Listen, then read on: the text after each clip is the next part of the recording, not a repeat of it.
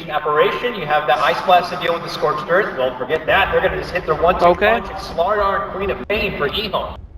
Very lane dominance type of heroes, yeah. And Slardar is very good versus Doom because Doom lacks armor. He has a lot of HP, he has a lot of regeneration from the Scorcher, but he lacks in terms of armor. So Slardar is one of those heroes that can deal with the Doom and take down the Doom early. What's the likeliness we're going to see a Lich here? Lich and Doom is probably a scary dynamic duo. But I don't recall Vichy picking Lich, right, during the group stages. I mean, have they had the opportunity? That just seems like such a good pairing. You rarely get to see it happen. Yeah, I agree. Just kind of letting him have it. I agree. I think Lich Doom is really good versus the Slardar. You sort of deal with the... You don't fully counter the M damage, but you at least, you know, you reduce the effects of the M damage. If not the Lich, do you think there's something else BT Gaming could consider putting more priority into? You have the luxury now of this Doom, who's pretty much capable of just removing a hero from a fight if he has to say. Is there something that they can offer to kind of follow up with the Doom's presence? I don't think you really need too much follow-up, as long as someone else can actually stun, because Doom, you basically remove one hero out of the fight, and you want to take the fight to the other heroes because one hero is useless in the fight. Are we sure that it's going to be Daryl playing the Doom? I was just going to think the same thing, like what's the likeliness that BG Gaming could run this Doom maybe in a safe lane? And get a Darkseer. They have a 100% win rate so far here in the Nanyang Championship with that Darkseer. It's still possible. Like a team like Liquid, we've seen them in the past, they like to run safe lane Doom. They get a drums early, they don't get a Midas, they just get 4 points in Scorch Earth and they TP to a fight, just like how you play Gyrocopter. It's going to be the grab, the second one here. A good standard grab. You get your defensive support, you get longevity. This is like a very similar pick from the Lich King. Like you want to have defensive support right now. You don't reveal too much, and it's also a good way of dealing with the Slardar, with the weave. Oh yeah, you need that armor. He's going to be in there popping off amp damages. You're going to need a little bit of protection there, and that's where Dazzle does come into play. Quick to put the ban here on the Visage. 10 seconds. It's the flavor of the day though, Visage plus Slardar. 5 seconds remaining. They just don't want EHOME to have too much physical damage coming from the supports as well. Because if you think about Doom, you want to Doom a core and you want to win the fight. So the opponent is going to try to pick a lot of heroes that deal damage. So they're going to look for supports that also can deal damage. So Visage plus Slardar could be that answer towards the Doom as well. Back to the side of EHOME here, and you're looking at a Doom Dazzle, and as you already said, doesn't really show a lot. You're not showing your hand what the game plan is going to be, what kind of tempo you're looking to play. Fast pace. Go fast pace. If you're looking to have a burning, farming kind of a game, do you start targeting the burning heroes here potentially? Let's say that they don't anticipate this is going to be a safe lane Doom. You get rid of maybe the Ember Spirit here. I would get rid of Super's heroes. Super's heroes. Like, so what would you say then maybe? Alchemist? I wouldn't mind seeing Alchemist removed, but Lina, for example, as well. Lina? Yeah. It depends on what they're planning on going for mid. Obviously, Queen of Pain is something that comes to mind, but they might also try to run Queen of Pain safe lane. We don't know that yet. It's one of those heroes that has the potential of going anywhere. But let's assume for the moment that it will be mid. Shadowfiend is still in the pool as well. You might want to remove that one, for example, as again 100% win rate during the show. Yeah, and by the way, there's still Darks and Ember, which always pops out in the first phase for most of the matches we've seen here because it's one of the best combinations right now. Now, I know BG Gaming have ran a support silencer, but to ban it here now. They might just want to go for Phoenix though, because if you usually when you ban silencer, it tells a lot. Like you want something that is very weak versus the silencer. Yeah, the Phoenix you said, maybe Ember Spirit, someone who doesn't have to worry about being locked down and kind of restricted. Ember is not a hero that EHOME prioritize a lot. I've seen them like they don't really focus on picking the hero a lot. Like for CTY, they mostly put him on Queen of Pain or Slug, Old Chicken, SF a lot, Dragon Knight. And Slardar might be a hero that goes to the offlane for EHOME or a support position. I could see that happening for EHOME. Because it's not a hero that I feel that they would actually put CTY on. Maybe they want an Enigma. We don't get to see that hero anymore. If only. I mean, imagine the hype. You know Enigma is really good versus Meepo because Midnight Pulse. Nobody plays Meepo though. They banned the Lycan. That is a sign that they have done their homework and know the game against Secret that EHOME had against the Doom. It's just one of the better carries against Doom because when you pop your ultimate, you don't really care if the Doom already has his Doom on you. You're just running around dealing damage if you need. So it's just one of the better carries against Doom.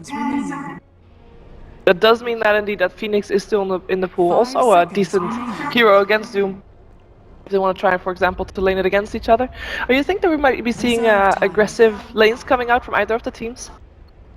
I think both of the teams would be just looking to play a very fast-paced game. But I mean, I guess with the Doom, you can also choose to go for the slower-paced game. You pick 3 cores, you buy a minus, you farm. But generally, when you do that, you have to do it in a situation where you understand that the opponent cannot punish you. Then you can play the Doom very slow-paced. Because Doom is still very, very strong in the late game. EHOME are really sweating out the clock on this one here. They're Yeah, probably both thinking the about the teams, Darkseer yeah. ban as well. If they are not going to pick the Darkseer, 10 seconds Vichy might just want to go for the Darkseer. So, And on the Earthshaker. Earthshaker, huh? We don't see that one very often, but they Interesting. feel like that Earthshaker would be a problem for the planned lineup they're looking to build. They are banning heroes that are very, very strong at teamfight. So it tells me that EHOME wants to go for, once again, a very teamfight orientated lineup, and they don't want Vichy Gaming to have support heroes that can teamfight very well. Silencer and Earthshaker are both excellent supports at team fighting. And obviously Fissure is really good versus the starter. Yeah. Good options out there if they wanted to get that Earthshaker substitute here, but EHOME now. Nice Phoenix, Phoenix. nicely done. It's pretty obvious now why they banned out that silencer. They're going to get the golden bird. I wonder are they going to go for the combo, the 2 birds? There's still the Wyvern in the pool. That's what we saw a lot from EHOME, but it was a different roster, obviously at TI. But it still feels like they are a team that focuses on picking team fight focused lineup all the time. They have played it twice during the group stages and won both games with it as well. So Winter Wyvern wouldn't be bad here at all, especially if you imagine the amplified damage to be in on the Winter's Curse target as well. That would be 5 quite seconds insane. Now Vichy Gaming, they're also taking quite heavily into their time. Both teams taking a lot of focus for that. What do you expect to see from them? If you're looking to deal with the Phoenix as a support, you can go for maybe a Skyra or Disruptor. Like any type of support that has long-range silencing mechanisms are really good versus the Phoenix. But Vichy are just going to go back for the Shadow Fiend. Yep, on the dire side. Yeah. The last time I saw Super play this, it wasn't the craziest performance ever. He was kind of the punching bag, but it definitely allowed Oh him to yeah, kind of we take were over. we were watching that game yesterday. What is happening to Super? Very uncharacteristic, but somehow they found their way in. And there's the AA. It takes a little longer, but they do manage to pull it out. Adds a bit more to their team fight flair, and of course will help against the hefty sustain power of Doom Scorched Earth, along, of course, with Dazzle's healing. Now, the Gyrocopter and Ember Spirit, in terms of fighting cores, both still in the pool, both heroes that VG Gaming has played during the group stages as well, both the heroes that they haven't had the greatest success with, though, especially Gyrocopter in this game. Played it 3 times, 10 and seconds only remaining. won 1 of them. Which core would you like to 5 see on burning for this seconds game? remaining. I feel like with the Shadow Fiend pickup, because their cores right now are very farm intensive, if you go for a Gyro, it might be too greedy. I'm not sure if they want to pull it off. So yeah, they're gonna go for a core that doesn't really use what his name is Power Master. That is because on the computer where it's oh, you were watching it there. Yeah, no, it looks Beastmaster here. I will tell you later why it says Tower Master. Oh, I know. 10 seconds remaining. I've been making calls all throughout the tournament to hopefully see Beastmaster mostly on the side of Liquid and Bata, but pulling out the Beastmaster here leads me to believe that it is going to be an offlane Beastmaster. So is Birdie playing Yeah, safe it's lane Doom? it's I safe would say lane so. Doom and off lane Beastmaster. Because I mentioned they needed a core that doesn't require so much farm, since Doom and SF requires a lot of resources on the map. So Beastmaster will fulfill the role of Spacemaker. You don't really need so much farm, you just need levels, and they need a lockdown for the Phoenix and the Queen of Pain. They have only played Beastmaster once this entire patch, by the way, and not with success, so What a this is better going to be a time new one. now. I personally, I love Beastmaster. I mean, we talked about it yesterday as well. We like to see some of that Beastmaster action, but we'll see if it works out for PG Yeah. Gaming. A lot of control coming out with it as well, because they kind of lack that, which is also why we see EHO removing that Rubik from the pool, obviously. More control removed. Now, which control support would VG Gaming like to have? 10 seconds remaining. I think they can also go for. I still think they can go for Skyruff, because right now they have a Raw, but they don't have instant damage, Yeah. and Skyruff is still good versus Phoenix and Queen of Pain, so that might be a pickup for Vichy. So EHOME picks the clock, so Phoenix is support with Ancient Apparition, and Slaughter should be safe lane. Yeah. A hit and run posse, if I've ever seen it. Usually Clockwork's there. They make out the call, preemptive ice blast. Clockwork will be able to lock them down and hopefully be able to bring in a shadow with a bruiser like Slaughter. The response after. Wait. It's going to be a jug here. There is something fishy about this. Is this a 4-position Doom, a jungle Doom? Is this a 4-position John Cena No, Beastmaster? I think it's just a Jungle Doom. It should be a Jungle Doom, and Daryl should be going on the off lane with the Beastmaster. Yeah, We've seen Daryl also play Juggernaut offlane, by the way, yesterday. Yeah, you're right. He has also played it off lane, but it looks like BG Gaming with a bit of a greedy lineup here. Definitely pulling out something different. I hope EHOME are prepared because this would get me a bit percolated if I'm on the EHOME. I think they understand the fact that EHOME's lanes are not as strong because they have A. A can't really pressure too much, so they feel like they can get away with Jungle Doom. And just one support with the Juggernaut, which is the Basil.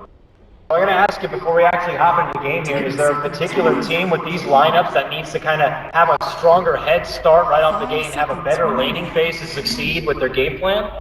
Yeah, probably EHOME because Vici is going greedy. So I think EHOME wants to have a good start, get their levels and get the team fight rolling. You agree with that, Sheeper? Definitely. Definitely. Comfort draft also, I think, for EHOME. I think they're pretty happy with that Phoenix pick. They won with it, of course, yesterday or 2 days ago. And I think they're pretty happy with dealing with Vici's lineup because they want to fight. I can't wait for them to go fight. I'm looking to see some fireworks as well. We'll see if the casters agree with us. As the game gets started, let's throw it over to our two handsome casters now. It's going to be LD and Gods. Gentlemen, take it away.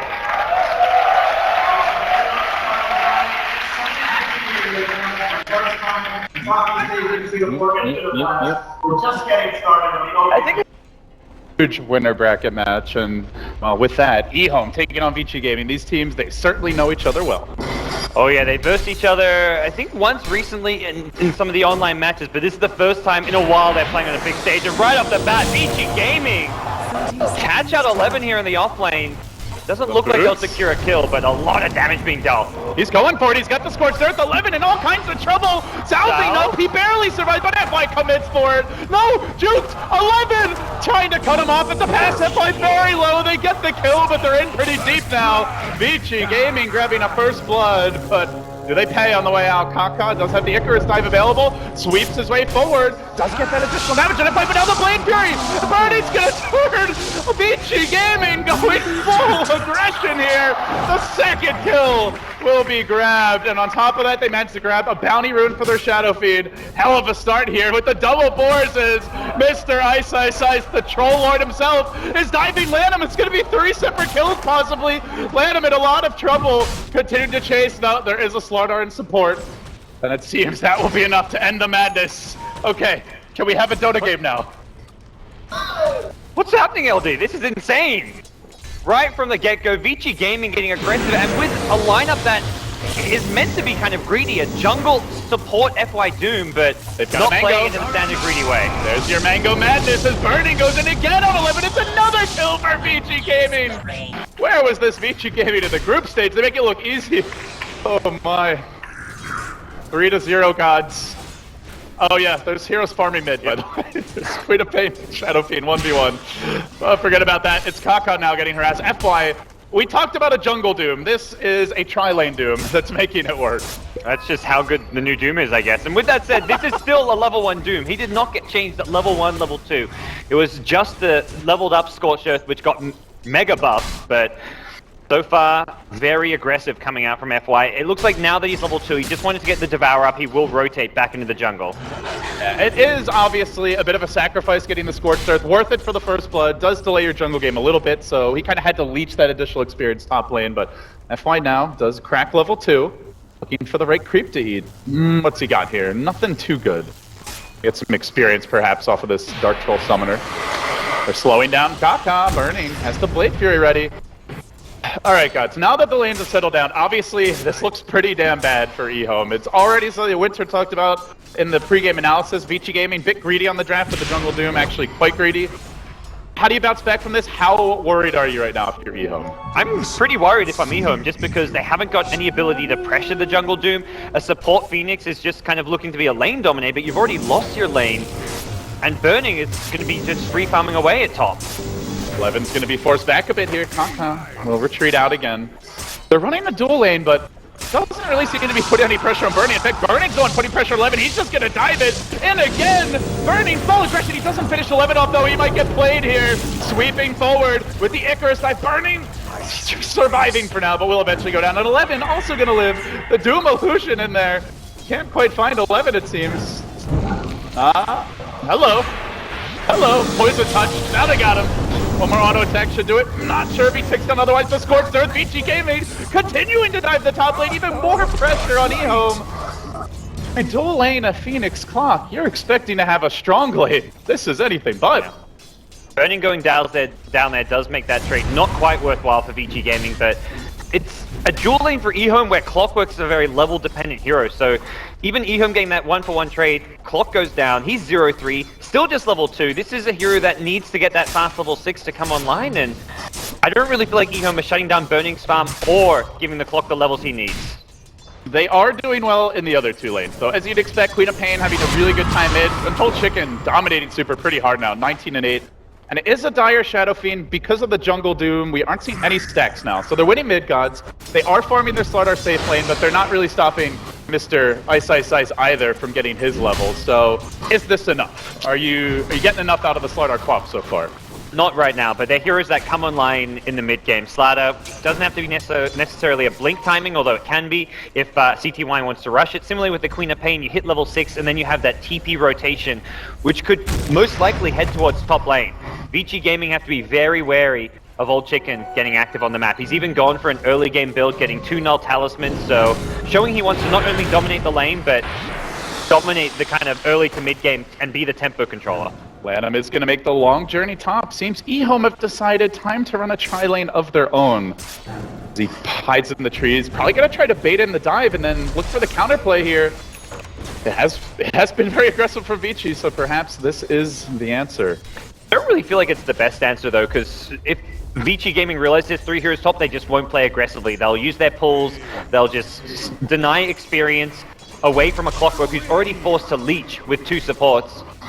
So for EHOME, it's very much like they feel Slardar can lane just fine against the bottom lane Beastmaster, but they're trying to predict a Vici Gaming dive at top, which Vici Gaming just aren't doing.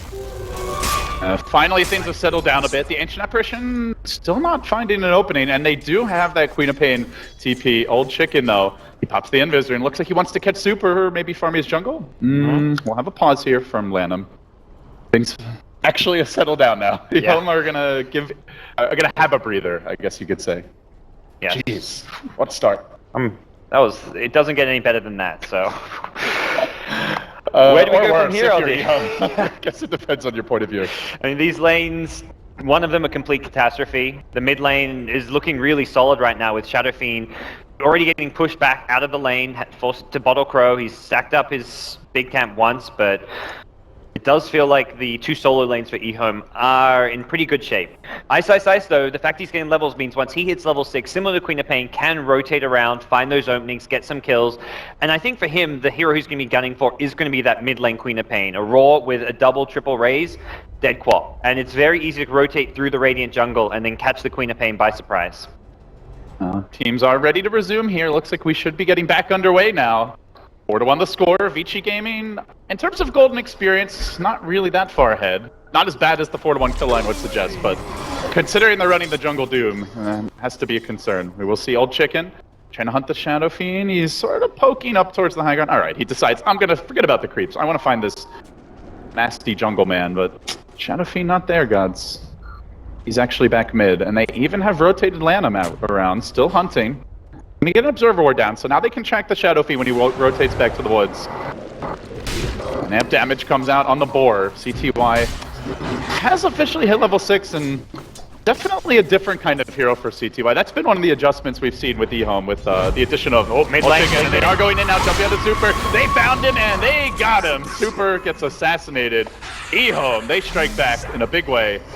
Probably something the club could have done solo, but they'll get a little help and some levels for the AA as well. Yeah, they were waiting so patiently on that high ground hill, knowing that SF can't get rotated into his own jungle, and if he's just hugging his tower, he's not going to be getting any farm, so Old Chicken timing that initiation very nicely. They can also keep tabs on the Doom now with that ward potentially. Could be very useful. Burning, working on 11, he gets off those few extra auto attacks and then commits to the Blade Fury. Should be able to get the kill. The cogs are there though. Maybe they can counterplay this. Burning in a lot of danger now as he gets caught. He will be grabbed. Kept alive for the moment. Held in place by Cold Feet. They swoop forward, figuring Burning's dead. Can we get more? Kanka looking for additional heroes. Old Chicken's rotated. They're going to dive Fenrir, blasting him down with the Sun Ray, and then a little bit of Icy on top as Lanham will help finish the kill. And while that was all happening, the Radiant Courier died mid. oh no, that's the Dire Courier.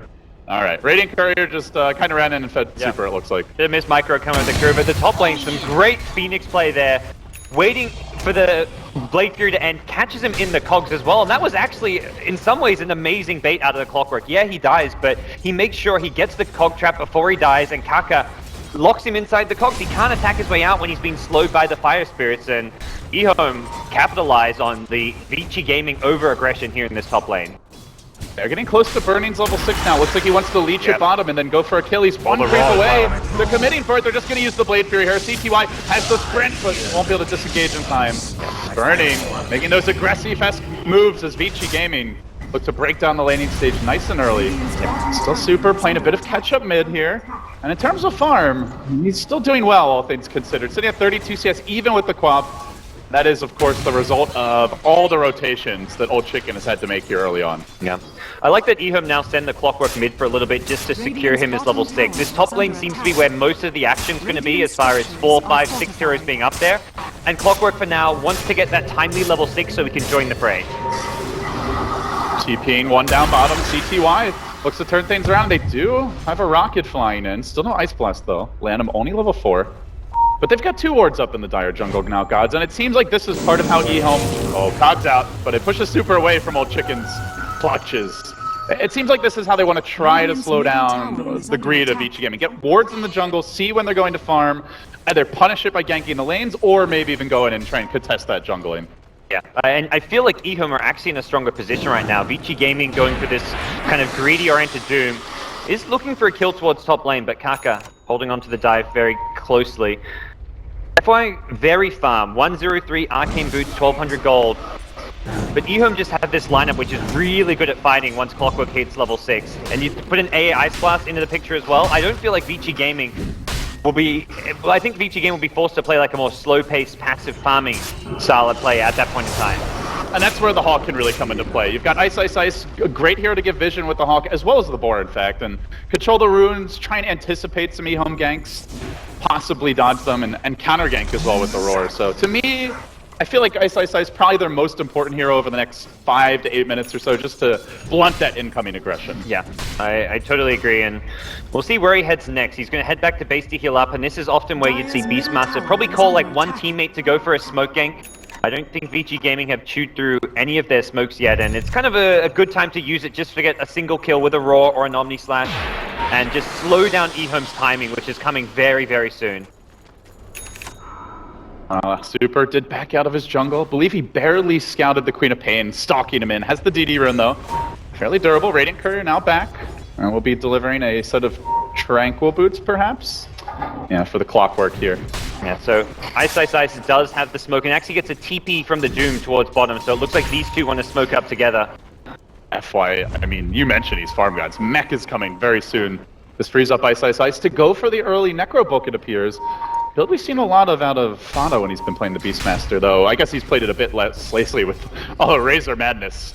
I see more of that later today in the first elimination game. But for now, Ice Ice Ice moving into position. EHOME hugging the tower, playing it safe. Lanham desperately trying to get that level 6. EHOME poised to strike. They're going to axe to clear out the trees. Cute way to initiate. They get off the Omni side. Down to CTY. Now the Blade Fury coming through.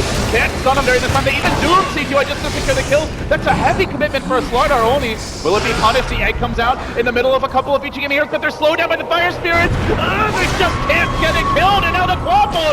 Kaka setting up the team fight. Queen of Pain following up with Super. His Grave kept alive, trying to immolate everyone. Brains now one, turns the gun on the gun ramp, pops to the ancient aboriginal. 4 dead, the lone survivor. Poison. A lonely He's Super kicking low. just has the stick. Oh my, that was a masterful Phoenix Who play is by this Kaka. Phoenix player? That was absolutely nuts. He went right into 3 heroes and didn't have a fear in the world. Those Fire Spirits just demolishing Vici Gaming, and that was a hell of a team fight. My goodness. How often do you see an egg in the middle of 3 heroes, a level 1 egg, and it doesn't get killed? And there was no support for it. It wasn't like EHOME came in with like a Blink Crush or a Clockwork Hookshot. It was just 3 heroes who had no... He hit all of them with the Fire Spirits. Not a single one of them were able to right-click the egg down more than once, and... Well, Vici Gaming lose a big, important clash there at the bottom lane. By the way, there's a rocket here. Super, he's probably gonna expect it's coming, but you never know. Take another look at this fight, man. This egg was That a egg just thing won of on the beauty. fight. He got the Fire Spirits off on All three. all three heroes, Even- and Ice turn to Roar just couldn't stop the egg from getting off at that point. Yeah. Well, we're back in the game. It looks like things have unpaused now. Okay, Super didn't die. That's the most important thing here. He doesn't make it home for Vici, but... Well, it's what we talked about. EHOME, yeah, Vici Gaming have this very scary late game lineup god, possibly a quad core if they all get formed, but they need time to do it. EHOME, it was proper execution, have a disgustingly strong team fight, and we saw it there.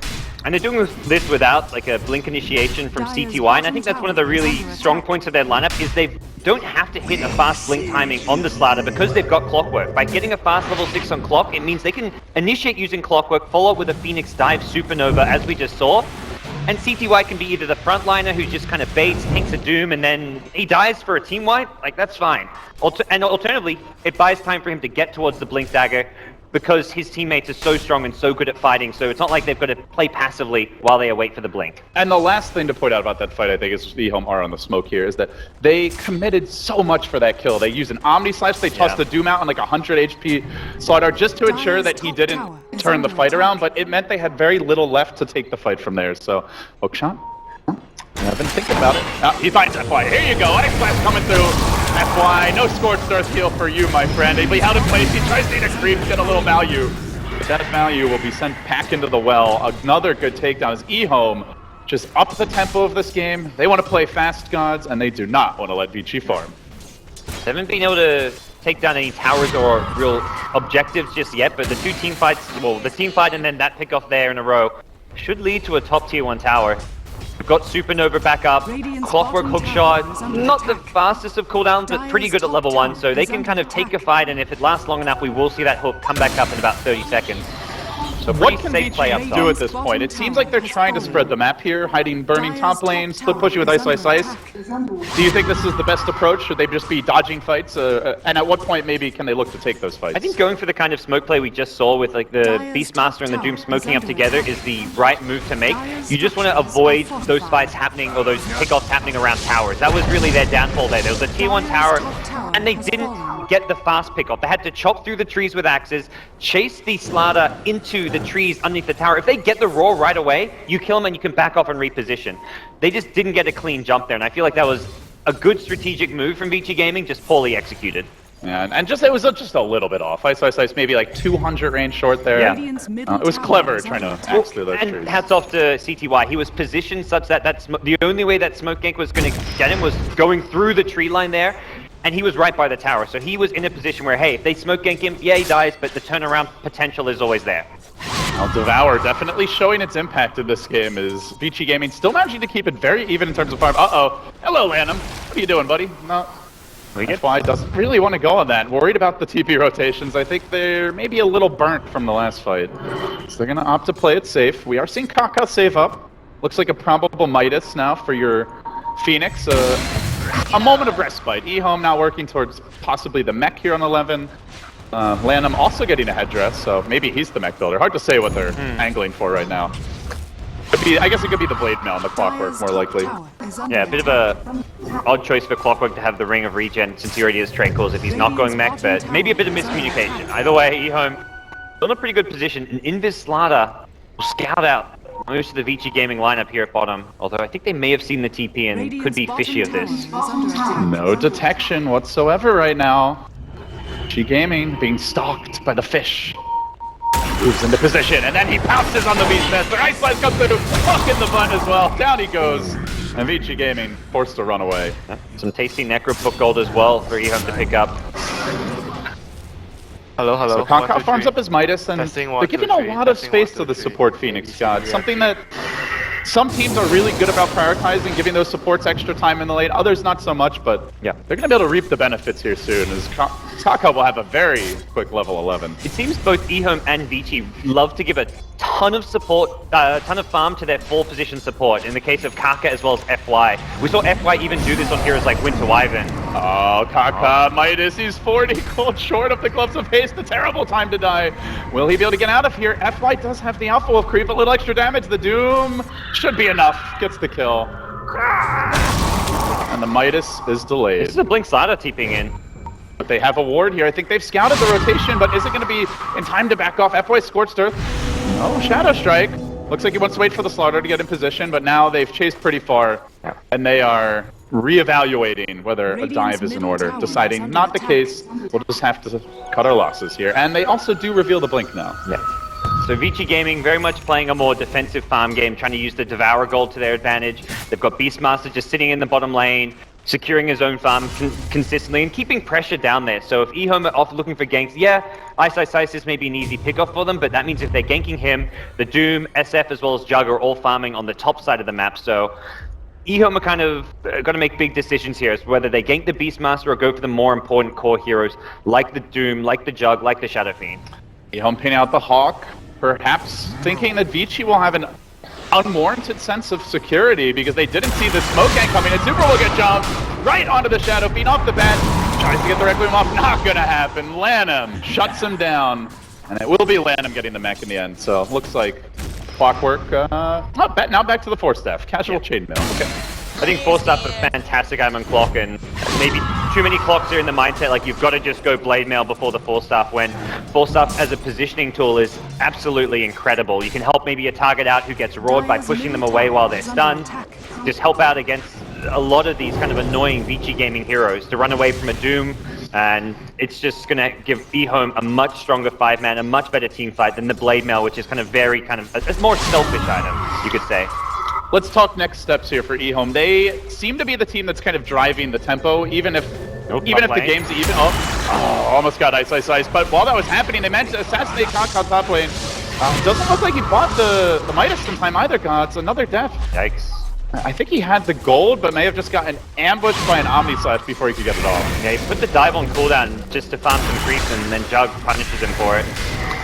That's pretty costly. That delays the Midas by like 4 minutes now. Feels like EHOME's next big step is going to be to team fight around the level 2 Phoenix ultimate.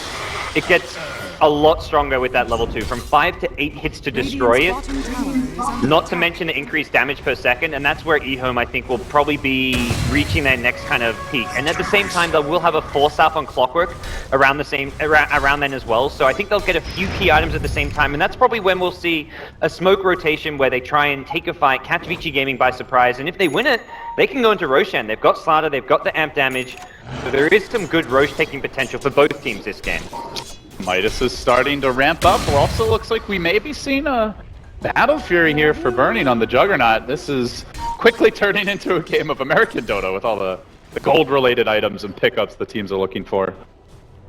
And Isis is positioned very aggressively here at the top lane. Hasn't been scouted yet by any wards coming in, but he's really playing that kind of space creator role where he's just looking to get as much scouting information as possible, try and keep tabs of where EHOME are on the map. And he puts himself in these positions where he's...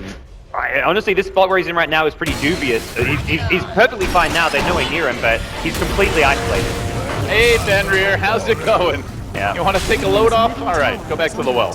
EHOME grabbed the quick kill. They don't have a creep wave here yet. In fact, it's all the way at their tower.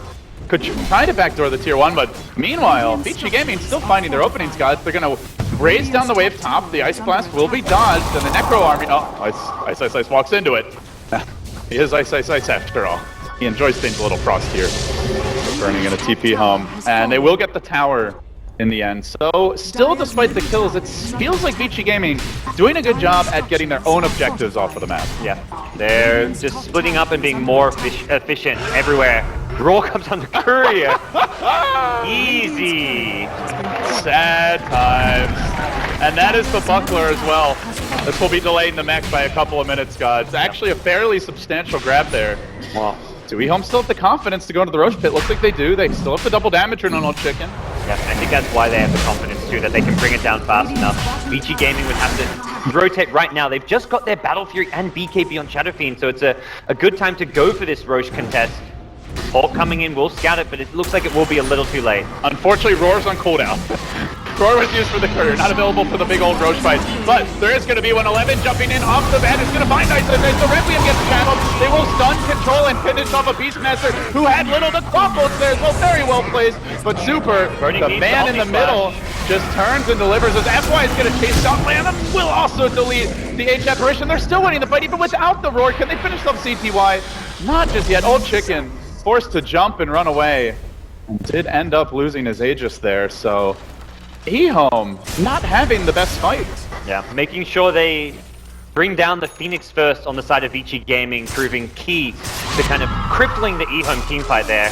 And they also broke the Aegis of all chicken, so not only a favorable exchange in terms of the two for one kills, but the Aegis immediately deleted, making Vici Gaming able to just kind of 5-man take down towers. And I think EHOME were not ready to take a team fight into the SFBKB. They probably hadn't scouted it when 11 went for that hookshot initiation.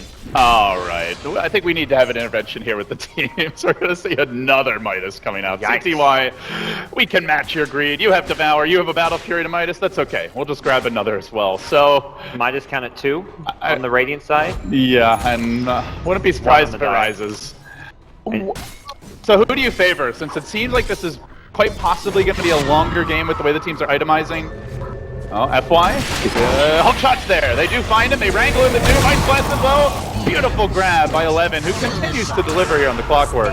And he needs to. Well, that was... Don't fight Ice. Kills don't smack get much you back. more free than that. They do get off the M damage, though. There's no reinforcements. Ice's turn to stick around and get overly aggressive. He'll be punished. 1 for 1 there, and then 2 for 1 while counting the Doom. Queen of Pain, though, the most farm Radiant hero, and that's where him dying there is actually a pretty big pickup for Vici Gaming. That was Queen of Pain, who actually only had 1 kill, but was involved in with 8 assists as well. Kind of hurts, to be honest. Fight into the SFBK. We would have seen this was still when 11 went for that hookshot, and that was with only getting assists throughout the early to mid game. So we're going to see another Midas. I'd say Queen of Pain was actually getting the last hit. You have Devour, you have a Battle Fury to Midas, that's okay. We'll just grab another as well. So back on the topic of late game. On the Radiant side. Yeah, there's some skirmishes, but nobody's really threatening huge objectives. There's still a tier 1 up bottom lane for the Dire. High ground has not been threatened at all by either team. Who are you favoring here going late? Is it an even game? Is it going to come down to execution? Does one team just have a flat-out advantage if they're very farmed later on? I think Vici Gaming, right now, they've kept up and actually been out-farming EHOME. They've gone for the greedier draft and haven't been punished by it, and EHOME don't kind of take map control and start really applying pressure soon. Vici Gaming have the far better late game with Doom, Shadow Fiend, Jug, as well as the Beastmaster Roar on their side. Dazzle also fantastic with Weave. Oh, Ice, he gets up onto the high ground, he roars, CTY, and then Super comes in, look at the Turbo, he gets interrupted for now, trying to run away, lets the Requiem fly, but it's not quite as devastating as it could have been. Now All Chicken leaps in, he'll connect on 2 with the ultimate, well placed there, but now forced to retreat. The Doom hunts down Kaka, again, no egg. FY just making the Phoenix a non-factor. He had the one amazing fight bottom gods. We've seen nothing from him since. Yeah, it's been very hard for him to play. He's been the sole Doom target, it seems, in these fights. And FY, not really a... You can't... Normally when you see a core Doom, especially the safe lane Doom, you make him your #1 priority. If you can initiate on him, get him with a Blink Crush, get him with a Quap Orchid, you focus him down before he uses a single spell, but you've got too many core heroes to worry about. There's a Shadow Fiend as well as a Jug, who will just take over a fight if you ignore them. So Vici Gaming are instead focusing getting most of the attention onto their core heroes, and FY just blinks past, ignores everyone apart from the Phoenix, and makes sure that there's no supernova fight after fight. FY's been on point with his Doom play. How do you stop that? It's hard because Clockwork has to hook the SF there or you instantly lose your slider. For EHOME, they've got to be the ones getting the jump. So that fight, there was the Roar to start things off on the slider. It forced a defensive hook shot, whereas if EHOME are the ones jumping in, it means they don't have to use their spells defensively. They don't want to have to use this hook shot to save a teammate. They don't want to have to use the Crush in a defensive manner to cover retreat. Same for the Orchid. They want to use them when they're going in the aggressive. They need to be smoking up, having vision of Vici Gaming, getting the initiation themselves. That is the power of the Boar and the Hawk, and 11. He'll find one Hawk, but where one falls, another will emerge. And EHOME, I believe, either out of smokes or have just the one smoke left. They're actually completely out of smokes right now, so getting the jump and catching out Vici Gaming when you've got no smokes against Hawk becomes near impossible. Ice has been on point, using them to continuously scout out ahead and just protect core heroes. This is also the last smoke for a long time for Vici. Kaka dives forward, gets deleted. Ouch. Yeah, he had no vision of that high ground. He was actually using the dive to scout the high ground. Speaking of high ground gods, they're going to go for it here. It looks like 5 heroes congregating. They only committed a roar, and they're probably suspecting there's no buyback with how much this Phoenix has been dying in this game. Omni through. CTY is not sprinting though. Blade Fury now committed as well. Now he begins to sprint, but Super rushes in. They can't finish the job. The Slithering Fish makes it out. Oh, that could be bad, but Super engages, gets up the Requiem on to Old Chicken. They will go. Blink already committed, turns with his dying breath, gets off an ultimate. Now the Ice Blast on to Super, looks like he's gonna drop as well. Vici have dove far, but they've mostly been rewarded. Pop goes the Shadow Fiend. CTY whipping on the crush. And Burning will take the tower. He's Blade Fury in a freaking quap and driving her back. Burning going full aggression. This is the most I've seen Burning dive in years. And they push so fast with the pack leaders. EHOME will counter-initiate, but Can they? it's dangerous. There's the Doom on Old Chicken jumping through. Now the egg. Can Kaka be the savior again? He brings down Burning, and that's probably it. Oh, Fenrir just barely got stunned on the boundary of it as CTY came in with the crush. They will get the kill. So they salvage it, gods, but it does require a Queen of Pain buyback. And Vici Gaming doing a pretty good job on the retreat there. The TP out from Doom as well as Beastmaster was just out of the egg range. Doom TP'd immediately, so he wasn't going to get hit by the sun at all.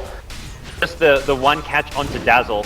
I think he may have actually gotten crushed rather than Phoenix Sun. Oh, He's okay. kind of close to that. Yeah, but either way, they get the kill. They sort of come out on top in terms of net worth. But again, Queen of Pain, the Old Chicken, the one getting punished here. 3, 2, and 9. He's been very active, had a huge impact, but just hasn't gotten the items. And going for the ultimate orb, so possibly going to see a Lincoln Sphere. I don't know if that's really the item. He's not the Doom target. He can put it on a teammate, but I feel Old Chicken needs high impact items for himself. He picks up the Ring of Health, so it looks like Lincoln's is on the menu, but he's not going to get Doom. There's Doom as well as Raw, so likely one of those ultimates does get saved for Old Chicken, but most of his deaths have come from when he's blinking in aggressively. And that's really where he's got to be most careful, is with just his overall positioning and where he blinks to. EHOME feeling like they need a little more off the map. They're finally going to begin to work on this tier 1 bottom. It's just been a fixture here for Vici Gaming. They are rotating, bringing the Juggernaut down. Dazzle close behind him. Does Vici Gaming look for a fight? Tower about to drop, Glyph already expended, and Old Chicken will grab the last hit. While that's going on, an Ice Blast gonna connect him. FY just barely clipping him, but he's got the move speed of a Scorched Earth. And he should be absolutely fine. So Vici Gaming, as far as their next kind of few moves go, it will be probably centered around the Roshan. They have superior map control. If you're EHOME, you're thinking we've got to save and use any smokes we have for that fight, but Old Chicken, it's just not been his game as it moves along. He'll die to the spinning blades of Burning. Another kill. Suddenly up to 2,600 gold. Juggernaut nearly there with his 4-position Doom, which doesn't sound that impressive, but Doom's got a Midas, so FY is a gold factory. FY popping a net worth as a support is still pretty impressive, even though, I mean, Doom the only hero that can Danger! do that. 11 hooks in, he's got a 4-step the hell away, but the Requiem comes out, and with the boars that are going to work, they may lose the Clockwork anyway. Yeah, the Roar secures it. Ice punishes the dump, and there's just no follow-up here. EHOME trying to get aggressive, but it's just not working, and it's starting to feel like they're just pressing too much. You hook a Shadow Fiend with a BKB, how do you kill him when he pops it? That was always going to be a tough kill. I thought you were asking me a question there, LD. That was a rhetorical question. What's going on here? How do I answer You don't. this? Shadow Fiend kills you. I think they were hoping to bait out the Requiem and just get out, but he's a little slow on the 4-step there. Alright, so Roshan will be respawning in the next 2 minutes, or in 2 minutes time. Team's not quite aware of the exact timings here, and for EHOME, they have been de-warded quite a bit because of the Necro 3. They've got a gem on their side on Lanham, which has allowed them to take out a lot of the Vici Gaming aggressive wards that were on their side of the map. Of course, with Ice play and the Beastmaster, they've still got vision. Yep. Orin Hawk giving them a nice idea of what's going on, and you can see EHOME starting to think a lot about that Roshan. They've sent the rockets, the Ice Blasts, and just bombarding, really nuking the crap out of that pit, but of course, no Rashra enough yet. Yeah, they need to save the Ice Blast. Rocket Flare should be enough to continuously scout it. And that's where Vici Gaming will be very patient in going for Roshan. They'll wait to make sure EHOME can't contest it or that they get a pick off first because of all the scouting tools that EHOME have themselves. We talk about Vici Gaming being pretty good with the Hawk, but Rocket Flare, one of the underrated things you can't really measure about Clockwork as a hero and his impact in the late game is the vision you get from this spell. Yeah, very similar with the Beastmaster. Yeah. Well, EHOME just sitting grouped as 5, I think wary of potential for a smoke play coming out of Vici Gaming. Team's pretty light on the buybacks here if that big Roche fight Yeah. breaks out. Just the Shadow Fiend and the Clockwork. We do have a BKB on CTY along with the Hyperstone, so Slardar is the one hero that's getting good farm. The Queen of Pain, I mean, it's not bad by any means, but considering how active and successful he was early, you'd honestly expect him to be a bit higher up in the network charts. And you'd maybe hope for more farm on a Queen of Pain than a Slardar. The way we've seen kind of more teams transition to late game, Queen of Pain just less likely to get kited, can actually really turn into a decent late game core hero when you go for like the AC type build. Slardar will get the AC for the team it looks like, but Queen of Pain, you get the Hex, BKB Refresher, and you can offer a lot to your team. Well, before that, it looks like it will be the Lincolns you mentioned, Yeah. so a very delayed, like, big team fight item progression, but this does give him the defensive capability, so Old Chicken looking to stay alive.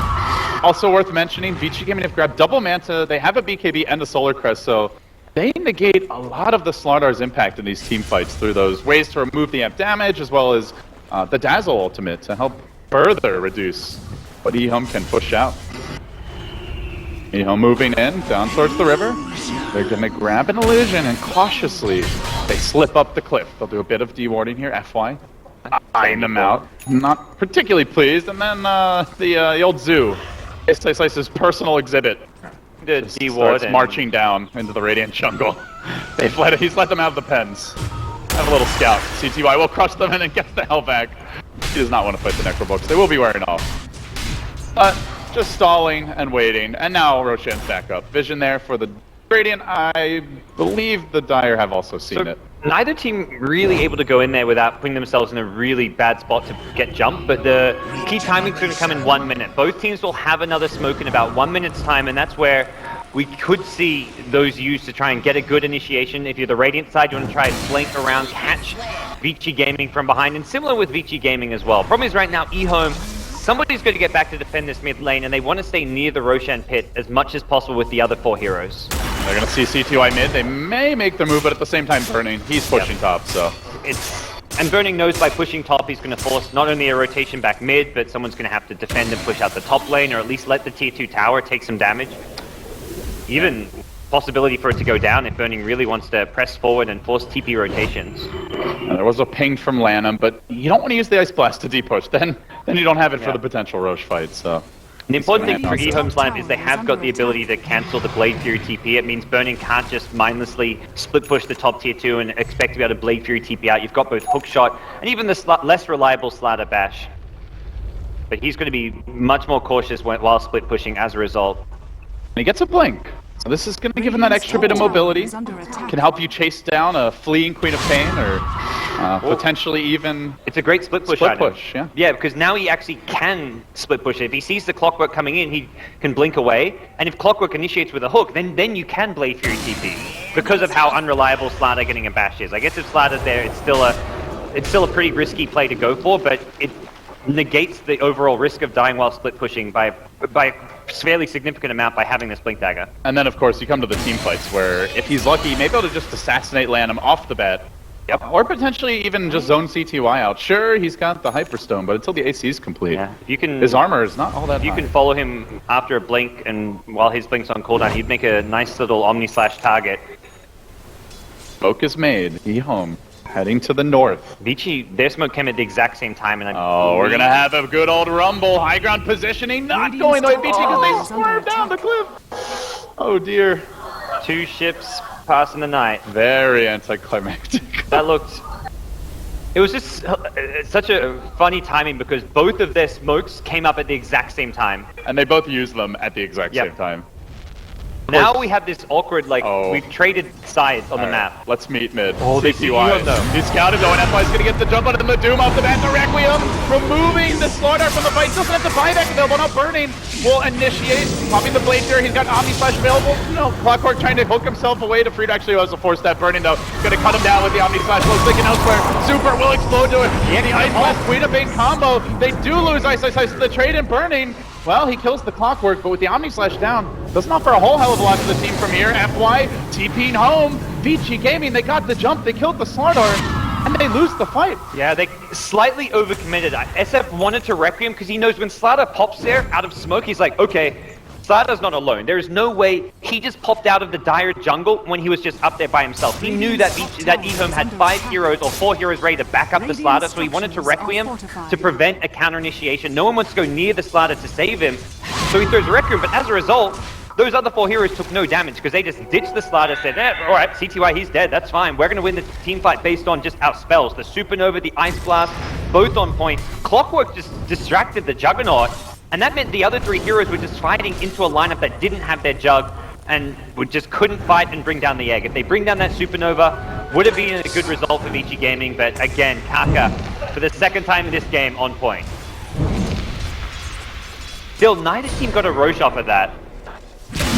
That was also what happens when they don't doom the Phoenix. I feel like that's the other big thing. Yeah, Phoenix gets off the Supernova, makes things a lot trickier. The Raw on the Slaughter would have been probably the better way to start that fight. If they Raw Slaughter and hold onto the Doom, things would have gone a lot better. I think in their mind, they're like, well, Doom's in better position. He'll get the Doom, and you can save the Raw for Phoenix or whoever's going to be the next problem hero. I'm not sure if the Lincoln's block may be a key spell. Maybe that was something that caught him by surprise, but it's much safer to save the Doom for the Phoenix and just use the Raw for that initial pickoff. Slaughter not tanky enough to survive the Raw plus physical damage plus Requiem damage coming out from the Shadow Fiend if they'd use that instead. A lot of armor items being built up here by EHOME Gods. They've already got 1 Shivas. Looks like Clockwork, maybe a Lotus Sword, potentially a second Shivas. We'll see there. And an AC, a Medallion. They've got Tranquil Boots. This team is really itemizing to mitigate physical damage as the game moves along. Or top lane. Yeah, down goes Moltres. He's been a noble and faithful bird, but he can't fight through that one. I mean, this game for him has just been either like amazing or like kind of lackluster. Like he gets picked up in kind of poor positions like that. There's been a few times where he's just kind of being caught out in terrible positions, but then he's made some incredible ultis in team fights that have single-handedly kind of won his team these massive, important team fights at crucial stages of the game. So Kaka needs more of the good, less of the bad, and for now EHOME will not really be hurt too much by that pickoff. I thought it was the other way. Don't you want more of the bad, less of the good? Well, if you're VG Gaming. Ah, you've caught me. You're a VG Gaming fanboy, is that it, LD? I have Guilty as charged. I mean, who can't? Who isn't going to swoon over FY? Let's be serious here. AC now picked up on your Slardar, so CTY does get a big combat item, but you know, the interesting thing with Slardar in this draft, Gods, is we almost always see him with another heavy physical damage dealer, normally a ranged hero. Templar Assassin, Shadow Fiend, Wind Ranger, probably the big 3. Yep. Doesn't really have that. The Queen of Pain of Old Chicken, we've seen some co-ops itemized for a lot of right-click, but he's gone defensive, and it looks like now he's quite possibly going Hex, so... Yes. I mean, how much does that worry you if you're EHOME, that you have this big beefy Slardar, but nothing to really take advantage of the amp damage? I think Quap still is right-clicking very hard with amp damage, the AC aura. This Quap hits hard enough just by going for int items. We're still looking at 200 base damage. The Hex, then you're looking at maybe even like 250 damage. So that's all going to be boosted up by the amp damage, the AC, and I think it's enough that the Queen of Pain can provide that you're not too worried. Now they find CTY all farming in the enemy woods. This could be very bad. They get up the road. The Ice Blast is going to come through. That's the Aegis. Dead quickly. So they fight through round 2. From the rear comes Old Chicken. He's prepping for the ultimate. Slardar blinks out. He pops the BKB. The Quapple connects on 4. Well placed by Old Chicken. Then the hook on his super holding in position. BKB now deployed. He's going to go for the Requiem, but everyone from EHOME scatters. The Omni Burning finds one, but the second manages to hop away in the nick of time up on the high ground. CTY waiting to reinitiate. They want to go back in here. Burning. Continue to find his openings. Maybe CTY gets caught by the Dooms. They had the vision. I believe it was from the Hawk, but in comes the Egg. He got off the Fire Spirits, but not on everyone at Burning. Will chop him down. The Egg is defeated. Looks like the Slardar got denied, so something for Kaka, but not sure it's worth it in the end. Yes. And that's where VG Gaming, starting the fight with the Raw works so much better. They can keep the Doom to deal with the pesky counter initiators, or in this case, the Slardar Second Life. They just use their spells a lot more efficiently this time around against EHOME, and by the time the Egg came in, EHOME were already down a Slardar. The Queen of Pain had already used Sonic Wave, was already too low on HP, and VG Gaming find themselves in a fantastic position as a result. Looking to force out 5x, or better yet, take a lane of Rax. Oh, Burning. Just no giving up here. He's just going to keep on slapping the Rex until the creeps arrive. Help me out, friends, he says. And they will get The first lane of Rax now looking for more, jumps in, decapitates 11 under the shadow of his tier 4 burning. Just heating up in the midst of this all, and now moving towards the top lane. Looking for their second lane of Rax gods, no buybacks aside from Quab. Can they even hold? Is this GG? BG Gaming, 2 lanes. Do they even stop then? All their ultimates about to cool down, 20 seconds or so.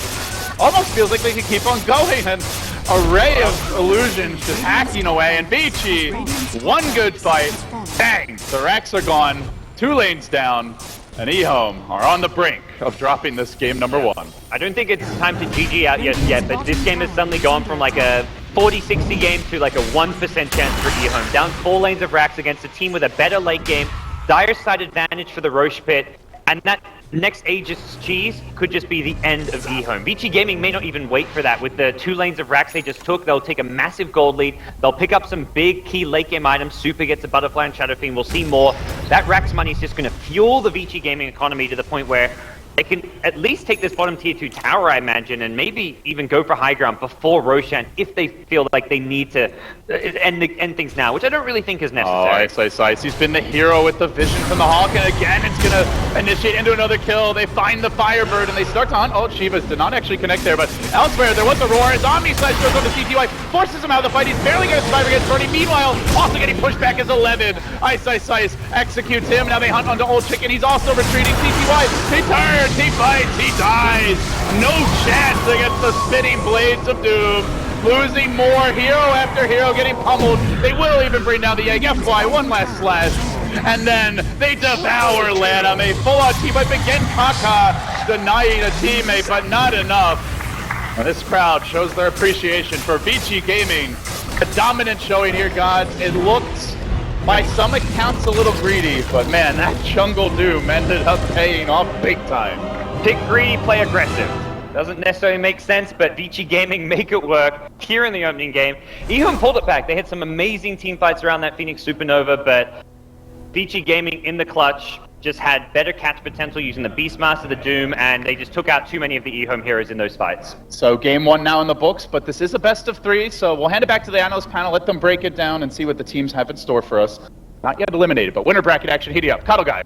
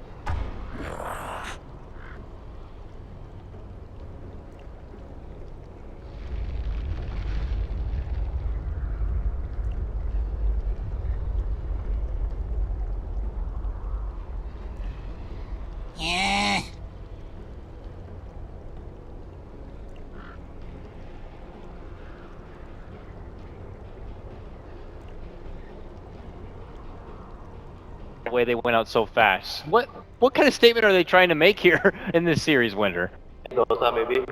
Midas in the game. Didn't work out for EHOME. They were trying to be a little bit greedy. Maybe they could have gone a different way to punish EHOME a bit.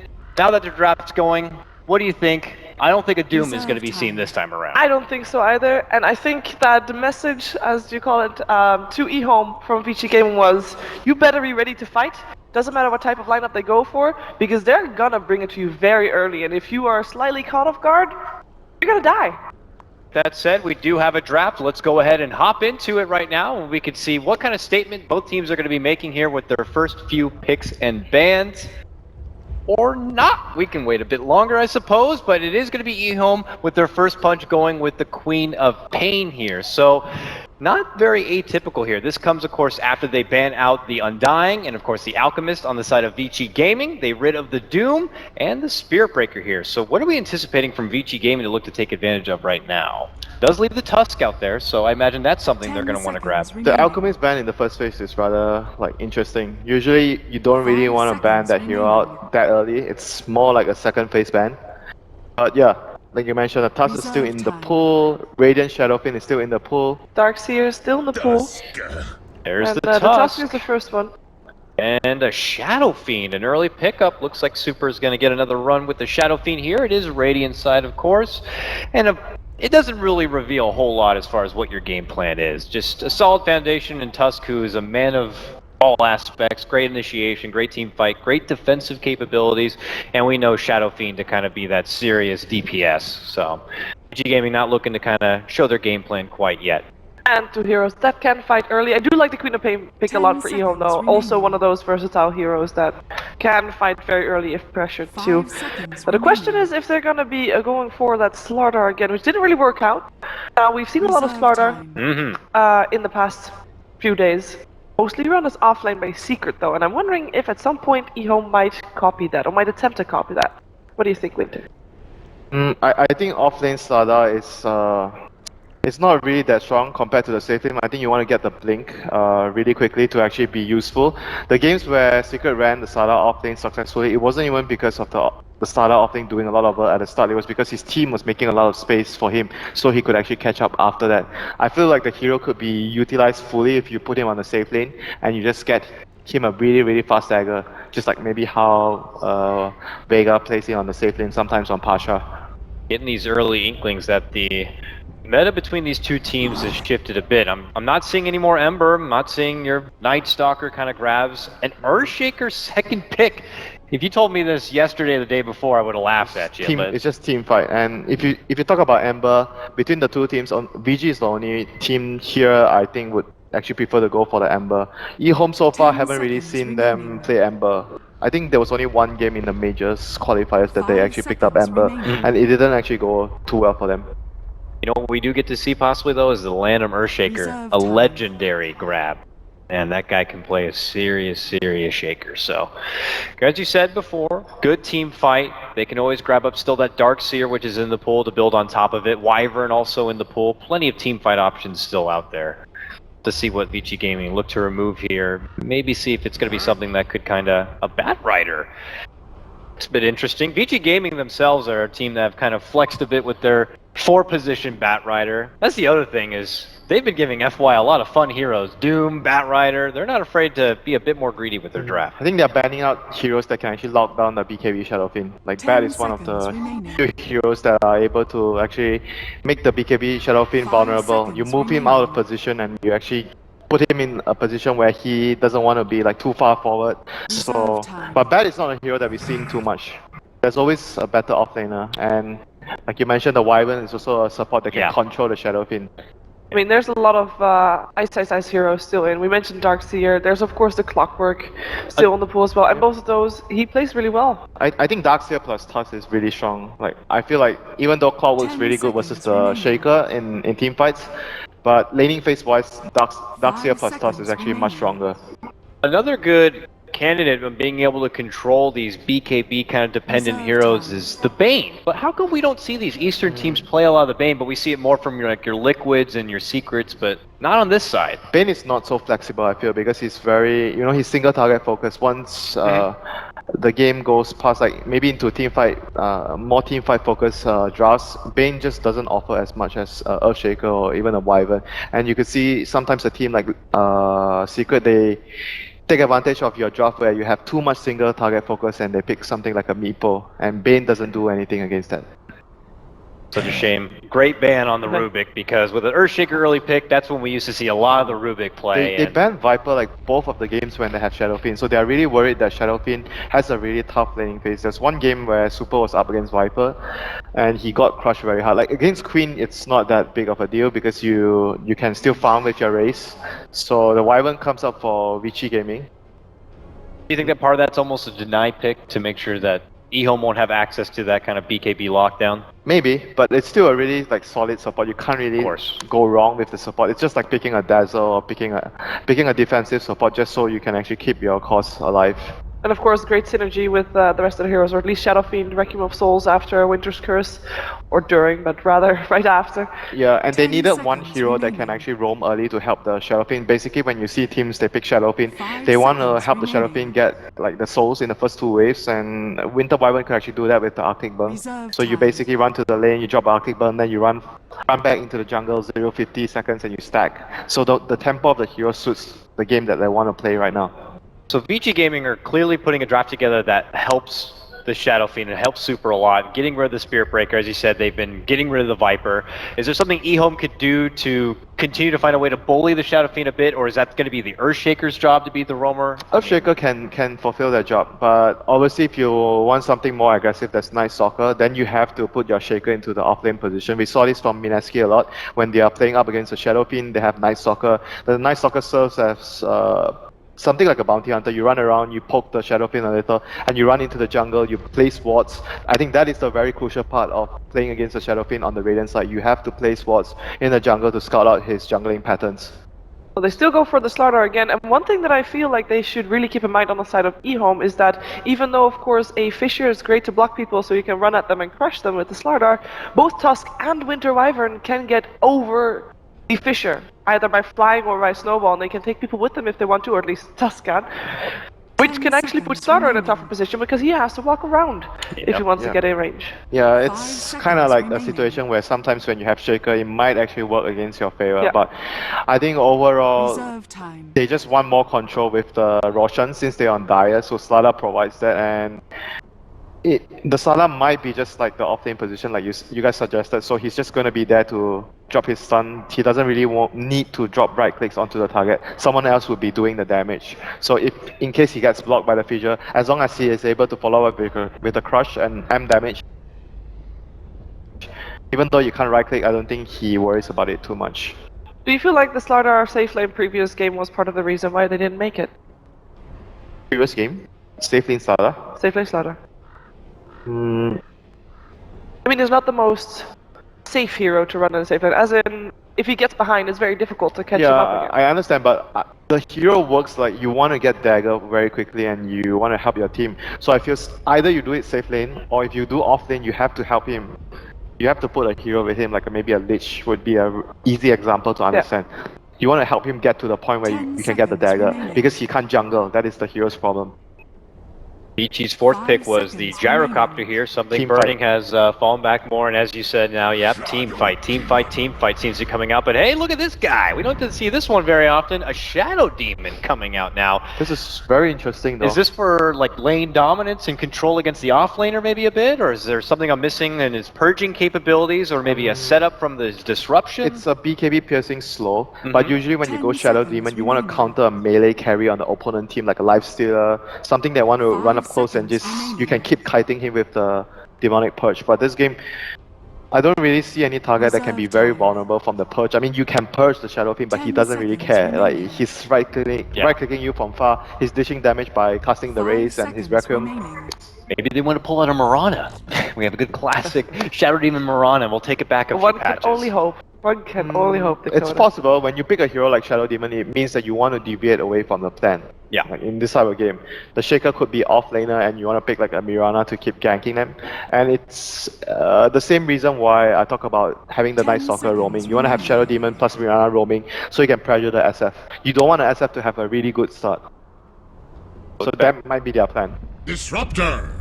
Well, there's the Okay, disruptor. so that means that it will be Ice fight. Ice playing the Team Tusk fight, and team more fight, team and team fight. fight. It's just ridiculous now. Kinetic Field entraps them into a pit of death with a call down, the Man, Winter's Curse, a Requiem. I feel like they have to dodge, so they have to try and speed push now. Like fighting into this is really difficult.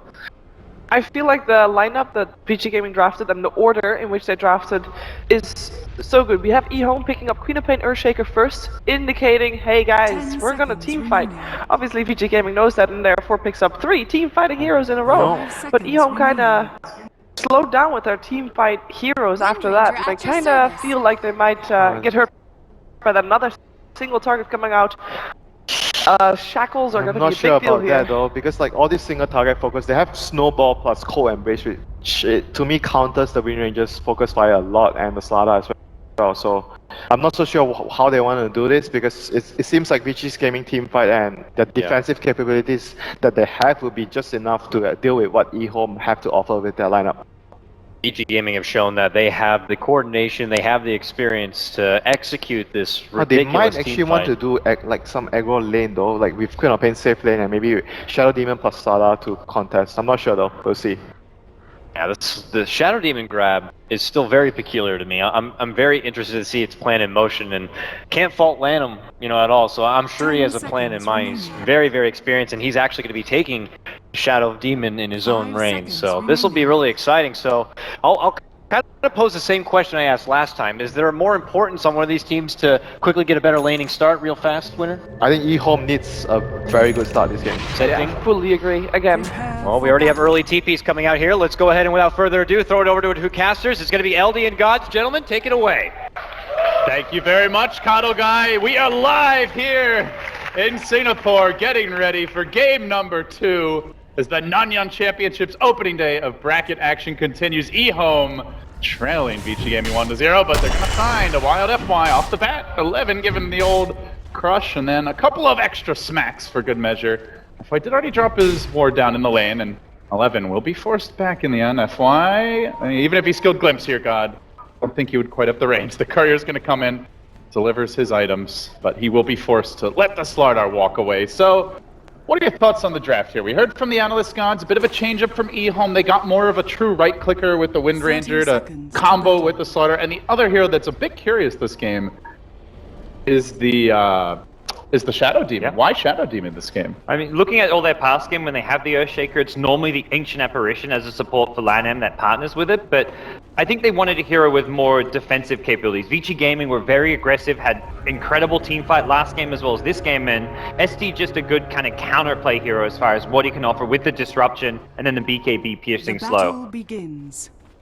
Definitely interesting there. And the other thing that I don't think the analysts really talked about too much was, and you mentioned during the draft, is Darkseer ignored. Yeah. What's going on with that?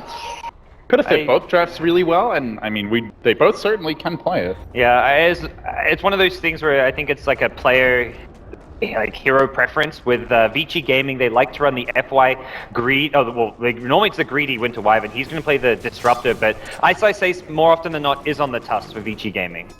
You know, the last FY, I've brought this up like 10 times in cast. I'm going to do it one more time because it was still one of the most entertaining games I've ever seen. Last time I saw an FY disruptor that really comes to mind was his Midas Refresher Eggs disruptor. Well, is the dream alive? Is it possible? Very possible, because Burning is often looking to rotate off the safe lane, look to help out the team. Once he gets that kind of level 7, level 8, he opens up the safe lane for FY to farm. Typically, we saw this in a tiebreaker match when they played up against Liquid. It was on the Winter Wyvern in that game. This time around, it's a Disruptor, but he's taken over the safe lane, getting a lot of farm, a lot of levels, more than most support players get. Start early on, it is just a Slardar solo off lane here, not getting any help. And I think they thought FY was warding in the area when he found him off in the trees. Was not the case, so a slightly wasted sentry from VG Gaming. Or rather, from EHOME earlier. That was yeah, he was looking for the counter ward on the rune spot there. Yeah, FY was just scouting it out. They are going to get an initial fissure off on Super, some harass from Old Chicken. Meanwhile, top lane looks like there's a rumble breaking out. They've isolated Ice. They completely trapped him in with the disruption. His own shards even working against him there. And they will find the first blood on Daryl. And that's the big change up this game for EHOME, is actually putting CTY on Queen of Pain. He had some incredible performances on the co-op during the group stage, and I don't feel like Old Chicken played poorly last game, but it seems EHOME get more out of the co-op from CTY coming out of the safe lane than they do when it's played mid. It definitely gives you that flexibility as a hero. Old Chicken dodging, actually not dodging the raid. That was too close for comfort. Aka was in position mid, but a Radiant Ward scouted him out, so not able to find the opening there. Out of back and forth here early on. Fenrir moving past the river, up the ramp, bullying this poor Earthshaker early on. That's 11. Will chase out FY, gets glimpsed back, and not going to bother with the crush. Will be a bounty rune for FY. Sweet grab for him, and meanwhile a regen for your Shadow Demon. So what do you expect to see out of the Shadow Demon gods? Historically, this is often a dual roam hero, someone who ganks a lot early. There's been, some discussion about trying to really abuse the jungle with Shadow Poison and farm a lot on this hero. How do you see Lanham fitting into the game plan? I think he's going to be the setup for this team. So it means they have some gank initiation before 11 gets a blink. We saw with Misery, he can get zoned out, gets pressured a lot on the offlane slider, and you don't get a good blink timing. And that's where, when you want to go for that kind of maybe 10-minute smoke gank where you don't have a blink initiator, Disruption acts as a great way to start off a team fight, or even just a pick off. And it was mentioned by Winter that the Purge can be... Actually, I think it's pretty strong against the Gyrocopter just because his base range is very low. Yeah, sure, you flat cannon, but you got to be able to hit that initial target. Stops rocket barrages, and for at least the first, for the first 30 minutes of the game and more, rocket barrage is a big portion of Gyrocopter's damage. Shadow Fiend generally not so much with the long range, but they are going to snowball onto Old Chicken. Hey, buddy, Ice trying to catch him out, but he heads the other direction. The Fisher's there to disengage. Well handled by the Chicken. He'll make it out. Fenrir also just kind of poking his head out mid, but unable to get anything done. He has been busy, though, stacking the jungle. Triple stack now up. The Radiant Shadow Fiend, just classic Shadow Fiend opening here. And in the end, they are at least securing his farm, if nothing else. But, oh, look at it. Look at this. Burning is having a good game in the safe lane. 18, not 20 and 9. Around this time, EHOME, they decide to smoke. Where do they want to go? Not to the Gyrocopter. These two heroes cannot get kills on their own unless it's like a level 1 support, so for them the ideal is to smoke towards where a core hero is, in this case the Wind Ranger, and look for a first blood. Oh dear, Super, this is around when the neutrals get stacked. A beautiful timing as the Wyvern's not home. He's busy trying to get greedy. Super, tackle shot not going to connect, doesn't matter. Down goes the Fiend. We'll take over the lane, but I really like the timing on that, Gods. They pretty much knew the Wyvern was going to be off in the woods. Wyvern stacking and not able to help out there, and also Wyvern's still level 1. They know that even if the Wyvern's there's no Cold Embrace to save Super Shadow Fiend.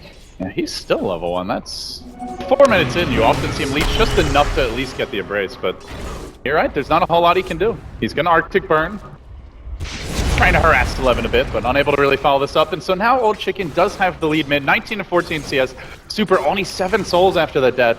He will have to come back gold in the jungle as they drop a ward, but this one scouted a Dire Observer ward that got planted in the midst of that aggression. So Super may be very quickly dewarded. You can see the investment for both teams. The hill vision, ever so important with all the roaming heroes that can jump on mid. Meanwhile, top lane, Ice getting caught by the Fissures on their own side, but this is a co-op. She might not care. Oh, she does. Ice will scurry away. He's been cutting it very close. Even just about a minute ago when that kill happened mid, he had to TP out from a Shadow Demon disruption initiation, so it's been a tough lane for Ice, but still level 4 compared to the Slider, who's still just level 3. Slider can catch up on XP, though. I imagine when SF goes for the jungle stacks, we may see the Slider come and leech that XP just to get him up to that level 6. If not, now's the time to return bottom. It's pushed out to your tower. 11 desperately needs levels, more than he even needs farm right now. And Burning has pushed this lane in a little bit, seeing that nobody's home. Trying to punish 11 for leaving the lane, but, well, fortunately for Vici, this means a free stack of neutrals. Fenrir, suddenly 3.5. Super, he'll clip 6, and pretty much makes up for the entire laning stage for the Shadow Fiend. Now, right there with the Wind Ranger, just... You know, Winter said focus on warding the camps either to gank them or just to deny the stacking, but we did not see it here from EHOME. Do you feel like they could have done more to shut him down, or is it just too difficult given the matchup? I think it's a bit too early to really start making those aggressive rotations. FY. Uh-oh. The crush, but the call down arrives. Daddy's home is Burning charges onto Old Chicken. They're going to glimpse him back. Rocket Barrage point out 1 second time. He got the shackle, but it's not a very highly leveled shackle. And far too many rockets. Delete the Wind Ranger. A big takedown here as Vici Gaming start to gear up for what you mentioned, just that aggression from Burning. It honestly feels like he studied aggressive for TI, and he's just playing almost the exact same style of carry as of late, Guns. Exact same style, but a very different kind of rotation. Normally you see the Gyro TP for those early ganks. This was just him running to the bottom rune, knowing that there's a good chance EHOME go for the 6-minute rune and anticipating the Wind Ranger's movement to get that kill. Not for that, Vici Gaming find themselves in a pretty strong position. Burning now kind of low on mana, so if he wants to go for like a TP rotation, he's not going to really have the mana to support it. Has actually brought out a clarity. This is crucial for your Gyrocopter to have the mana to support a TP smoke with someone like the Tusk most likely. And that's where you can find Tusk plus Gyrocopter can kill almost anyone on the map right now. They did commit the rotation from the Ice Tusk, only level 4. Looking to move around early and use that Gyrocopter's high damage output to secure kills, and Vici Gaming looking to play the efficiency game now. They're going to give Fenrir the mid lane while Super farms the jungle. It feels like this is a hallmark of the new Vici. They used to be known for their early aggression gods, a lot of dual roaming, a lot of ganking. Now it seems like more and more they are just trying to win the lanes through out farming. We saw a jungle Doom last game. Yeah, he ganked, but then he went back to farming. This game we're just seeing really strong usage of the jungle. So they, as a team, are also evolving. Yeah. Very much a new Burning that we've seen since he's joined Vici Gaming. They're forcing him to play, well, not even forcing, that's the way that Vici Gaming have decided they want to draft things. Burning's been playing Gyrocopter, Juggernaut, much more just fighting style carry heroes. Even every now and then he'll have a game where he focuses more on his own farm. We saw one game of the Anti-Mage as well here in Singapore, but for the most part, it's just a completely new Burning that's kind of showing up. Old Chicken trying to rush super to the rune. Shackle Shot gonna fly, and too late. He already grabbed it. He'll get an invis now. Doesn't have access to the Requiem yet, so the biggest kill potential, but could allow him to dodge out of one of these ganks. Overall, thoughts on the laning stage, gods? As far as net worth goes, pretty dead even. Experience, hefty lead for Vici. Yeah, I feel Vici Gaming didn't need the great early game, and the fact they come out even is to their favor. EHOME, on the other hand, have very kind of early game lane dominating heroes. You've got Queen of Pain, Wind Ranger. Slatter in the offlane, not a lane dominator by any means, but is a hero that wants team to have a good start so he can kind of snowball and make the most out of the hero. Oh, that's why somehow he's already level 6. He will get crushed, but he's going to bring down the Slardar with him. Wow. While that's happening, top lane, Ice getting caught out. There's the counter kill. CTY killing off the Tusk. So a level 5 Tusk now. Your Slardar only 4.5. And FY 6.5 already. These supports are so highly leveled. Yeah, he's higher leveled than 3 of the Dire heroes already. Every time I see Vici Gaming play, they're doing this, getting huge amounts of experience on their supports, and not just to get them a fast level 6. You'll see FY continue to farm, take over the safe lane. If Burning rotates to go fight in the off lane or in the mid lane, FY doesn't normally follow him. He actually will stay bottom and take the farm that Burning leaves behind. And how do you punish this? Because it seems like Vici's just getting too much out of the lanes most games. You've got to kind of anticipate potential rotations. Don't let Burning succeed with those TP ganks, and then try and probably go for the kills on Disruptor, because he's often going to be alone playing that greedy farming support, and he's the easier kill to go for. Gyrocopter at this stage, FaZe, Aquila, has some extra stats from the Belt of Giant Strength. He's not an easy kill to get, and if you go on him, you're likely going to take casualties in return from the cooldown from the Rocket Barrage. 11 is going to stack the Ancients, and now the 10-minute rune will spawn. It's going to be a bounty rune bottom. Is being also eyed off by FY, who has the glimpse available. He could go for this. It's level 4. EHOME got to be careful about how they retreat while that's happening. Ice. He chucks out the shards, but the follow-up's there. Quapple, CTY, see you later. Ice. There ain't much of a John Cena. He's not doing the name Proud Gods. And you're not, no comment. No comment from Gods. I'm just waiting for the next Ice name. I was he told me it'd be a special big name today. I was disappointed, LD. I expected more. I think everyone's disappointed in Mr. Ice as of late. Stop changing your name! Burning will back off bottom lane is... Looks like Vici Gaming closing in on the Winter's Curse now. And Super, suddenly the leader network together with the Gyro, they just get so much in terms of farm here. Old Chicken was fishy with the Shackle, but more importantly, top lane. There's going to be a 2-hero smoke. They've got the Static Storm. They're ready to roll on in 1 second time. CTY could get caught out here. Smoke about to be revealed. They get off the initial lightning, and now can glimpse the back. Uppercut there, gets the Static Storm off, secures the kill. Not a whole hell of a lot Kaka could do about it. Cleanly executed gank by Vici. They get their levels, and now they look to punish. Yeah, very polished, and this is all just while Super continues to farm. He's not being put under any more pressure in the mid lane. Not sure whether they can get this tier 1 tower as well at the top lane. It's still fairly healthy, and EHOME may kind of put their foot down as far as Vici's aggression is concerned here. And with a TP to the top tier 2, Old Chicken is preparing to defend this one, but fairly low on HP already. They keep 3 heroes near mid. Vici Gaming starting to press up on the tower. At the same time, FY getting kind of aggressive on Kaka. They have brought Old Chicken into position. It's going to be Lanham who tries to hold the line here mid. He does now have access to his ultimate. So a little more kill potential from your Shadow Demon. Old Chicken snagging a bounty rune. Walking away, but here's Ice. Interrupts the jump, and then the Winter's Curse. Oh god, that was just ugly. Yikes. Heavy yeah. commitment, but they get the kill. That was just too greedy from Old Chicken. First he TP'd to the top tier 2 to help try and defend the top lane, but he didn't have the HP, so he went for the rune and then he just gives away a free kill. Bernie gets the tower, now they dive onto Kaka. Blitz is there, you're not going anywhere. FY again, smashing his way through the ranks of EHOME, who now find themselves looking to ascend a mountain quite far behind after this early start. Vici Gaming, for the most part right now, are just outplaying EHOME. I don't really feel like the Vici, it's not like an outdraft issue right now. I think a slightly more well-rounded, better late game draft coming out of Vici, but this is where EHOME are Oh, he found another! He's got the mango! Doesn't even need it, it looks like. FY making the plays. This is clinical from Vici Gaming. Everything according to plan. They got the fast levels on the supports. They freely farmed the jungle. Ice, yeah, he died a few times, but he occupied EHOME, protected Super in doing so a bit mid, and now, God, they are taking advantage. What did EHOME do about this?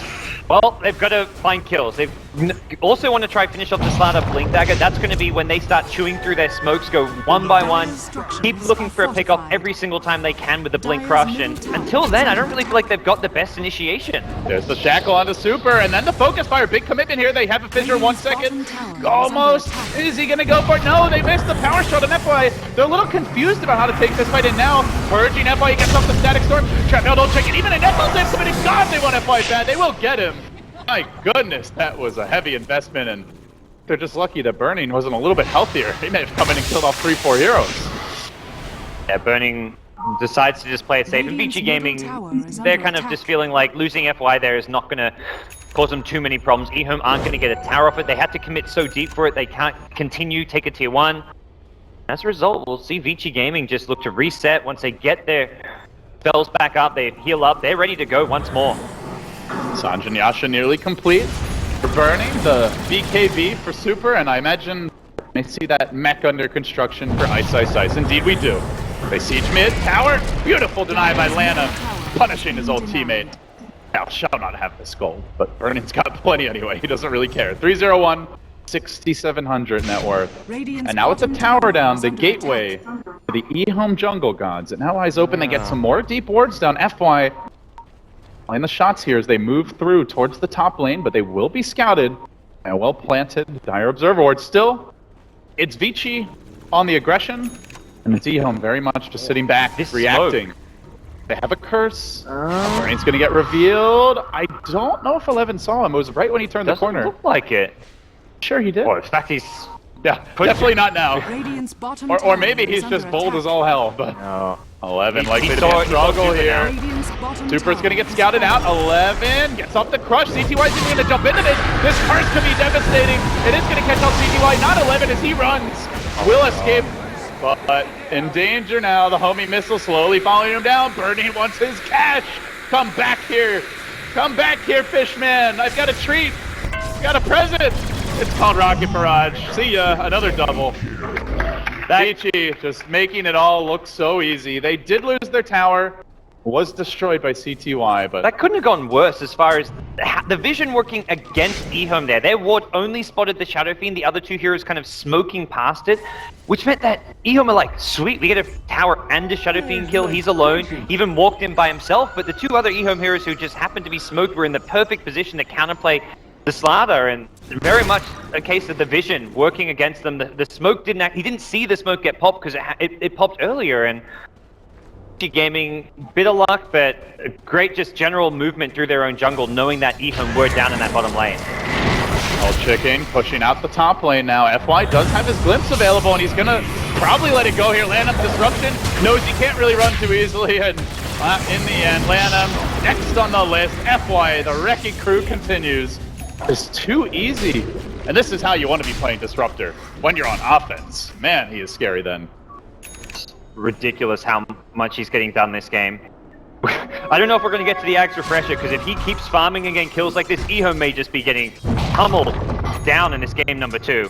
Right now, they're yet to get any kind of core items. We're 17 minutes in, we're seeing an Orchid almost completed on CTY's Queen of Pain.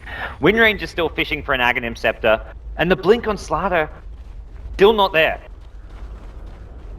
Why smoking, swinging towards bottom. TY's in the neighborhood, he's got a bit of vision, feels confident to move in here. Blink stab up on the, actually up onto the high ground. Prepping for an ambush, but nobody's waiting. The rest of the EHOME off in their own jungle. 11 just looking to farm up that blink. He is about to grab it, but it's a pretty late blink guard. 17 minutes in. Can this turn the game? Is this enough? It's going to depend on their smokes right now. This is where I think EHOME have about 2 smokes at their disposal. They're going to want to use both of them in the next kind of 2 to 3 minutes. If I'm Vici Gaming, the way you kind of counterplay this is by 5-manning. This is the stage of the game where you may not be caught by surprise by the Slaughter Blink, but as soon as you know it's there, you stick together as 5. And the fact they're already 5-manning, I think really is a telltale sign that Vici are expecting that Blink to be online any second. And having a Blink on the Slaughter isn't going to change things if Vici Gaming are grouped as 5. It does feel like you jump in. It's into certain doom. 2 hero catch by Ice. Could roll forward with the snowball, but they wanted to wait for this fissure. Comes now. Shackle shot. Tossed out. Will land Birdie in position, but they get up in first. Then rear. Sneaks in from the side. And now they lay into the winter. He's called out as well. 11's going to walk back into it. Now tries to retreat. Bam! Off out of the picture. 11 on the run, and they want a bit more. FY's got the glimpse. Bringing back the fish and sushi for dinner. As Vici Gaming just make it a 13-5 score. 4 more quick kills. Yet more objectives coming their way, and even Ice going top to stop any 3-tower push. The creeps, they too will be denied. Vici's teamfight is just too insane right now. Winter's Curse leads into a Static Storm. Wind Ranger couldn't use her escape cell to win run. Quap couldn't blink away. Slaughter got completely caught out. EHOME's only choices right now is to kind of try and play Scrappy Dota, look for pickoffs. They can't split push is the thing here. Disruptor, Tusk, great catch potential. Winter's Curse, when it's up, is also another great way of catching anyone who split pushes. So for EHOME, they try and just play the farming game. They're going to get caught. Vici Gaming will find the pickoffs. EHOME, their only option right now is to just go for 3, 4, 5-man smoke ganks. And what happens when you run out of smoke? Such a desperation smoke, too. Look at the lanes right now. They're so pushed in. They're going to run out of smokes, and then they're going to run out of options. It just feels almost hopeless for EHOME. They're close. They've got 1 on 11 right now. An interesting little move. Oh, this is risky now. EHOME, they're going to move into the Roche pit. Does Vici Gaming? No. They have a ward up on the hill. They don't actually see it, but they see a lot of where EHOME is not right now. And now they are going to find Kaka here as he's limping back. Will this creep scattered out? They've seen CTY. Too late, I think. Oh no. Looks like they may get the Roche, but this could be punished by a counterplay. FY, somewhat nearby the pit. They're going to take the Aegis. And now the chase comes out. Shackle there just to kill the Ogre Frostmage. Disruption. Let loose. Still win a team fight, but they want to move in. 11 trapped in the pit. He's going to blink out in the nick of time. They have vision. Oh, FY already used the glimpse. Yeah. So they will get out. It's very much like for EHOME, it's like, well, is getting a smoke gank getting us a kill, or Roche better? Roche is probably a little bit better. The Aegis, to me, doesn't actually make that much of a difference. If Pop's dying once, you're probably dying twice. I mean, look at Vici. They're like, oh, you have an Aegis. Cool. We have an extra hero we can kill now. They do not care about this Aegis. That was very much just EHOME making a kind of analysis of the state of the game and decide Roche is a more sure thing. It's guaranteed gold. We go for a kill. He gets baited in, then the Shackle to turn it, but the call down from Burning. Oh, dearie me. Old chicken, get the hell out of dodge. They do manage to kill Ice. Well baited and well played by Landham. Can they turn it now? Super. BKB's down. The Quap Bolt explodes him. Then the Fissure. EHOME finding their fight. This could be the comeback. The Curse on 2, but they're all so damn low. They have a Static Storm. Can FY counterplay this? He's got to be the man of the hour. No! CTY slams the door, rips them to bits, and now they're hunting for Burning. Sprinting forward 11. Doesn't quite have the vision, but he knows the general path Burning's likely to take. Slithering forward. How far do you go? He was close, but not quite there, and it seems Vici may have gotten a little cocky, gods. They just threw away about 5,000 gold and even more experience. Holy moly, that was just more just poor execution and cockiness, as you said, than anything else. The Aegis doesn't even come into play there. It was just Ice going in alone, then the SF using the BKB and not getting any kills out of it. He got completely stuck as well with the Demonic Purge, and EHOME just kind of bait Vici Gaming in. They pull him in one by one, and a very well executed team fight from EHOME, and that really will kind of wake up Vici Gaming to the fact that this game is not yet in the bag. That basically just gave Shaker a full blink. 11 now up to another 700 gold. CTY, he already had the Orchid, now is 2100 gold. And by the way, they didn't even use the Aegis, and perhaps most importantly, Old Chicken, Aghanims, nearly complete. This is where the physical damage coming out from an Amp plus Wind Ranger, something VG Gaming have to be wary of. That was the other big issue with that fight, is Winter Wyvern was kind of stuck in the front lines, had to position very far forward since Ice went diving in, and Wyvern goes down, then you're in trouble. The Cold Embrace is essential for dealing with the Wind Ranger DPS, the Slaughter as well. He's even leveling it over the Arctic Burn, something you do not often see on a Winter Wyvern. And I really like the way CTY's been playing to completely just negate the Cold Embrace. Last fight we saw, as soon as he sees the Cold Embrace, he just jumps in, throws out the Quapple, it hits multiple heroes, but most importantly, the hero that was embraced, blows up the Shadow Fiend, gets the Scream of Pain off to secure the kill, and yeah, so much for your Winter Wyvern at that point as far as the defensive capabilities, so definitely not the best fight. Vici Gaming. Still, though, they hold an advantage here. Radiant's They middle still have a scary tower team is under fight, but attack. it is going to be EHOME popping their last smoke for some time, moving in. Phantom gets revealed, the shards come out. Ice backing off. He's got backup. They commit in, blink forward. Now Kaka with the 2-hero fissure, but there's the Embrace, keeping him alive by FY waiting in position, looking for the opportunity. He's going to glimpse back 11. There's the Requiem. It doesn't quite finish anyone off. It does a lot of damage reduction, though, in the midst of this fight. Now Super being forced back. Vici Gaming scrambling to retreat. They are going to lose Ice on the front lines again, and then 11 Dennis. Well, in exchange for the Shadow Fiend, a 1-for-1 there. Super throwing his body away for the cause, but they have a new focus fire. Old Chicken, he wants a bit more. They could jump this potentially. Blink, Scream, Shackle could fly any second. Oh, he gets another big creeps. Old Chicken looking a little rubbery there as Bernie will turn on him. Lays it with the Rocky Barrage. FY gonna tick down. Nope, gets the stick off. One more Shadow Poison. It's gonna be close. And deny me. Oh, no. Yeah, Fenrir. He tried to do the math. Somebody should have slept in class. Very close to having the Cold Embrace too. EHOME, I think, pretty satisfied again with that team fight, losing just their Slaughter, who's an off-lane kind of utility Slaughter right now, just a Blink Dagger on him, but CTY as well as Old Chicken both coming out on top of that fight. CTY suddenly up to about 3.8k gold. We'll see a new big item coming into play very soon, and this SF is just not really doing enough. I don't really feel like the Blink Daggers paid for itself right now, and Vici Gaming have suddenly seen Super drop off in terms of net worth this game compared to some of the EHOME cores. It feels like every fight where Ice dies first is just a bad fight for Vici Gaming. Like, they just can't seem to turn them around. That one there, not entirely, like, he got caught up by the smoke and almost got kept alive. It was just a matter of Vici Gaming could have just either just let Ice die and backed off, and the location of the fight just wasn't, like, EHOME were able to spread apart. That area of the Radiant Jungle was very much a kind of chaotic place where no one was ever caught in like a 2-3 hero Winter's Curse. You couldn't get off a good Static Storm, and Vici Gaming's team fight is very much reliant on EHOME being somewhat grouped up. So what is the item for Queen of Pain? Completed BKB. Nothing too exciting. Radiant's top But tower I has mean been more destroyed. beyond this. BKB always a good item on Quap. Do you want that, like, right-clicking Quap? Is she the Assault Cuirass bearer of this game, gods? Or do you look for more of a nuker? What's your thinking on the progression now for CTY? So I think the BKB probably wants to go for an armor item next, be it the AC or the Shivers. I'd slightly lean towards the Shivers here. AC's great, but as you've got a lot of physical damage on your team, but I think the Shivers with the slow just going to negate a lot of the Gyro and the SF and kind of negate their late game potential here. And now after he's got an armor item, then he looks for his late game, be it a Hex, Refresher, these kind of high impact late game pickups. They are smoked now. EHOME, man. As soon as they get a fresh pack, they pop it right away. They have one coming in 15 seconds, so they will have one more in reserve. And Vici Gaming, dangerously close to getting caught. The ping's coming out now. CTY, he did get revealed.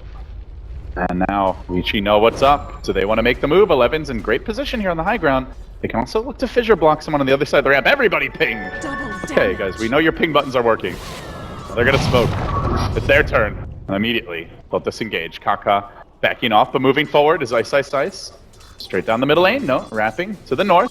They want to get the jump here. Look for the shards, look for the snowball. Now they reveal, they jump in, but the snowball strike to deep. This looks like a repeat of that last fight. They will glimpse back Old Chicken and catch him out. And the Rocket Barrage, but damn, what a tackle from the Chicken. Then the disruption, keeping alive, Static Storm deployed. Absolutely hitting nothing. Old Chicken will finally go down. The raises and the AoE from Bernie and Super get the job done, though. Looked like an amazing disengage from EHOME. But still, despite the disruption, despite the 2-hero shackle, they got pounded anyway. Yeah, this time when you're actually fighting during the SFBKB, during Winter's Curse, EHOME's going to lose the fight. The last couple of fights, they found a pick-off. They were able to kite around the SFBKB, the Winter's Curse, which didn't even come out in the last fight. This time around, they were committed. And they were committed because of the Disruptor Glimpse. Again, it's FY, forcing EHOME into a fight they didn't want to take. Wah. That hurts. Yikes. And that's not a negative ultimate either. That's a long, precious cooldown for EHOME to be missing. Just a bit short. You don't really know if the TP's just started or is about to complete. So a bit unfortunate, but it is going to negate EHOME's opportunities for aggression here. They will get eyes on C2I, but of course he has the BKB, so not as worried about the Glimpse counterplay. More just maybe forced to use it. Looks like they get him. It's actually not him though, it's Kaka trapping out the Shaker, but no follow-up. Sauce chucking out his charge as well. Things will settle down a bit now. We'll have a respite here, guys. I think the teams are running low on smokes at this point. You've got one in reserve now for EHOME. Taking a look at Vici Gaming, they also have one, none other heroes. So with the smokes down for the most part, Roshan's still a couple minutes from respawning. Less likely we're going to see a big fight. Yeah. And for Vici Gaming, they're kind of needing their next line of items here. Super's just been on this BKB blink, it feels like, for over 10 minutes now. Gyro, BKB SMY has got the Helm of the Dominator, still farming like crazy. Burning has been pitchy a shutout. He's 9-0-5 this game. Been on 14 of 18 kills, and he has yet to die. That is very impressive. His gyrocopter's been top-notch as of late. Kaka, oh, what a time for a Sentry Ward to be there. They're going to throw him up in the air. He comes back down, drops the Echo Slam, but EHOME's here to turn it around. They will lose the Shaker. Call down coming through. Oh, it's a doozy from Burning. CTY BKBs tries to fight through it. FY moving forward as the Glimpse available. Rushing in his super. There's the raises. The last one not even needed. CTY forced to jump away. And FY, he's diving deeper. He's got a ward on the mid lane. He almost can get the Glimpse off. Onto Lanham, just lost vision. Throwing out the poison. FY wants him, tries to get it with the kinetic field. Doesn't quite have it. Still in the dark. Still hunting. Always just around the corner. Come back here, Lanham. I've got a present for you. Not cooperating. Well, for EHOME, they need to kind of settle down. They won a couple big team fights in a row, but to me, they're still not in the best position to be aggressive here. They need to play around these smokes. Maybe the next one even goes for another Roche sneak, but having happened once, I very highly doubt Vici Gaming will let it happen once more. If they really want, they can just drop that Ogre Frostmage in the Roche pit, although for now, Ice Armor acting as a great kind of defensive tool for the Gyro to have against amp damage. Yeah, who needs Lich when you can just dominate a Frost Armor screen? Burning jumping in, they commit a lot of stealth. Grill Chicken with the call down as well as Static Storm, and pop, see you later. Super jumps in, that will be his last hit. Very nicely played, and just not a whole lot the Wind Ranger can do when she gets jump gods. She really needs a BKB. Yeah, and that's coming fairly soon. Only about halfway there. I mean, at what point are EHOME going to be able to take fights? Like, what can they do differently here so they can actually recapture the magic from earlier this game? It's not any item timing. I think it's very much comes down to execution, having the vision. I'd like to see even like a early gem pickup for Lanham on the Shadow Demon just to get map control.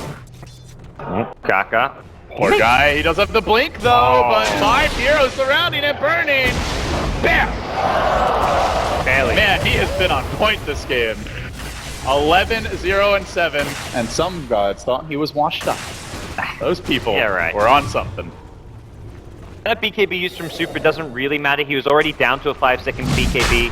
So at this point, it matters because they're going to give up Roche. And that to me was not a trade that Vici Gaming wanted to make. They took a bit too long to get that kill. You know, you move away, you let down your guard for 10 seconds, Roche is basically dead. Burning though, very close to a butterfly now. And they've just itemized in such a way that the physical damage lineup of EHOME in the late game is going to be largely negated.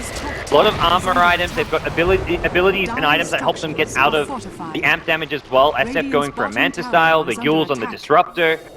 This makes EHOME's life a little bit more difficult to secure these kills. Shaker's back, he is going to blink forward, does not TP to the towers, it's on cooldown and they yank that disgusting Ogre Frostmage. Take that. Now they get the kill. 11 blinking forward. Yeah. Oh my goodness, this is a bold. Do you see where your team is, 11? Bold Slardar. I think he's lost his minimap guts. Can somebody help him find it? That boy's here. I actually think 11 just flat out dead. No, 11. That was not the play. Yeah. I guess misunderstanding how many VG Gaming heroes had actually TP'd back to like the mid lane, the bottom lane, because they still had 4 heroes top. It was only a burning TP bottom. It also seemed like just miscommunication for EHOME. He jumps in, if the whole team's following him, maybe they can make that play, but they were all just backing off to farm and kind of chill in the jungle. If CTY is there as well as a few more heroes, you've got an Aegis Queen of Pain, you're fighting into only 4 Vici heroes without the Gyrocopter, who's probably right now the most important teamfight hero for VG Gaming. More damage mid lane. It's CTY blinking away. Denied. They'll barely survive. Nice play by FY. They do get the deny there on the Wyvern. Well played. Had the Shadow Strike debuffing them. Will be an AC for CTY, so an armor item, not the one I expected, but definitely something that he needs, having just the 6, now 7 base armor. There's a lot of physical damage coming out from Gyro and Shadow Fiend at this stage of the game. Even a Walrus Punch is something where Ice picks up a Blink Dagger, you start seeing Blink, Walrus Punch initiations. Queen of Pain could die during the stun duration, and he needed something that gave him some defensive power, and EAC, bit of offense as well. The thing that really worries me for EHOME is just how poor the Slardar is at this point. He's got 6k net worth. He jumps in, he's 1 crush, and he's basically dead. That's where he wants to make sure with a BKB, he can kind of guarantee at least 2 crushes in the fight, possibly even a 2nd or a 3rd amp damage. He wants to get the most just out of the crush and the lockdown by going for this BKB. He won't have any real late game carry potential, but staying alive, getting off an extra amp damage, getting off an extra slithering crush, and maybe even a 3rd one since you can use the BKB to kind of kite around and just play this hidden run style Slaughter. An item that EHOME will desperately need. Not often you see a tier 1 mid still alive at 34 minutes, but it stands proudly against Lanham here. Daring the Shadow Demon to come in. He's not going to take the bait. How do you feel about the Shadow Demon pick? Because we talked a lot about it being like the unusual one. Do you think it's... I saw one really good disruption mid when they got the... Do you remember the fight where they got the 2-hero shackle? Yeah. And they still lost 3 heroes. Fight, yeah. It's just, I mean, for me, it's Lanham's played really well on Shadow Demon. It's just the impact isn't there. The defensive disruption doesn't really help against glimpse catches because the hero's already out of position. So you disrupt them, maybe they stay alive a bit longer, but the whole idea of the glimpse is they're caught out, regardless of disruption or not. So it does feel like because of the disruptor, it has not been all that effective. Bear in mind, disruptor was picked up after the Shadow Demon, so maybe something they weren't kind of anticipating coming out of VG Gaming. It's just when you see a Shadow... Well, we're going to have a big fight, so we'll talk about this later. 11 moving it, well, maybe not. Smoking forward. Looking to get in position here, slithering about. And Ice off into the trees. EHOME continue to press in, but they're well aware that somebody's in the neighborhood. Ooh. Quick jump, but not quick enough for 11. He's going to catch him, but he may have baited his team into a compromised position. Now the snowball into 11. Everyone gets behind him. They bring down the fish, and now they look for a bit more. Fuel Scepter by FY trying to hang on while Old Chicken initiates. Gets up the shackle, but a breaks full of break. Completely negating the damage. Old Chicken who continues futilely to try to kill up FY. Can they even finish the job? Nice Winter's Curse as well. And Super lays into Old Chicken trying to run away. CTY doing pretty good physical damage here. He will manage finally to bring down FY, but isn't good enough. Old Chicken now surrounded and likely to go down. That's going to be 4 dead. Uppercuts him into the atmosphere. CTY rejoins the fight for round number 2, but he's on his own. It's only 11 to help him. Lanham, not a whole lot he can offer in terms of offensive firepower. They snowball into 11. They'll get the kill there as well. That's 5 dead actually with the Slardar dying back again. It's another kill for Super.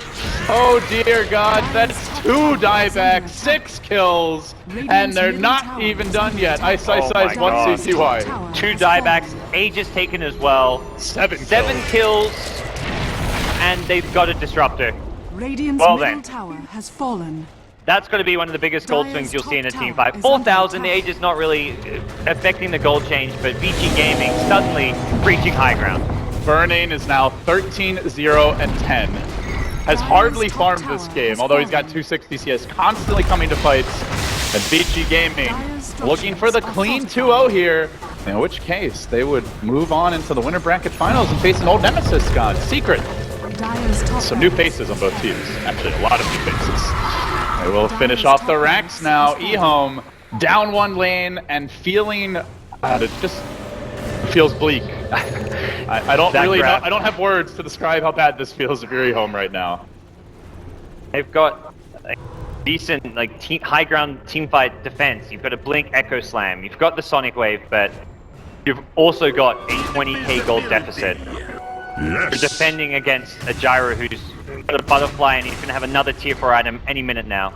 Shadow Fiend, similar story. We'll have an Assault Crest fairly soon. To go back to what you brought up with the Shadow Demon, like compare his impact in that last fight to what the Wyvern does. The Wyvern literally hard counters the Wind Ranger the entire fight. Got off the Shackle Shot, got a really long focus fire, did nothing as well. Old Chicken is going to be turned into a new corpse in the Dire base if he can't get out of this. When they curse him, they will prevent the retreat. Shackle Shot, it slows down the inevitable. Now Super jumping forward, one more Arctic, there's the Glimmer Cape. He's gonna let the Requiem go, hot, no, not quite enough. He scampers away, but Lanham, now the Sacrificial Lamb, another uppercut from Ice. Jumping forward again, Fisher is gonna trap Lanham into a certain demise. Not overly pleased, though. I don't see him getting out anyway. CTY just watching the world burn. He'll go farm the jungle. No, I'll TP out. And they really don't care. No push forward, no Aegis needed, just a massive, overwhelming item advantage, and Gyrocopter without a single death who's just gonna...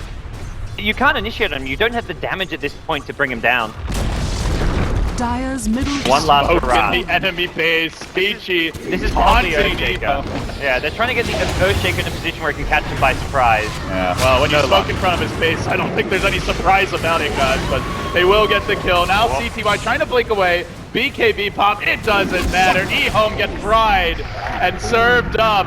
A streaking Vici Gaming take this one 2-0, do it easily, and are now guaranteed top 3 after day 1 in Nanyang. Yeah, I feel like Vici Gaming, they started off on day 1 of the group stages with 3 draws. They were a bit shaky with their drafts, weren't quite getting their comfortable picks. Now they've just gone for fairly standard picks over and over, but they're doing stuff that works. The SF, the Gyrocopter for burning, all the pieces just fitting together nicely, and EHOME, I feel both games at a drafting disadvantage.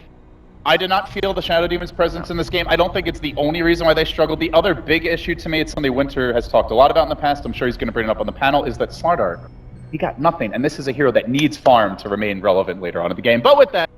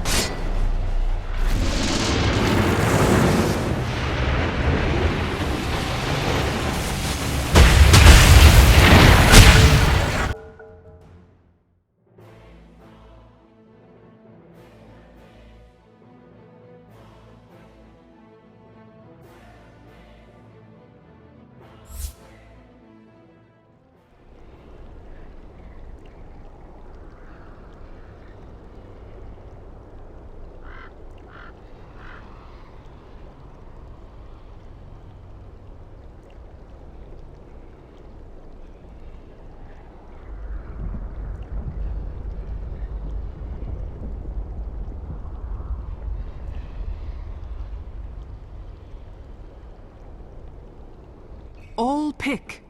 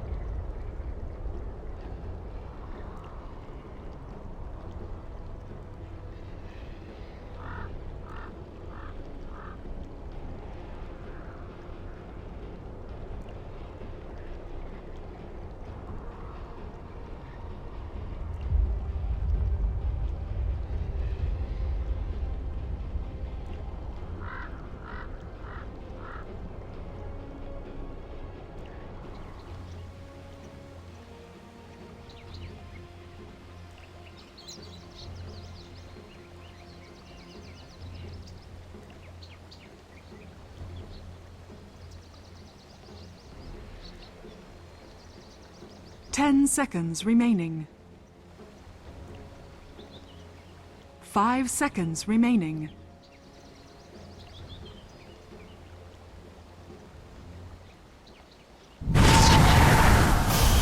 Behold, the Pope of Pestilence.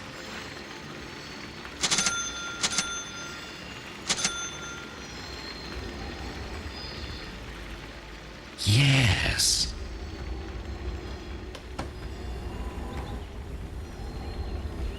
I molder on.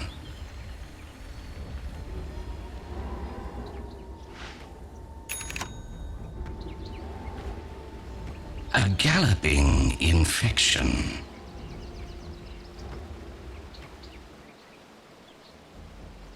Vector 30 of seconds to battle. infection.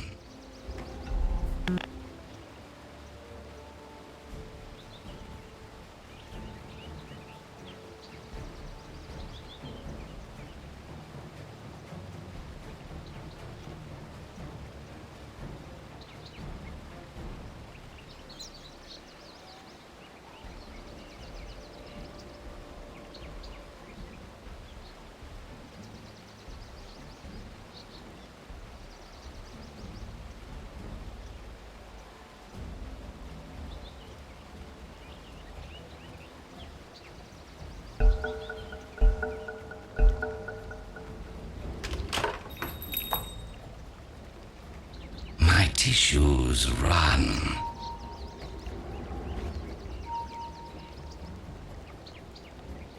Forward.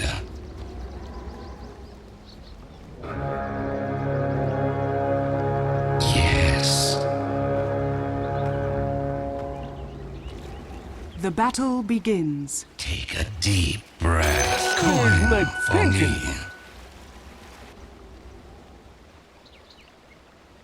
Plague spreader.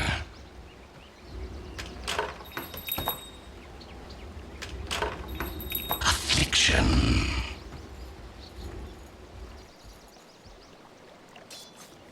I run rancid.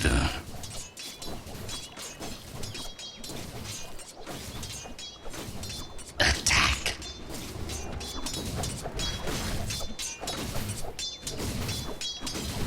I go. Spread the contagion. I'll plague you.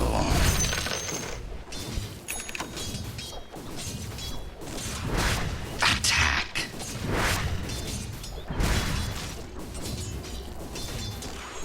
Of course.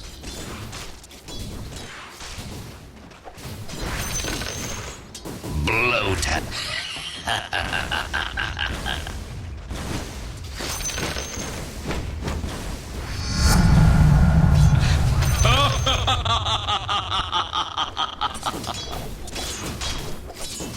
A pox upon you.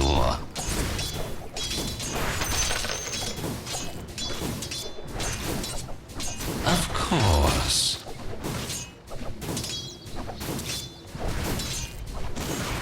Quickly.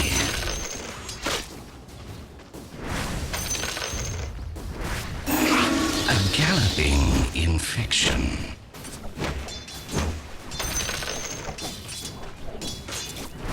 Forward.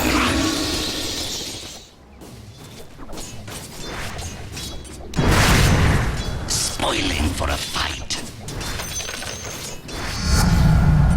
How I fester.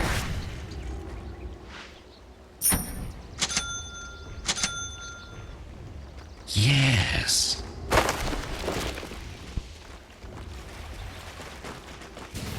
I run rancid.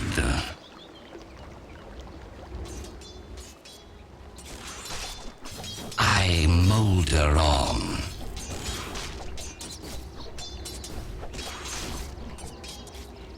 Yes.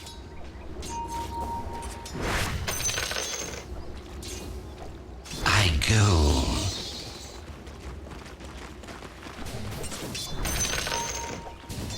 My tissue. First blood.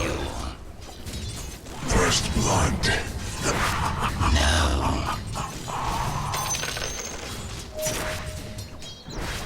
Here's pus in your eye.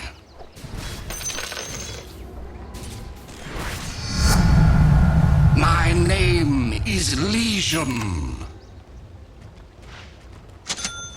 Plague spreader.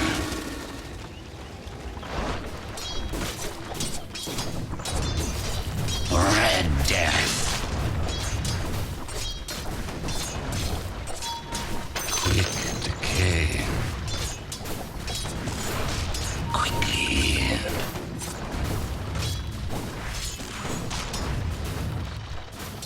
I'll plague you. I'm under attack. Sweet spoilage.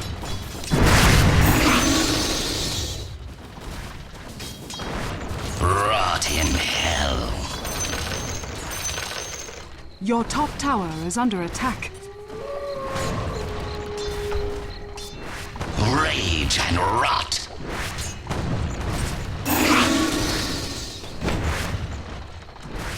Of course.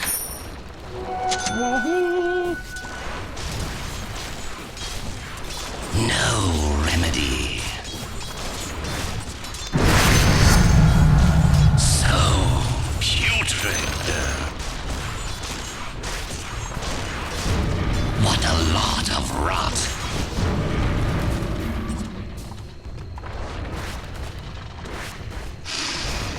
Breathe it in.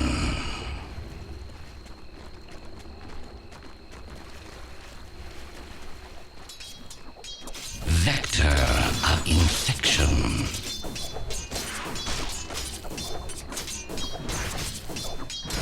Dead box marks the spot. I'm not ready. Affliction.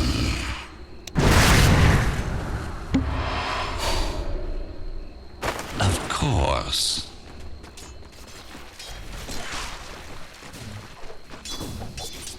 I molder on.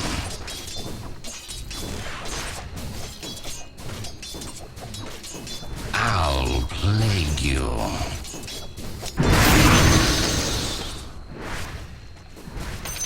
Yes.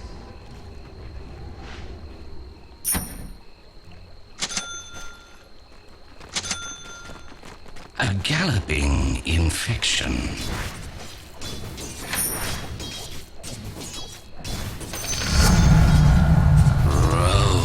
Pestilence. Yes.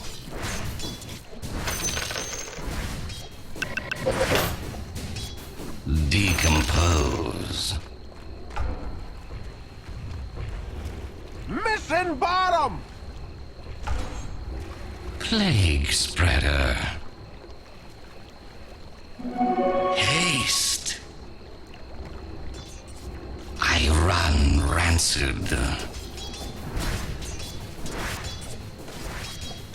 Oh. Of course.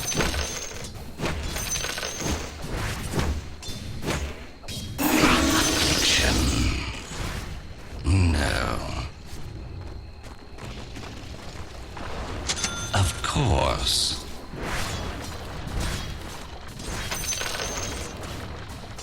Vector of infection.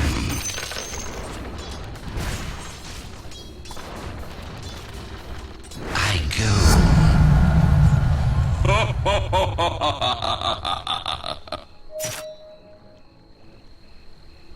Whither hither?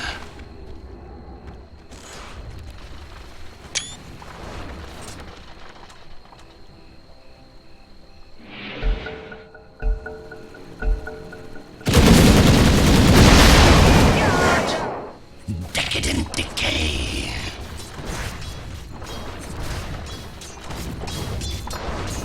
My tissues run. Spoils of war. You rot.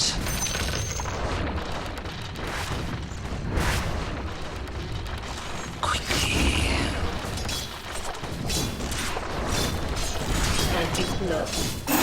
Forward.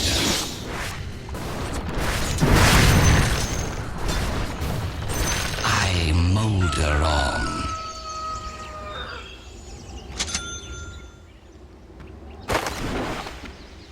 Vector of infection. Ah, fresh meat! Forward.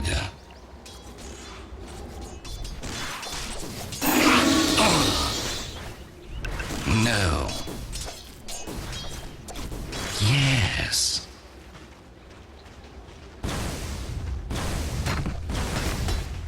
Red death.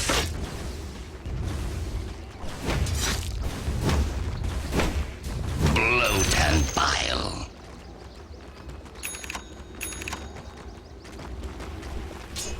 My tissues run.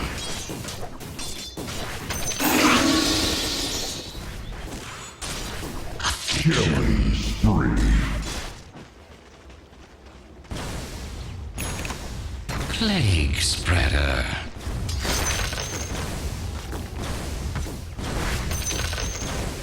Yes.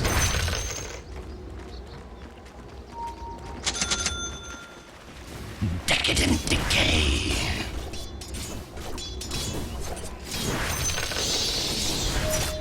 I toxic shock.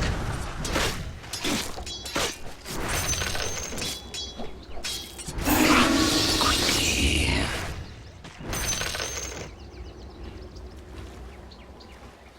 I'll plague you.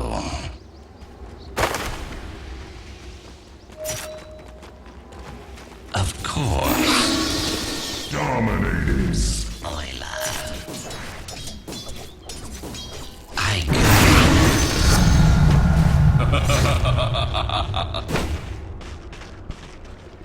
A galloping infection. Double kill. Okay. Of course.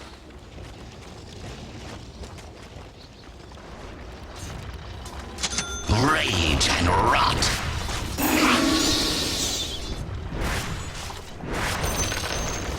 Rot in hell.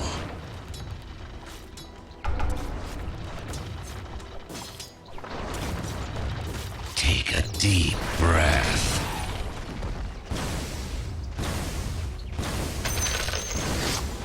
Boiling for a fight.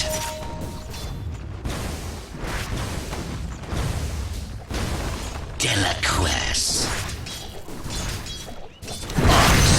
Marks the spot. Decompose.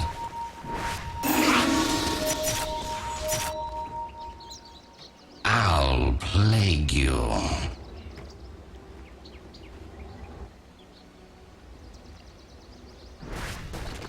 Yes.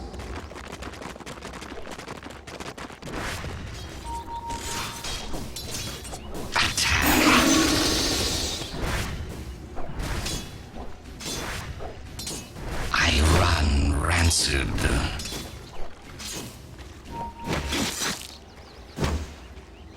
Of course. Fresh meat! Killing spree. Double kill.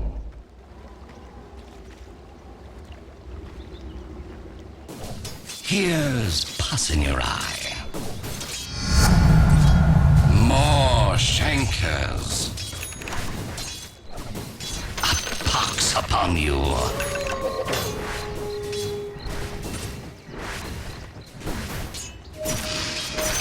Breathe it in. Your bottom tower is under attack. Dire's structures are fortified. Vector of infection.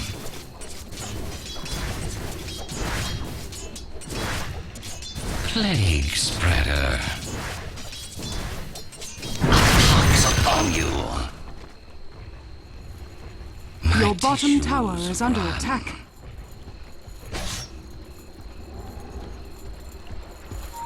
Of course. Your bottom tower is under attack.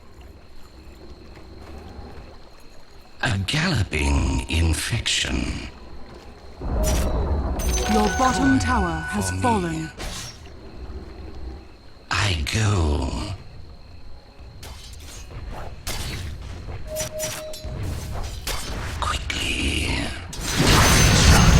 The enemy's top tower has fallen. Bulge. I mold. Ow.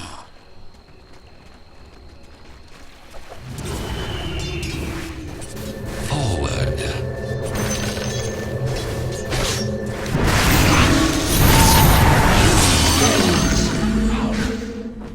Die young and leave a purulent corpse.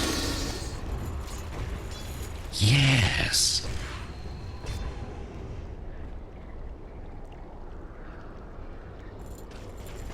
Quickly.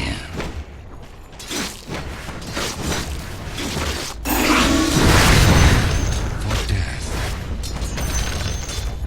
Sweet spoilage.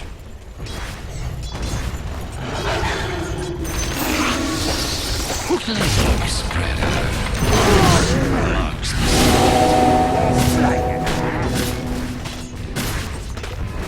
forward. Upon you. Dire's structures are fortified. Tissues run.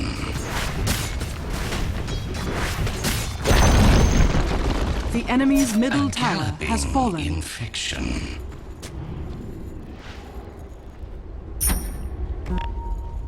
I molder on.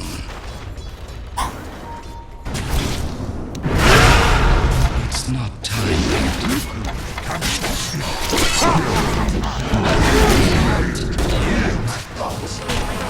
The table's affliction. I'm just living here. Of you wither on the vine. Vector of infection.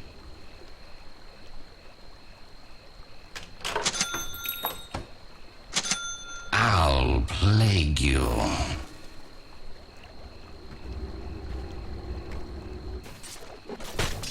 I run rancid.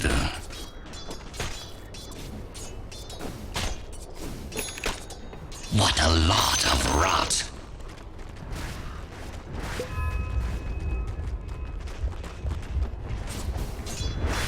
No remedy.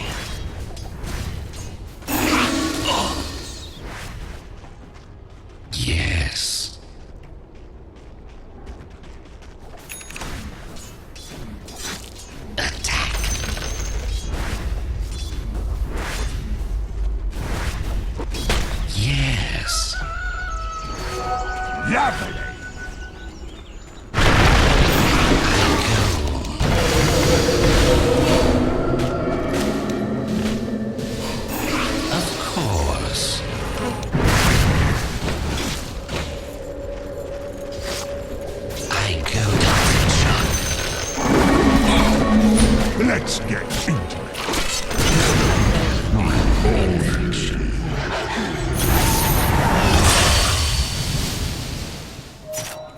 Flame spreader.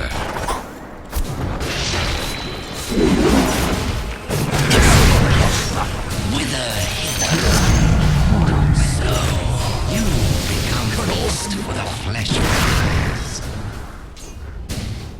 Quickly.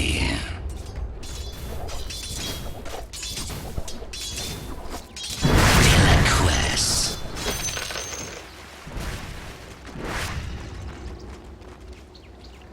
I'll plague you.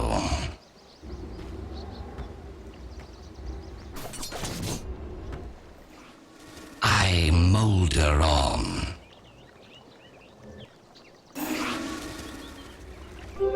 Invisibility.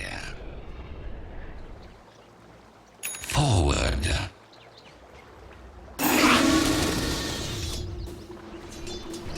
Of course.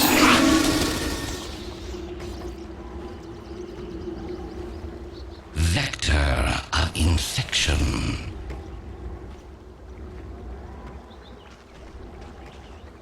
Of course.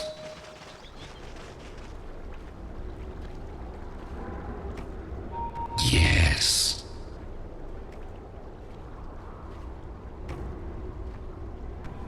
My tissues run.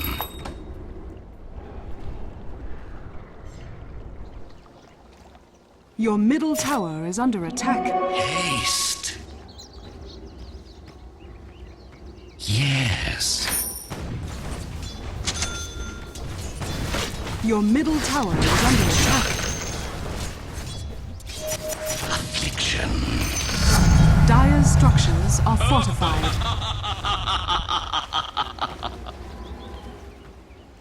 I run rancid. The enemy's bottom tower has fallen. Vector of infection.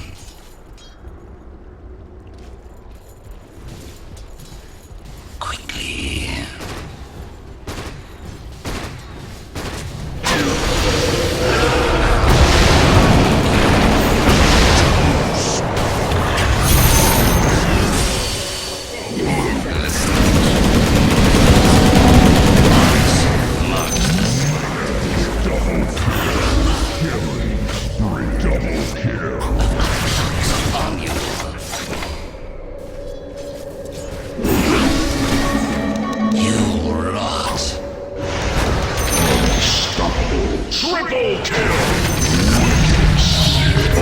Taste your own rotting tongue. Marks the spot. Not yet. Your top tower is under attack.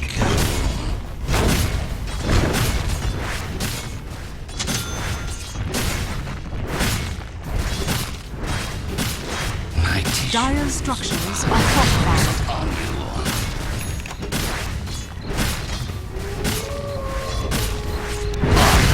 Marks the spot. Sweet spots on you. It's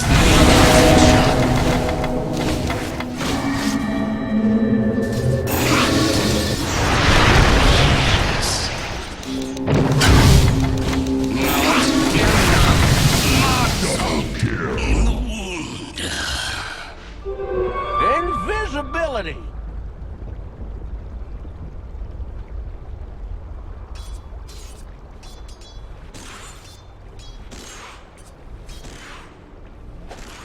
Time to post! Boy! Fresh meat!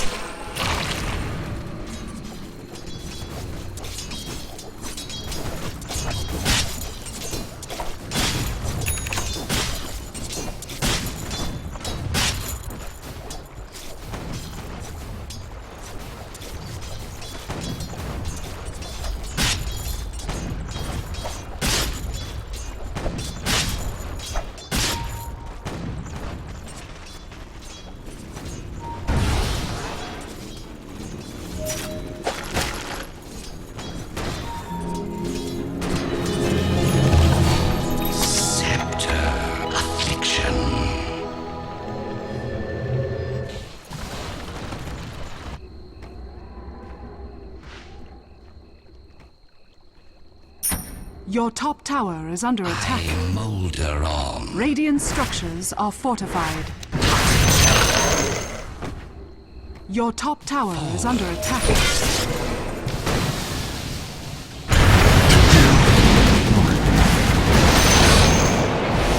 Your top tower is under attack. Flesh spoils. A galloping Your top tower is under infection. attack. Your top tower has fallen. Decay.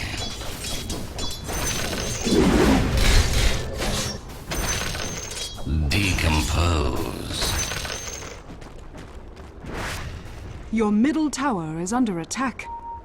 Plague spreader.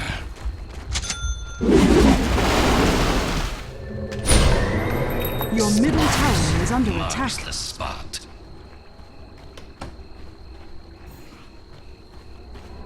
Yes.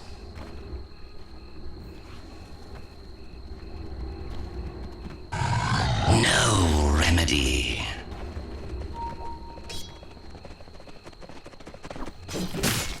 I run rancid. Payment or death.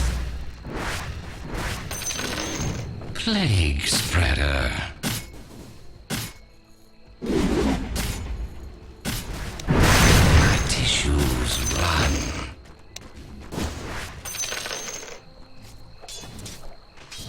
Forward.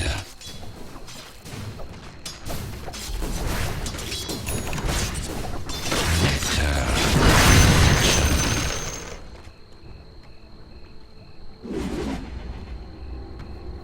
A galloping infection.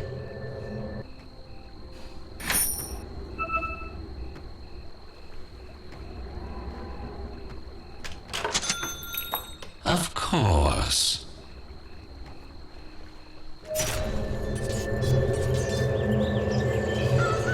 Yes.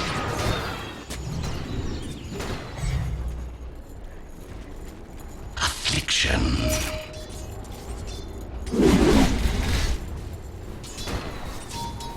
Quickly, a pox upon you. Rage and Your rot. top tower is under attack. Radiant structures are fortified. Yes. Fox marks the spot. I run. Your top tower is under attack. Plagued me long enough. Your top tower is under attack. Toxic shock. Of course. What a lot of rot.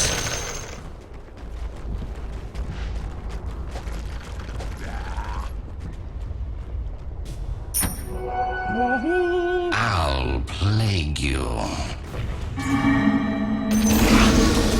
The enemy's bottom tower has been My denied. tissues run.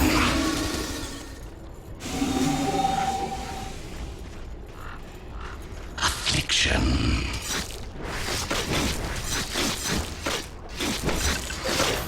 I go. Pox upon you. Spread the contagion. Yes. Fox marks the spot.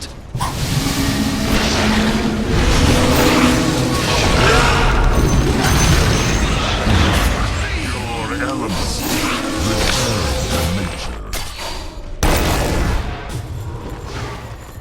Now.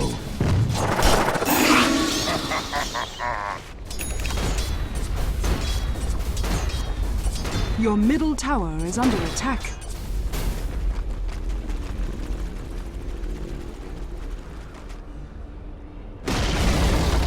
Your middle tower has fallen.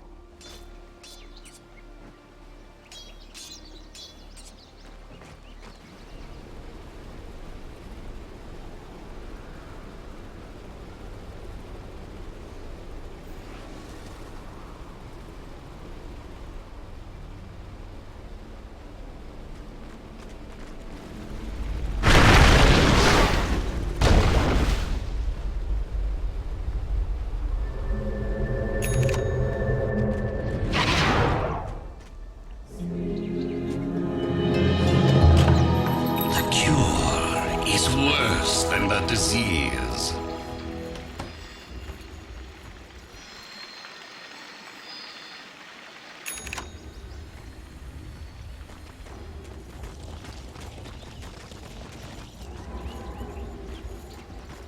Vector of infection.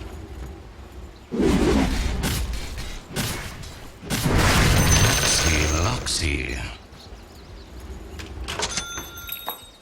Plague spreader.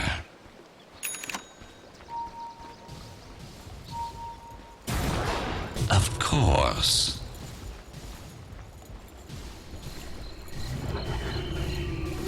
Forward. Coin for me. A galloping infection.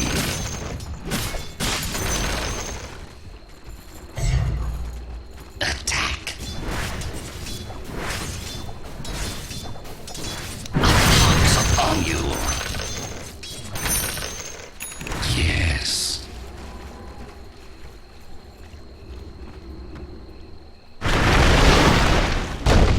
I molder on.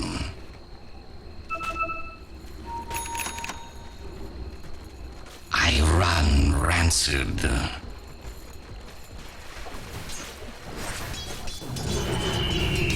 Spoils of war. Of course.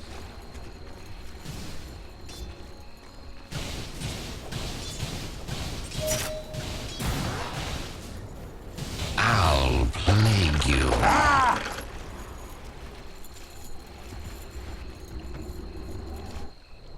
Quickly.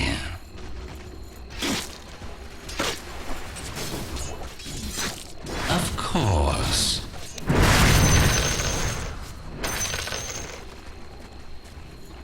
Yes.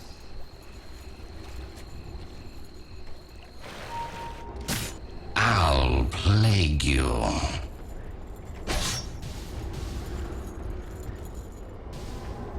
Quickly.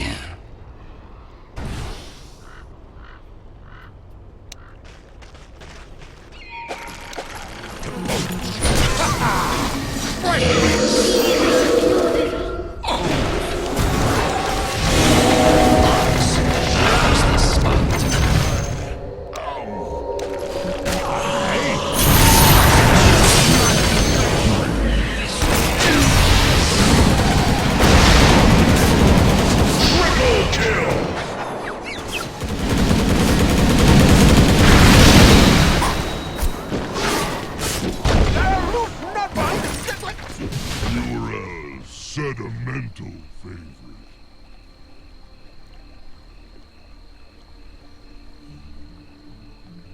Your middle tower is under attack.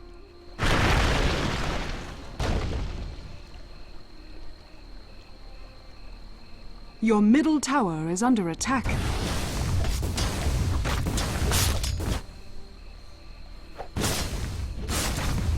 Your middle tower is under attack.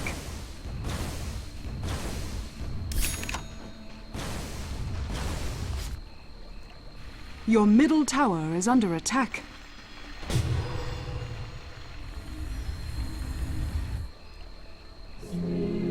Your middle tower is under attack. Return of the Raging Contagion. Wither hither.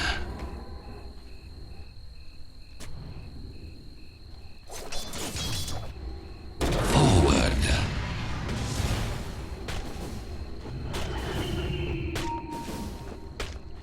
I go. spoils of war. A galloping infection.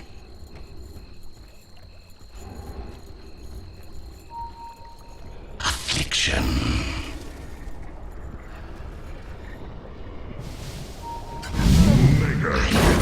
Rancid.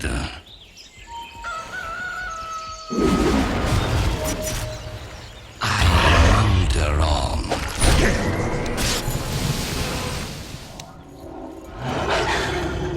My tissues run.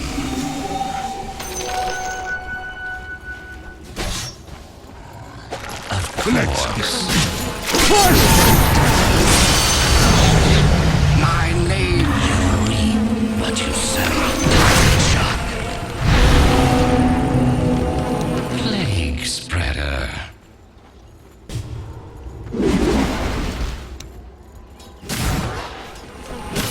I go.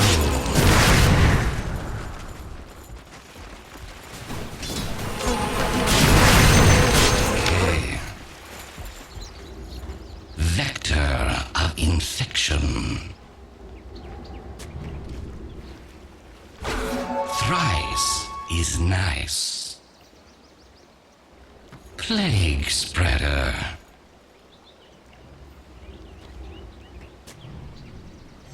Of course.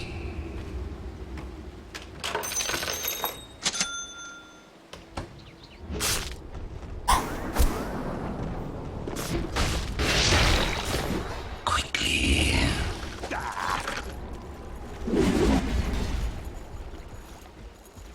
Of course. Your bottom tower is under attack. Radiant structures are fortified. I'll plague you. Your bottom tower is under attack.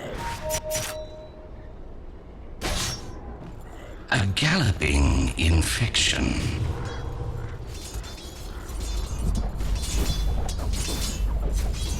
Yes. Your bottom tower is under My attack. tissues run.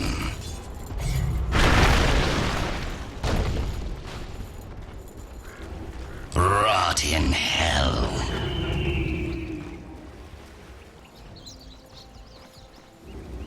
Yes. Ox marks the spot.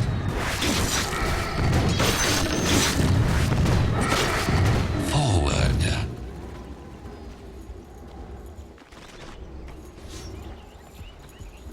I run rancid.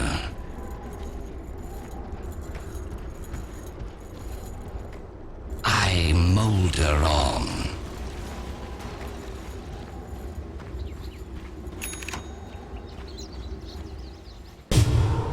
Affliction.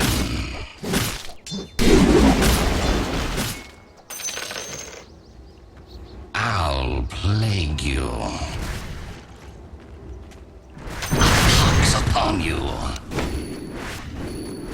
Yes.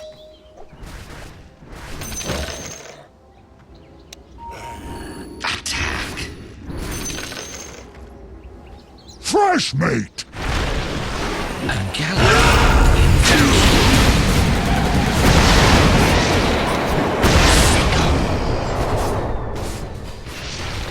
Bloat and bile.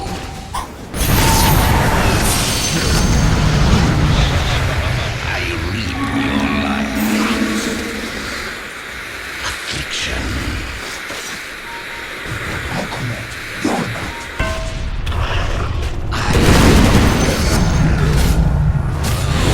Pestilence. Force.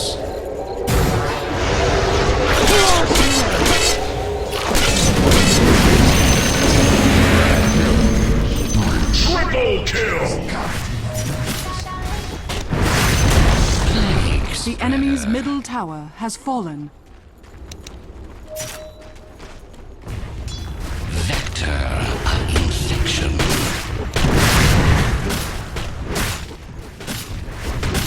I'm not ready. Dire structures are fortified. Death.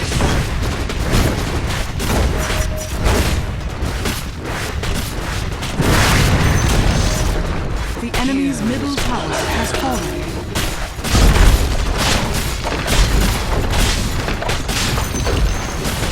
The enemy's middle barracks has fallen. The enemy's middle barracks has fallen.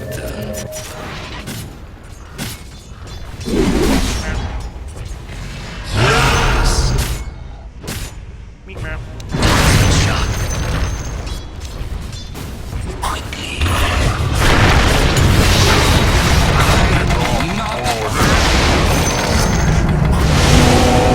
There shall be shankers upon you. I go.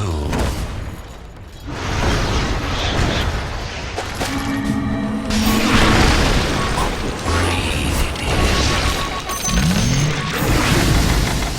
Rot starts at the head. My tissues run.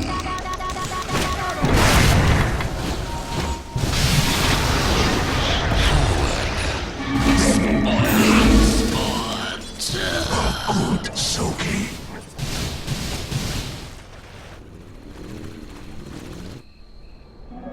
Regeneration.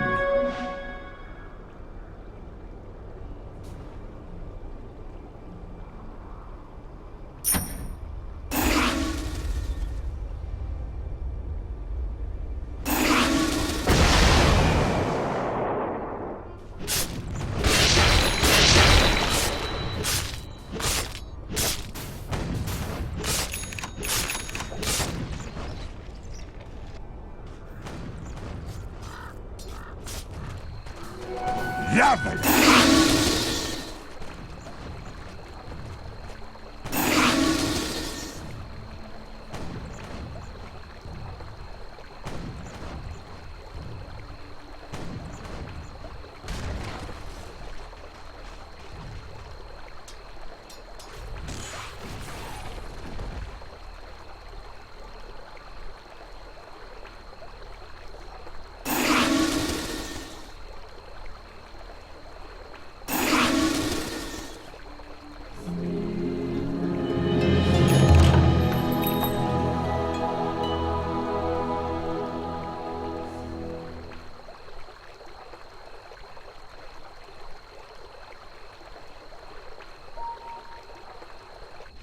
A galloping infection.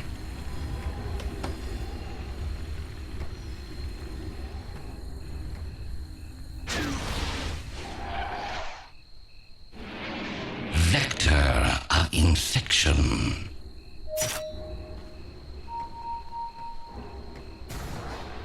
Of course.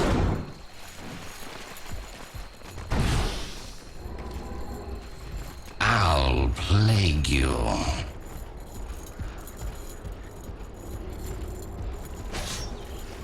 Affliction. Death and gold. I run rancid.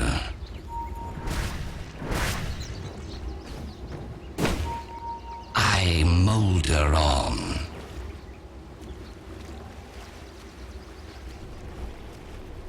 Forward.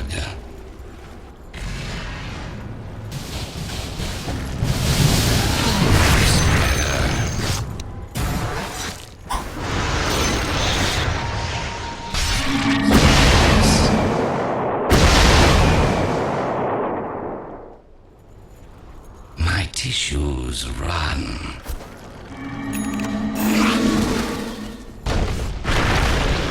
I go.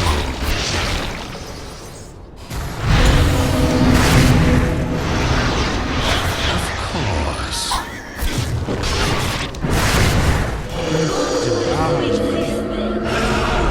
Yes.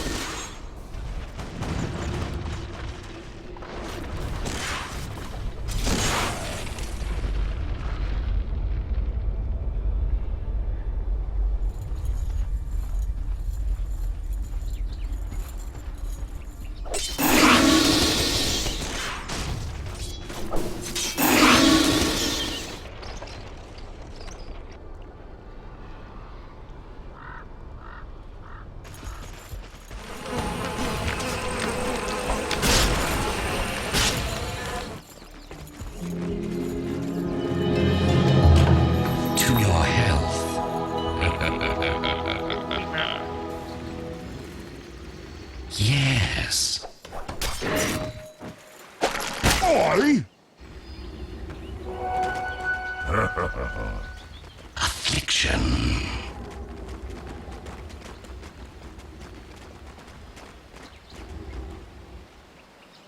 Vector of infection.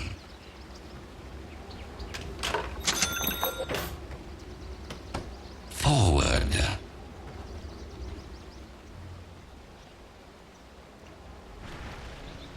I molder on.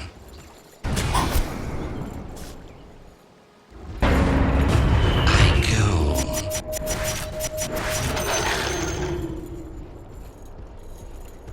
You rot.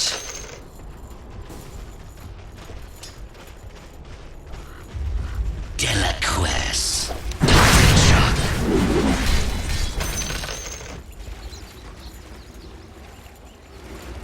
Decompose. Invisibility! My tissues run.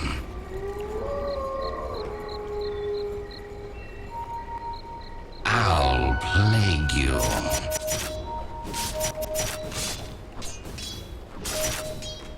Of course.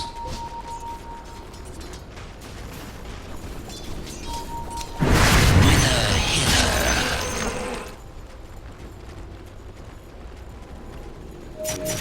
Quickly. Marks the spot. A galloping infection.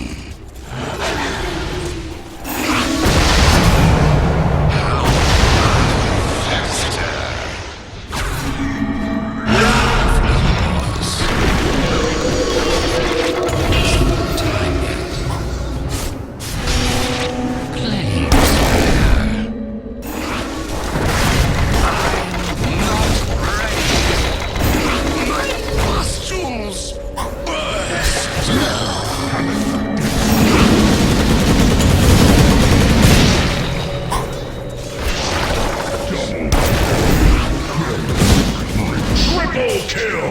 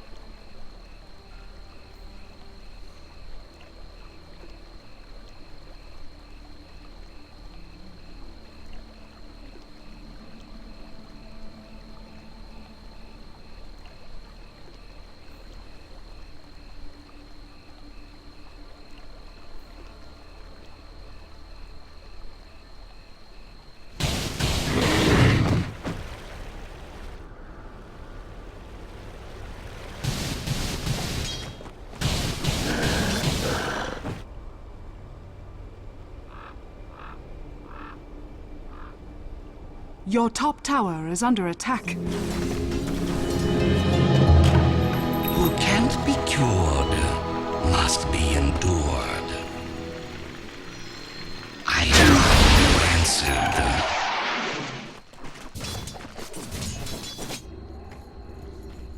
Yes.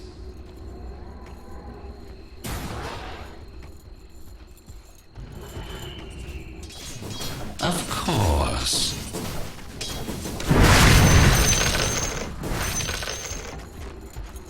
I molder on.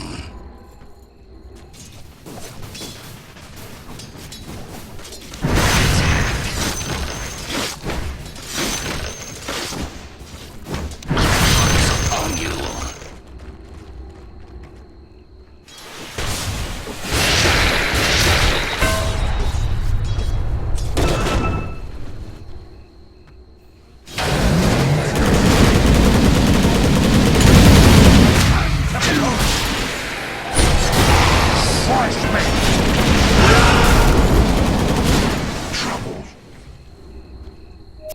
Plague spreader.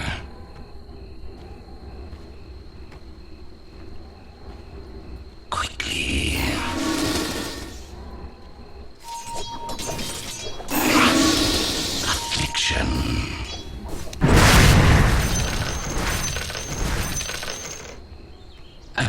galloping infection.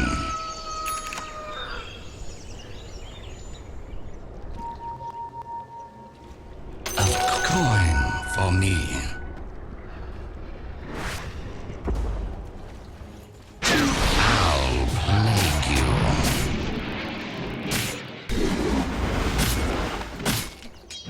Vector of infection.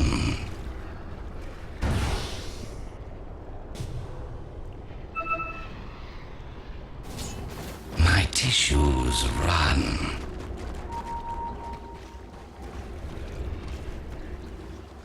I run rancid. For me. I go to my target.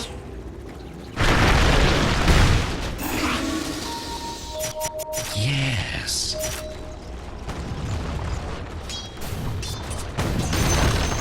Of course.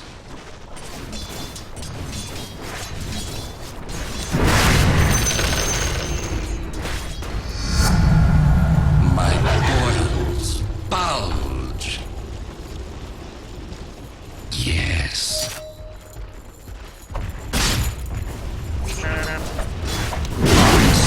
Marks the spot. The enemy's bottom tower has fallen.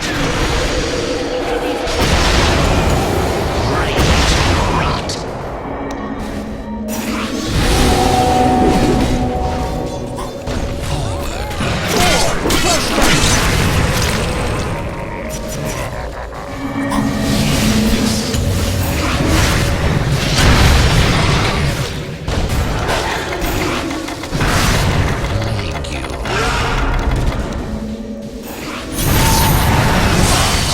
Marks the spot.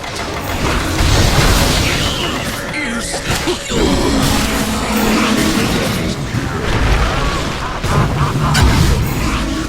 Triple kill! Don't delude yourself.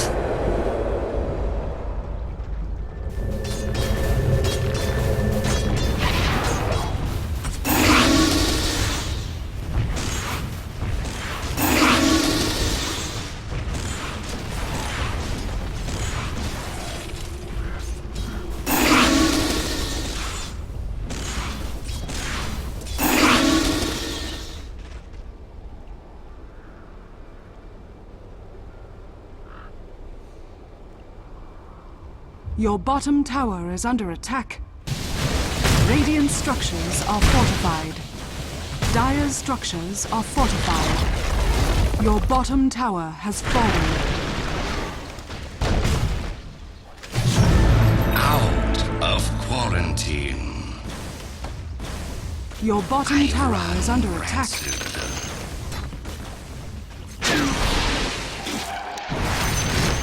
Take a deep breath.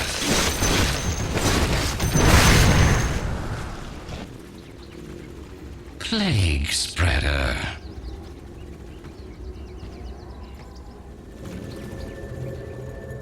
A galloping infection.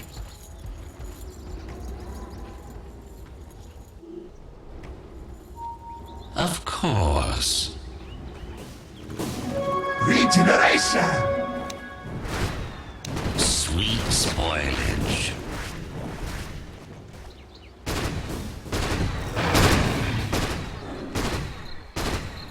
Vector of infection. Roshan has fallen to the Dire. I go. Immortality! Death and good are linked. Affliction.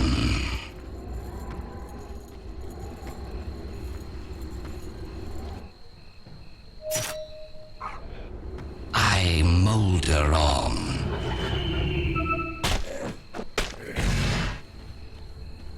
My tissues run.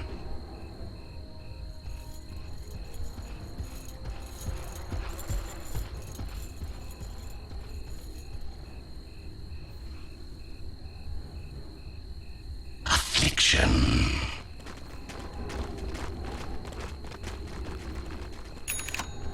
Quickly.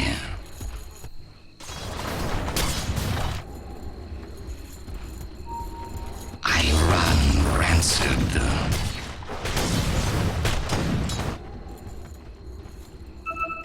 Forward.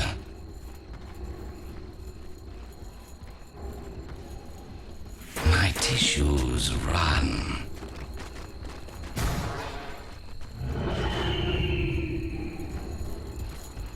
I'll plague you. Your top tower is under attack.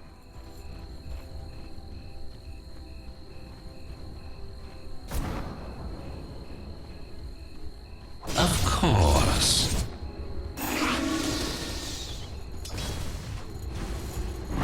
Yes. Your top tower is under attack. Of course. Your top tower has fallen. A galloping infection.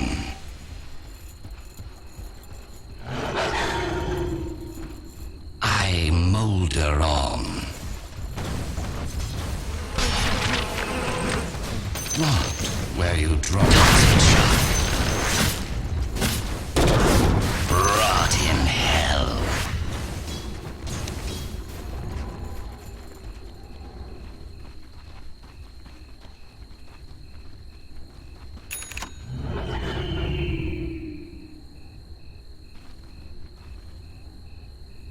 I go.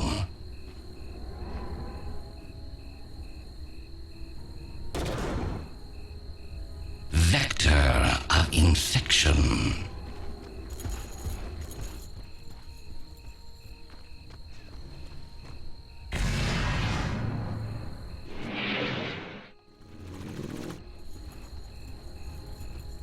Plague spreader.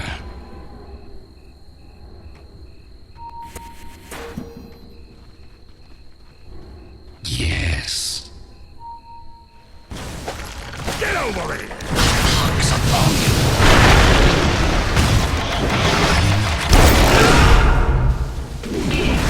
Bloat and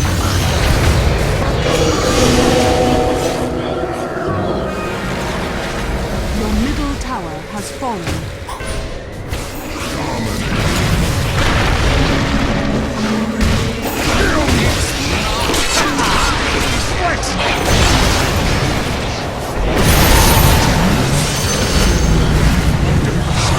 you become feast for the flesh fly. Ah, sweet sepsis. Yes.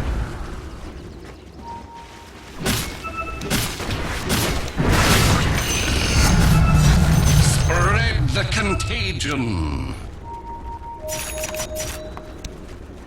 I run rancid. Next time, I'll assess before I assassinate. Affliction.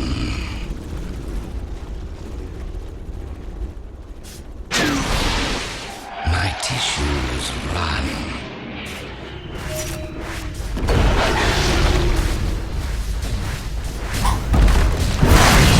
Marks the spot. No remedy.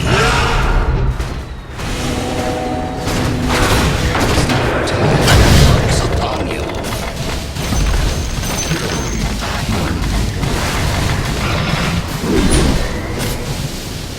I'm not ready.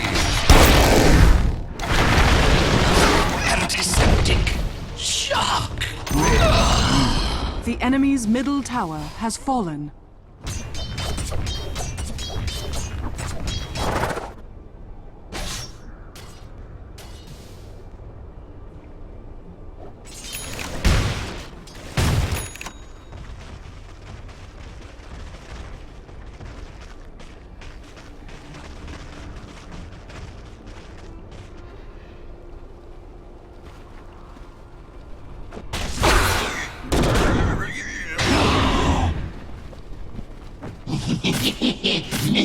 Leaks.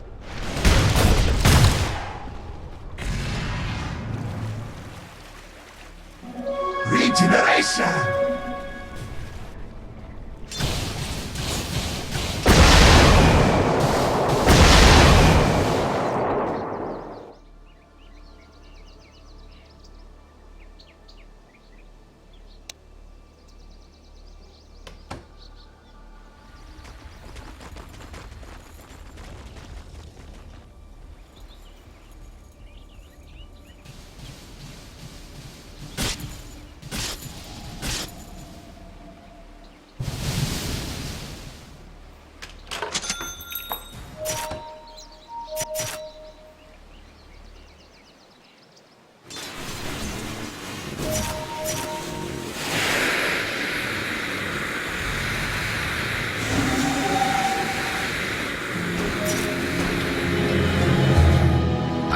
ounce of prevention shan't stop me. I'll plague you.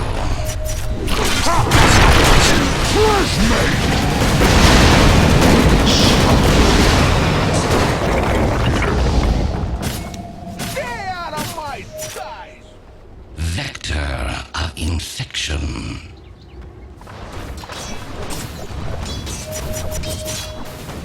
Of course.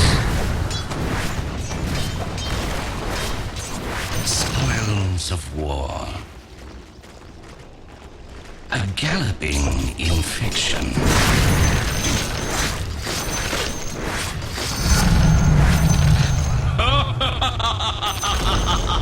The enemy's top tower has fallen. Yes.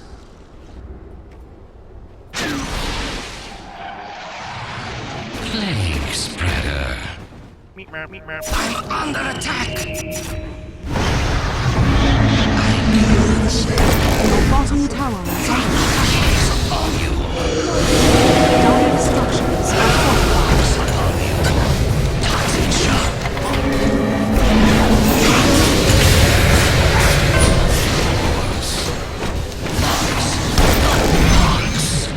The enemy's middle tower has fallen.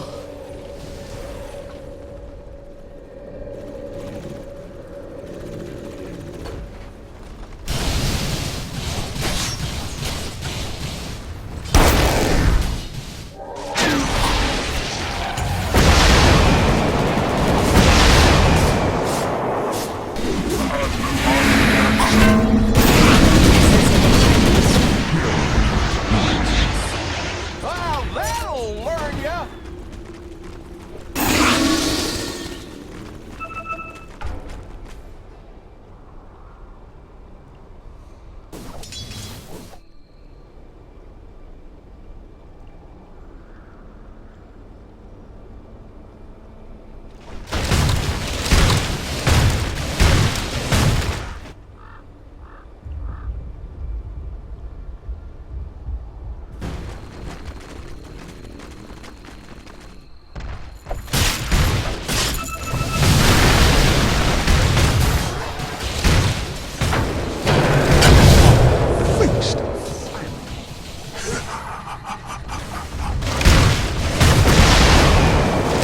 Radiant structures are fortified.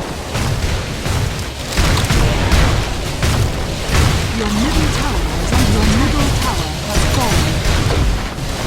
Your middle barracks has fallen. Your middle barracks has fallen.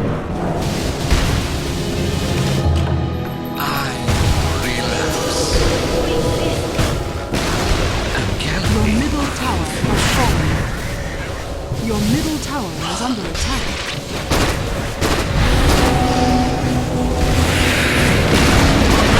Your middle tower has fallen.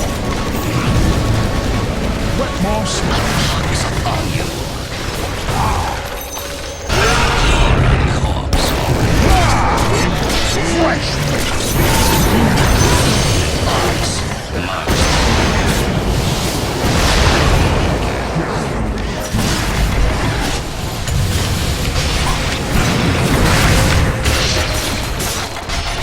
Not yet. Assassin. Vector of infection.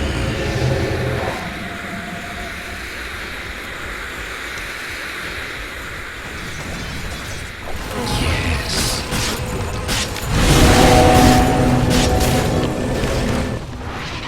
Quickly.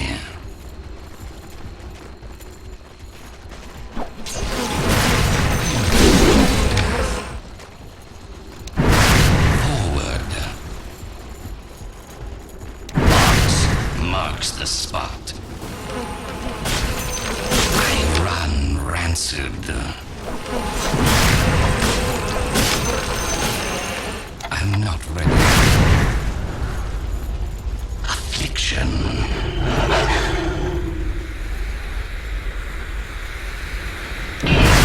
Of course.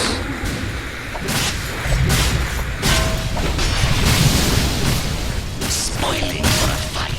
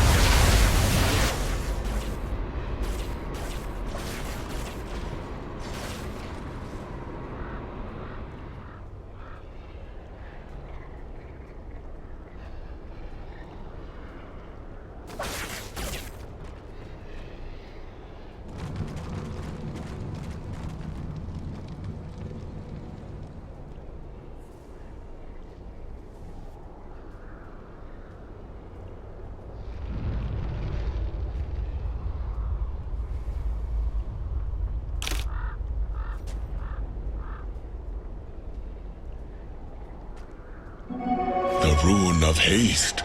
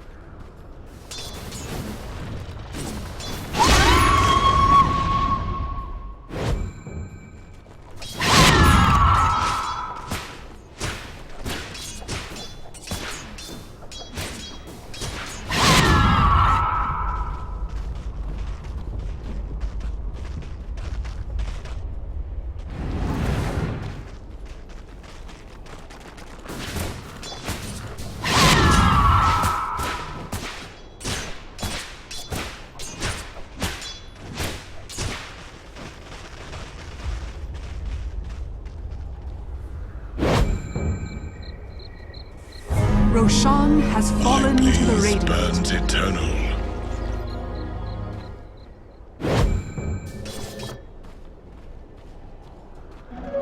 Regeneration!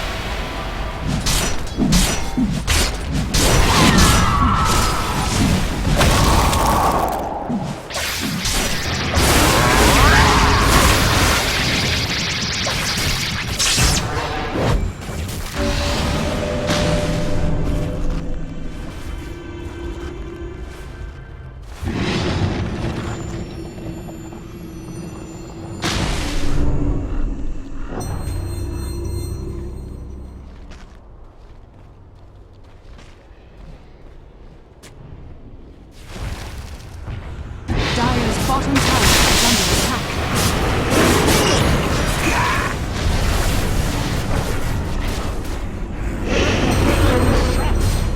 All bonds will break.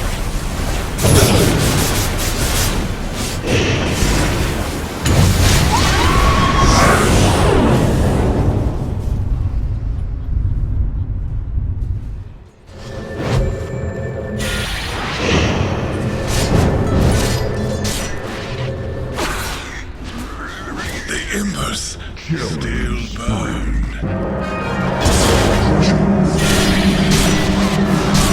Thank these embers well. A bloody race.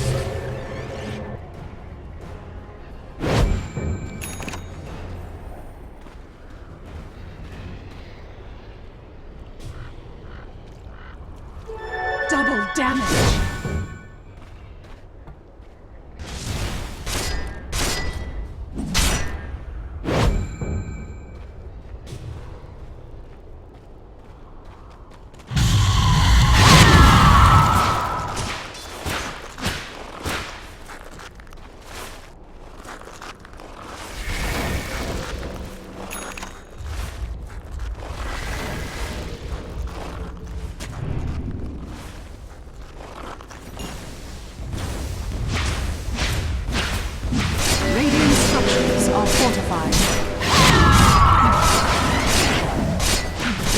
bottom tower is under attack.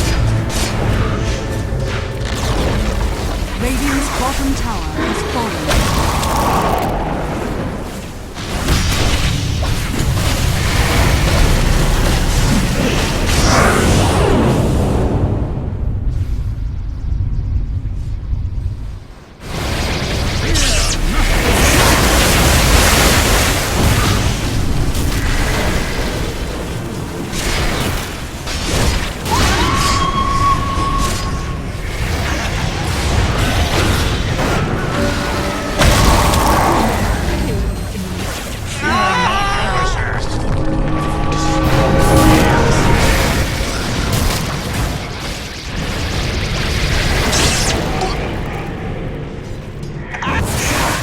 Radiant's middle tower is under attack.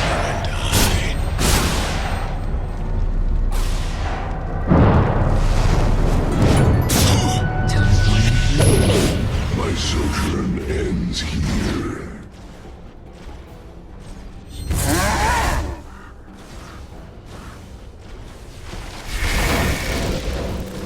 Flames will spread thrice.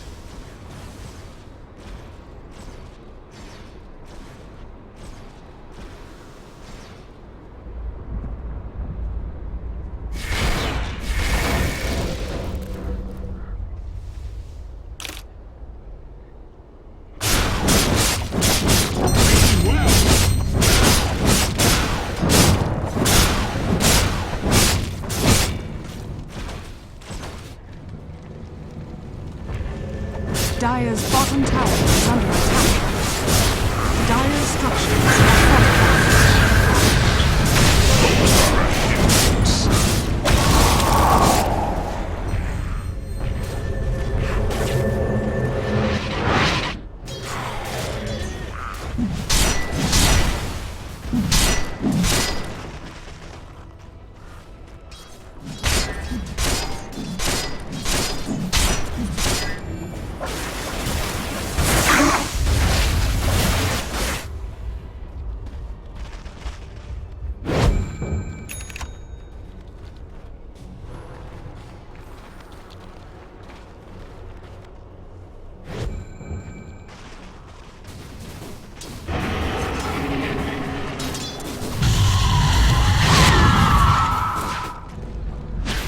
For the treachery!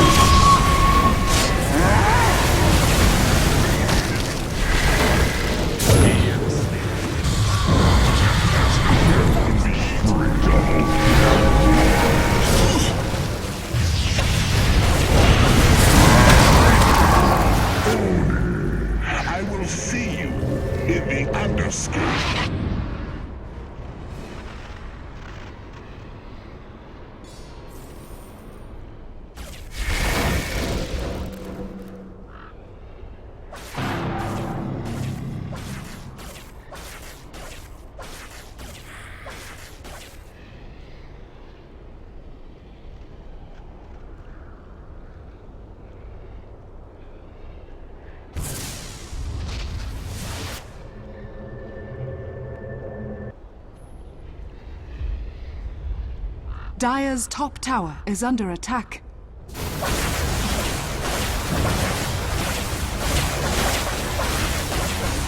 Dire's middle tower is under attack. Dire's top tower has fallen. Dire's middle tower has fallen. Dire's top barracks has fallen.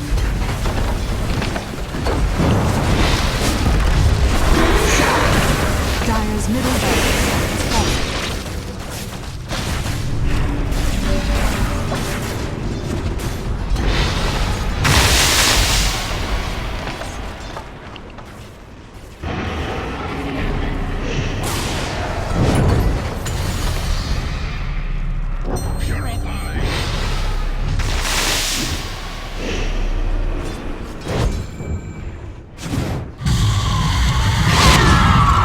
Never refuse good.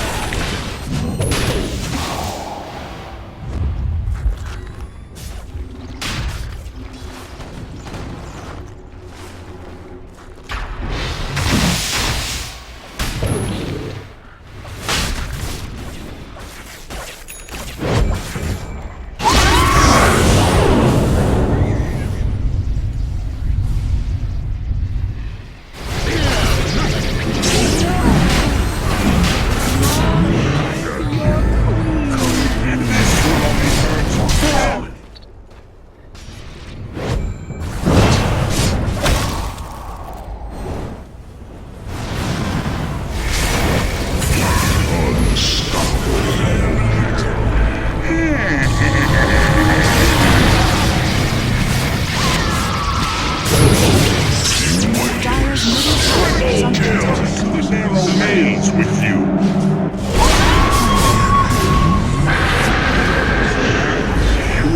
Out of fuel.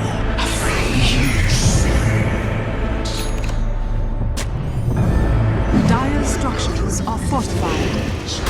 Dire's middle tower. Dire's middle tower has fallen.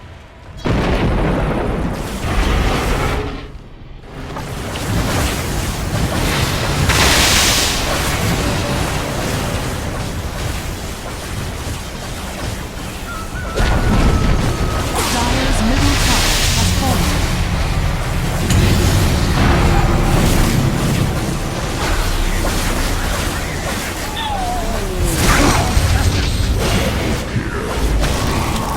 At the underscape.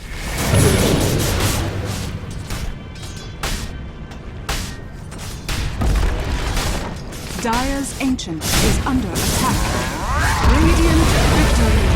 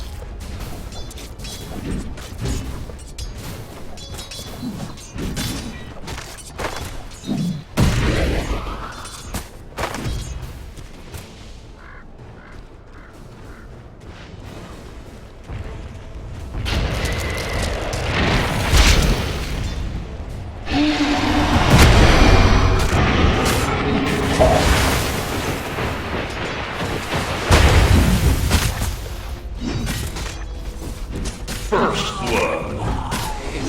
First blood. And that is how you do things in the... You've got the blood on you.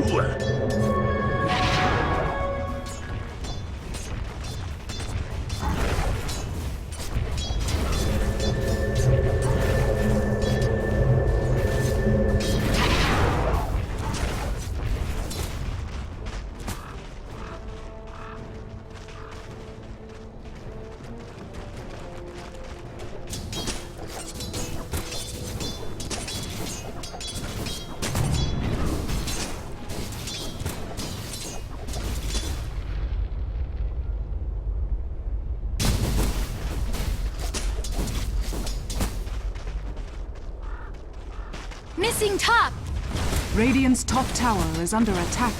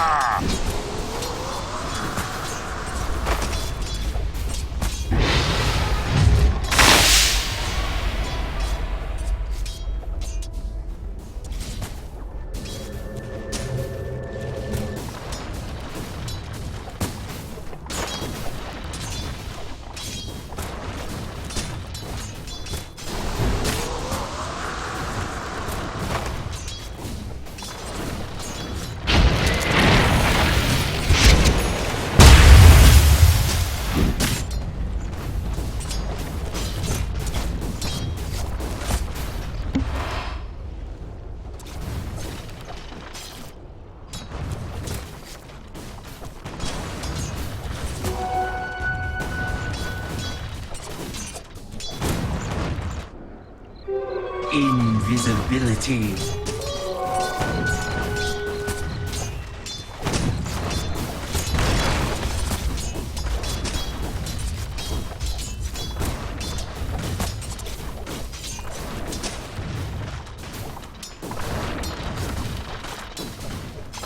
Missing top! Denied!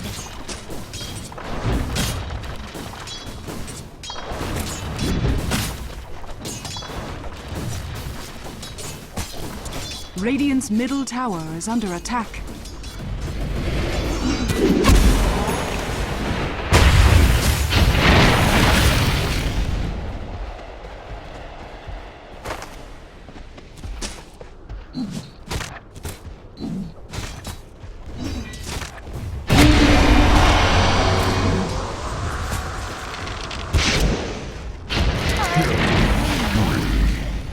Oh boy.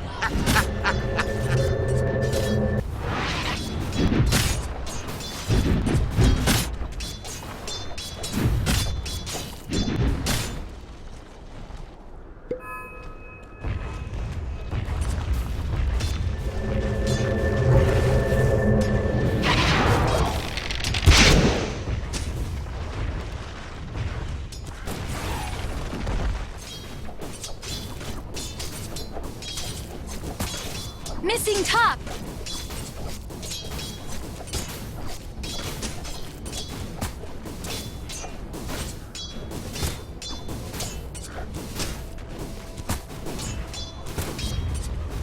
Killing spree. Double kill.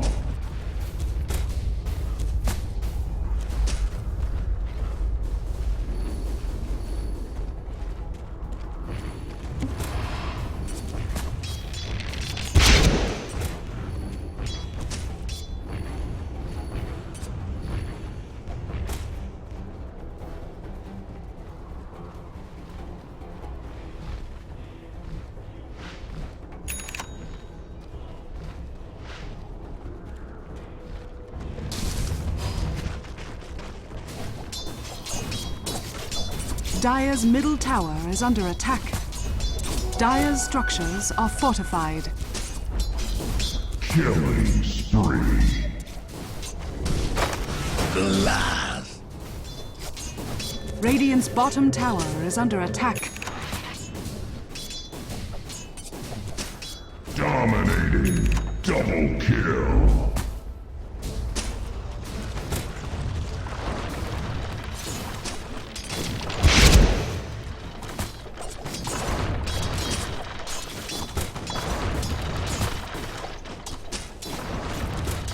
Dire's middle tower is under attack.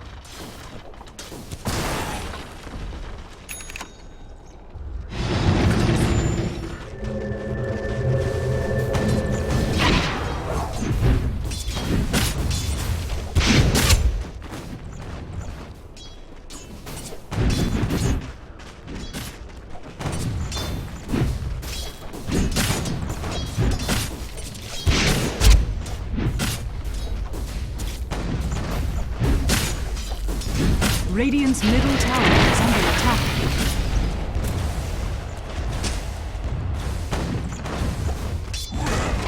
Bless your soul.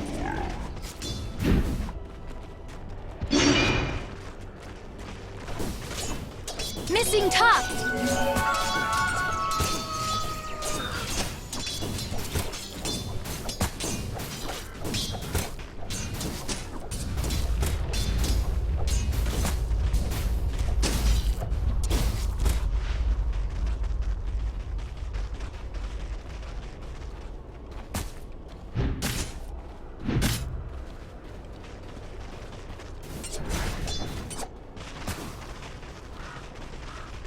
Dire's middle tower is under attack.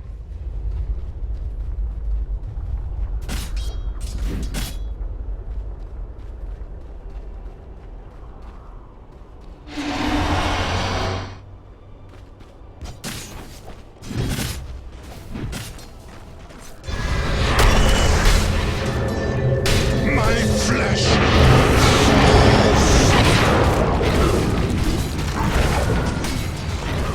My form. I blow you a kiss.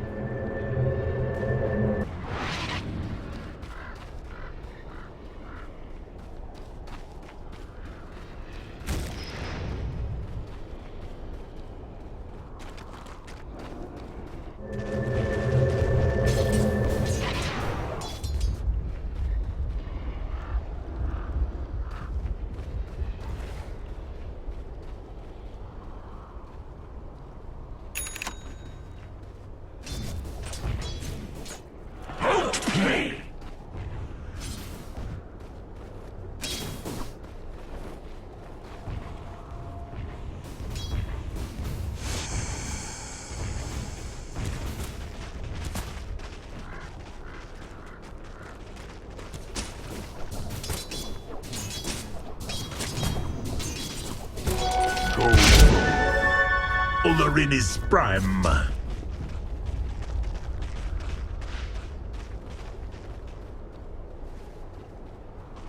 Dire's bottom tower is under attack. Radiant's top tower is under attack.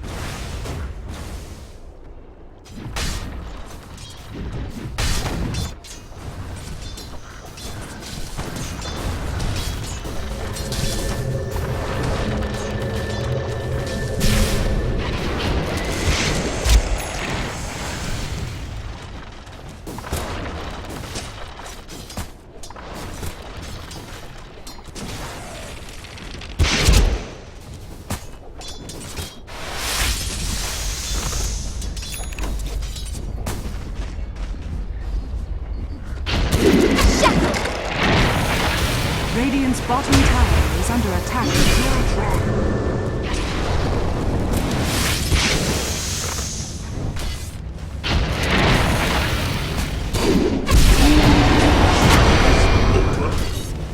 Endurance run!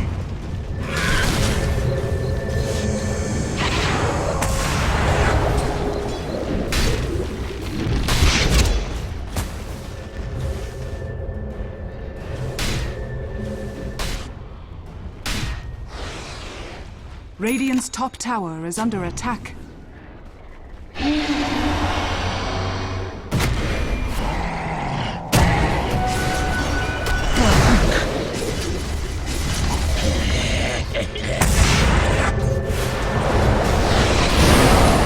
Dire's middle tower is under attack.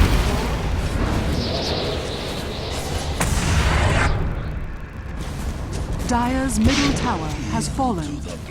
Dominating! I did my due. Radiant's bottom tower is under attack.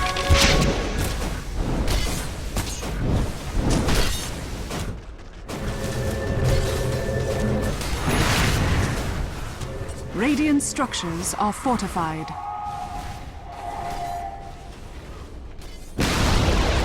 Radiant's bottom tower has fallen.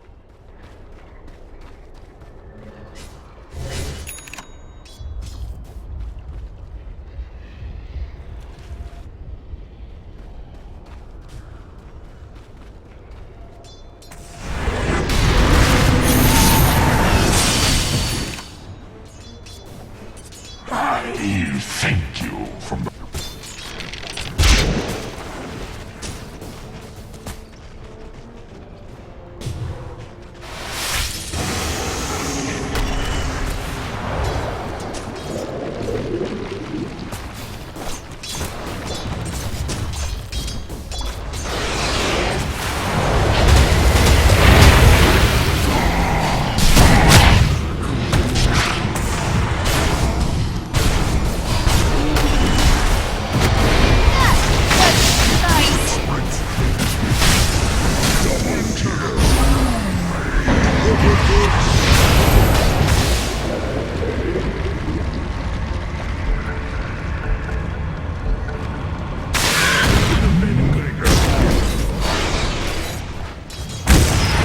Endurance run!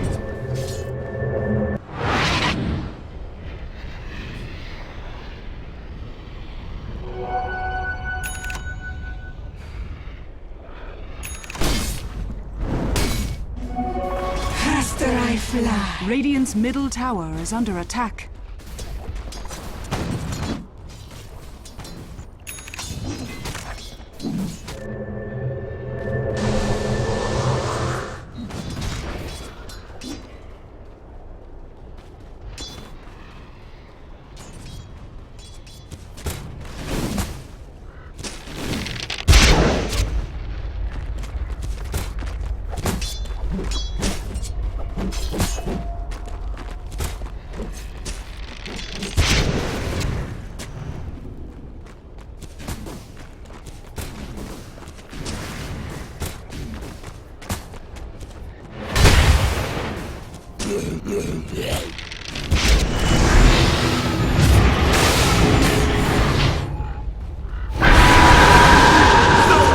Dire's top tower is under attack.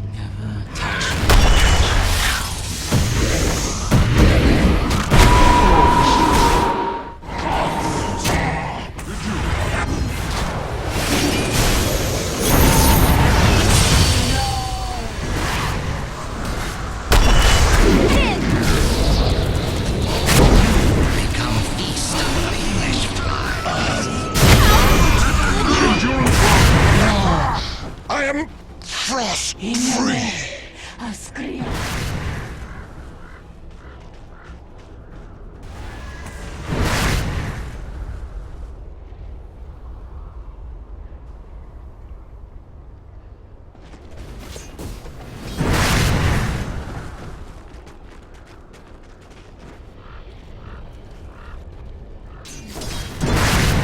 Dire's bottom tower is under attack.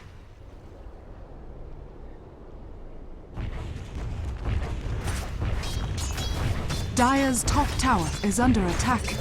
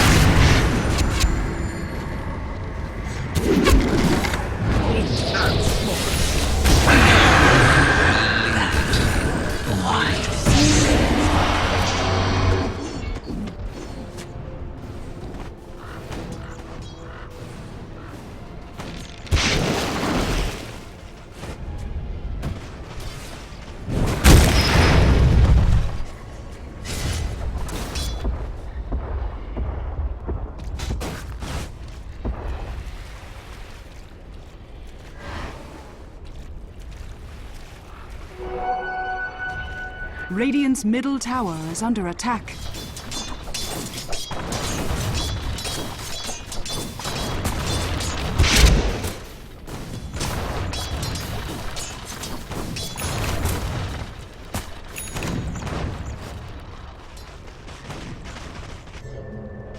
Dire's top tower is under attack.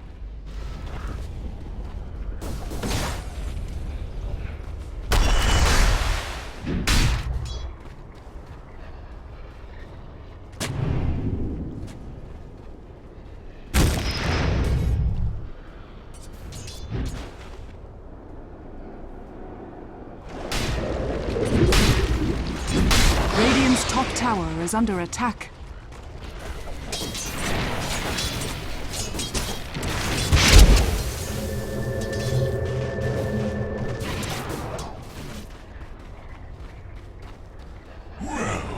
Bless your soul.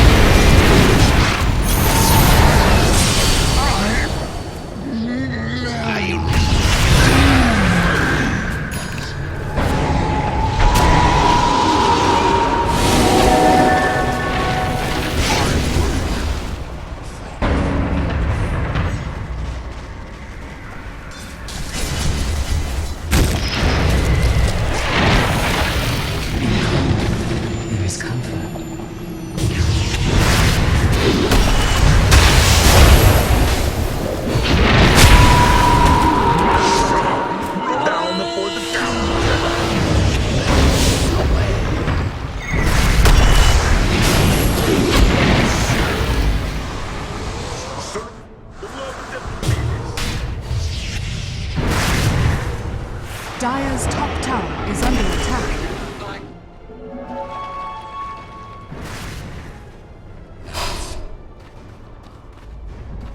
Dire's middle tower is under attack.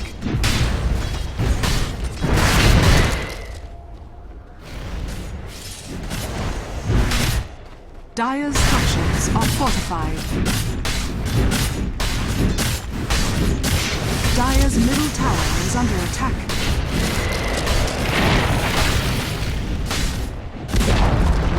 Dire's middle tower has fallen.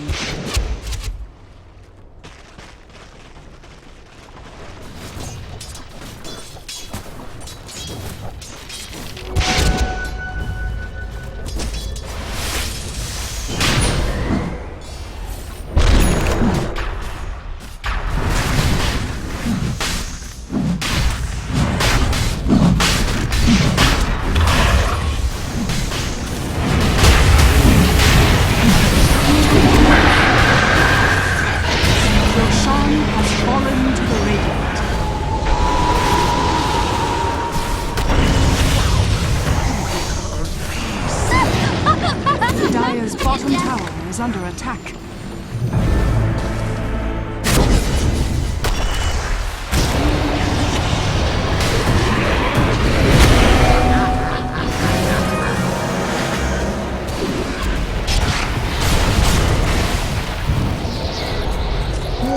Dire's bottom tower is under attack.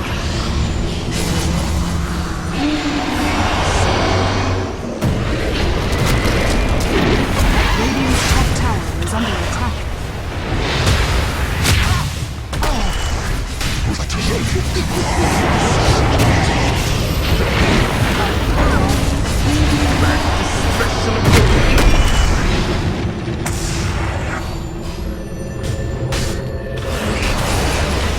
Radiant's top tower.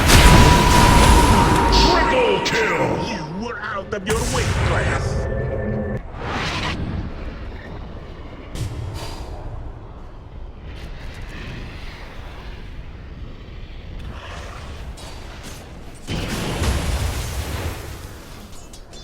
We see you.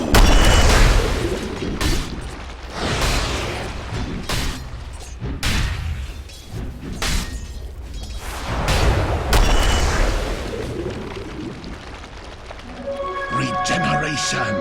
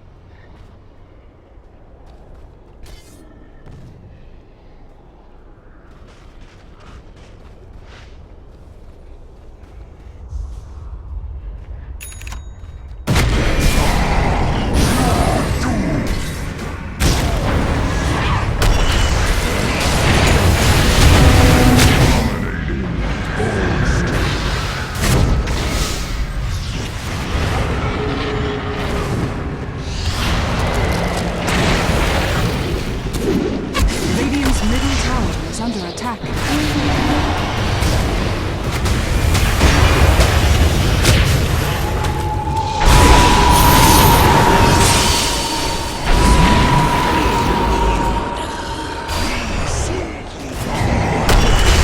Wind.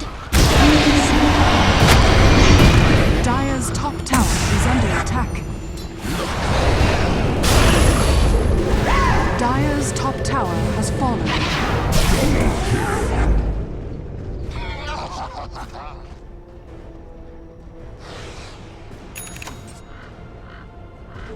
Illusion.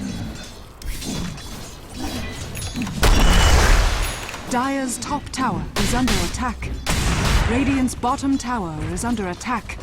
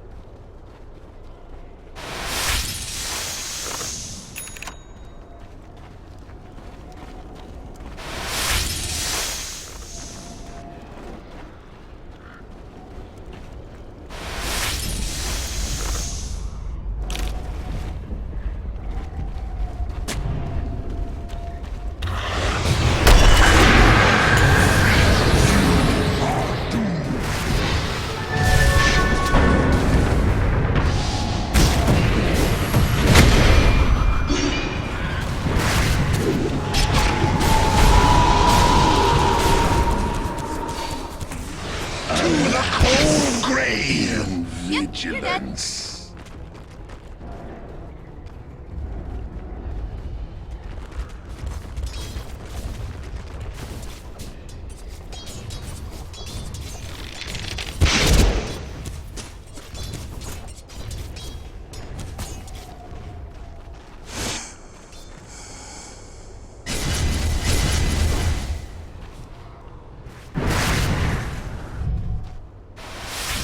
Radiant's middle tower is under attack. Radiant structures are fortified.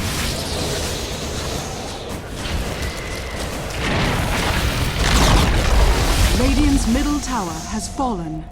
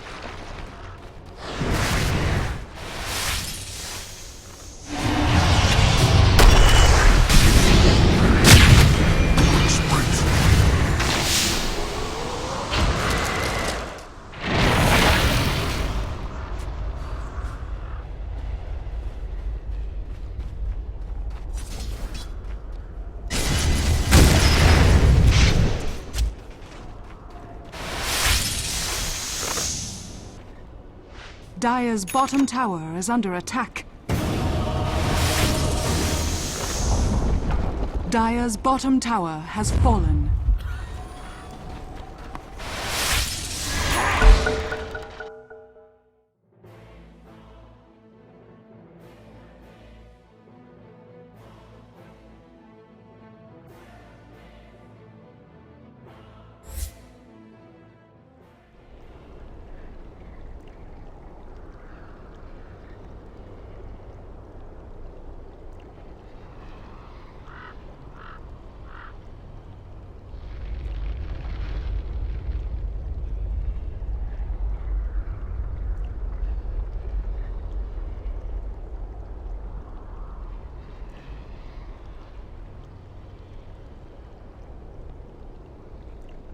Here we go again. Let me be more different. What's afraid you never satisfied? Here we again. Pretend you cannibal and I was afraid you won't get out alive. Oh no, I will sleep tonight. I want some more. What are you waiting for? I want some more.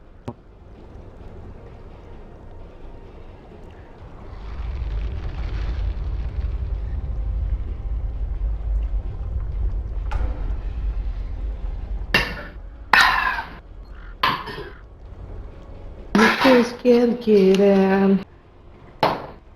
Wanna run and hide. I wanna run and hide. You're killing me now. 10 seconds And remaining. I will be denied by you. The animals inside of you. I want some more.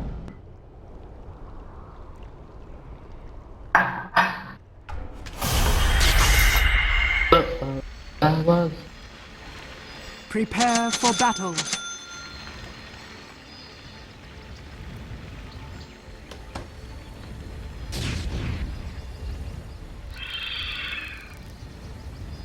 Bingo bingo.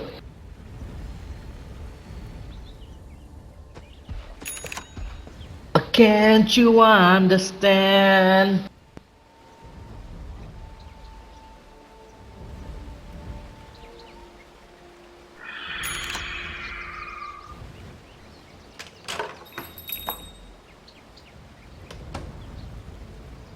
My eternal gratitude. little buddy. It's in the bag. It's in the bag.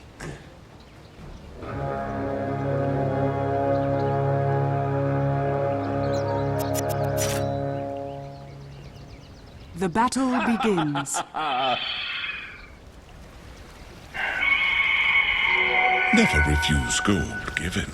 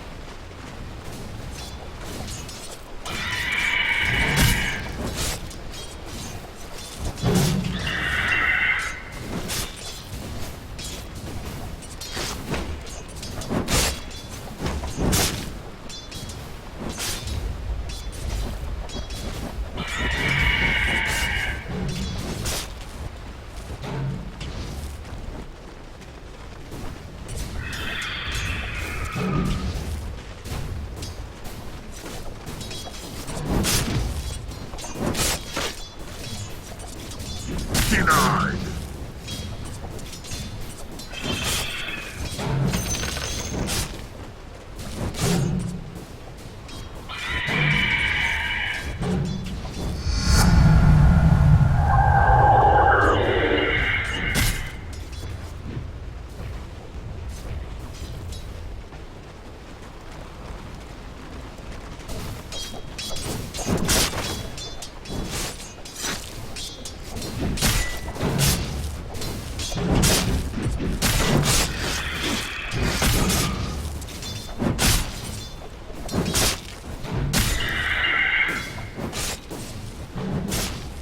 Missing middle. First blood. First blood.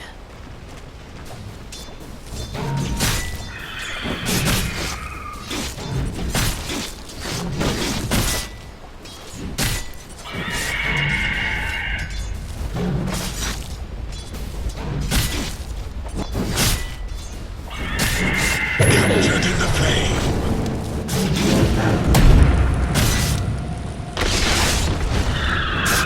Double kill. The flame dies out.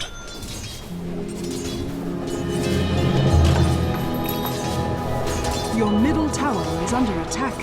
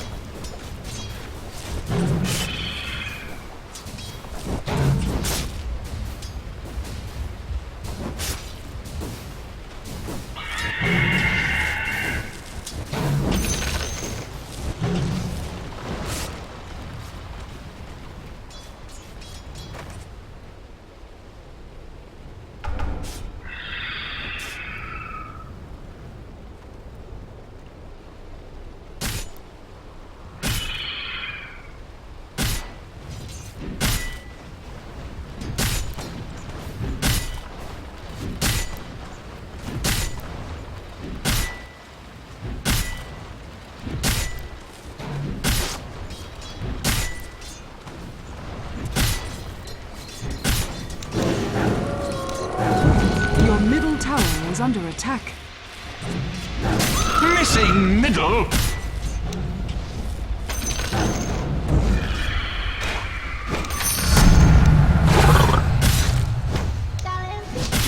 Missing middle.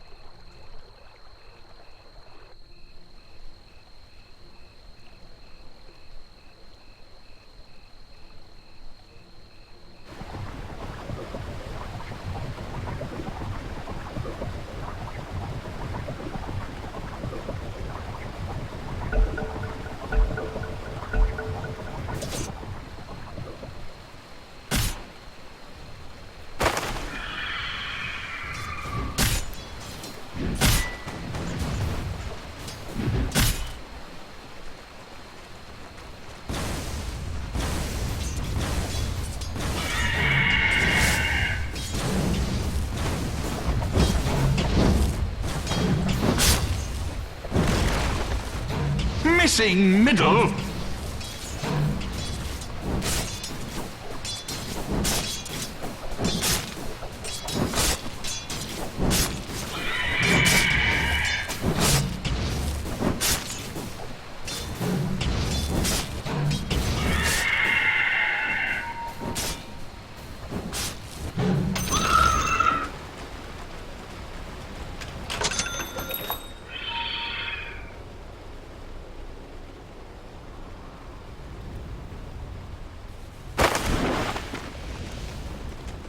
Killing spree.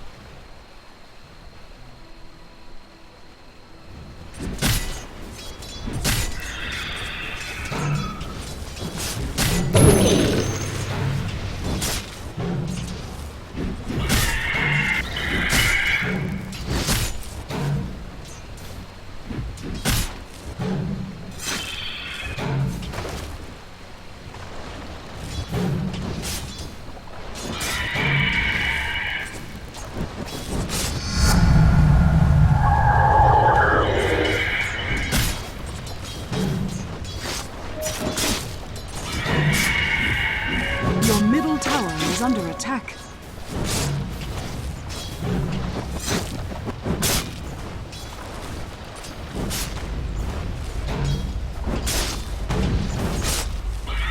Double kill.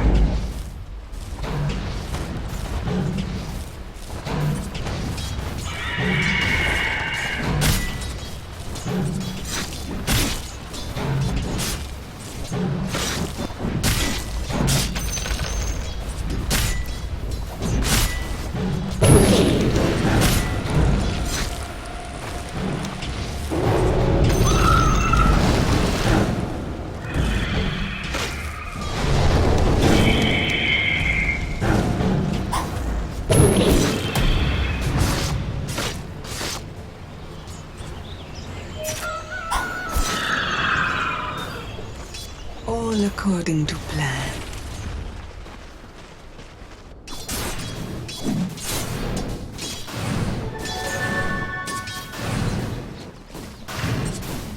Killing spree. No fighting now.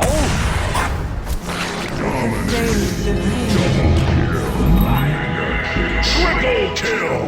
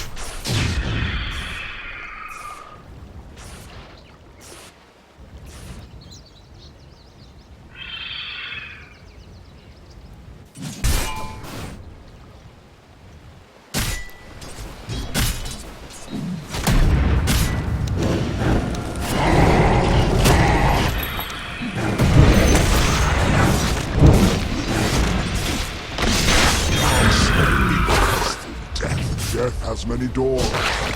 I open them. Be ensnared in fire.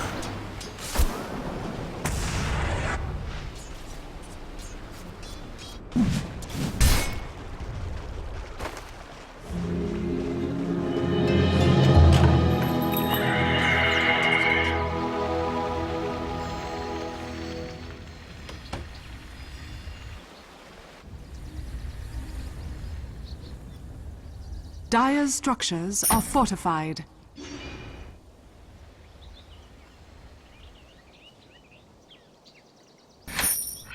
The enemy's middle tower has been denied.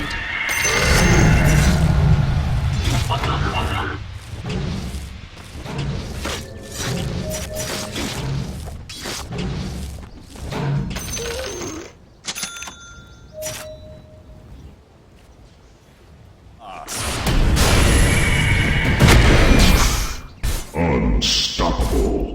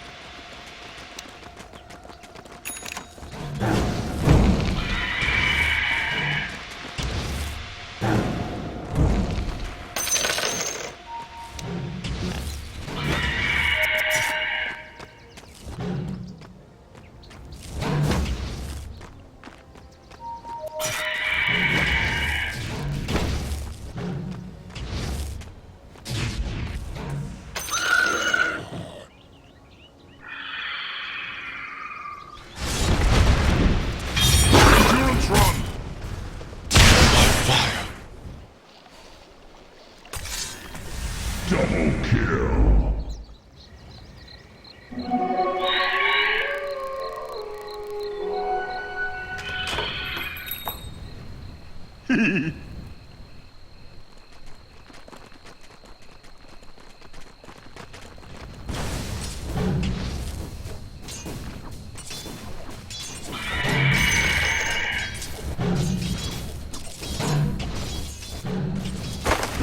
Your top tower is under attack.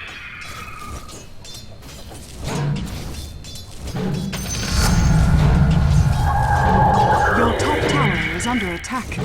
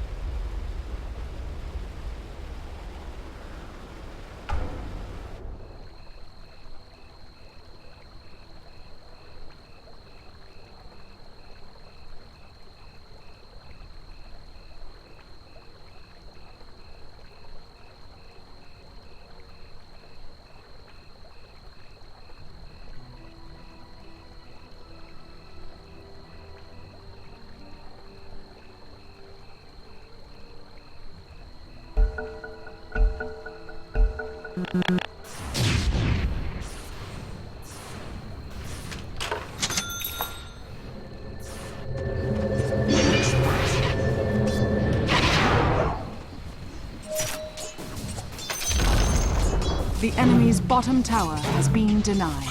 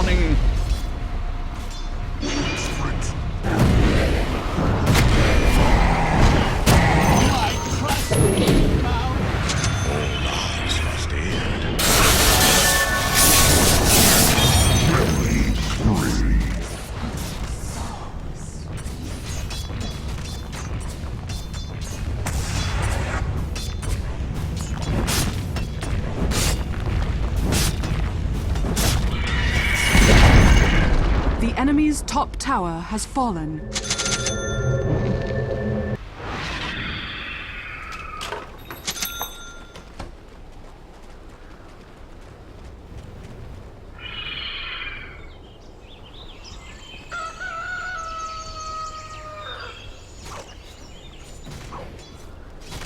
Dire's structures are fortified.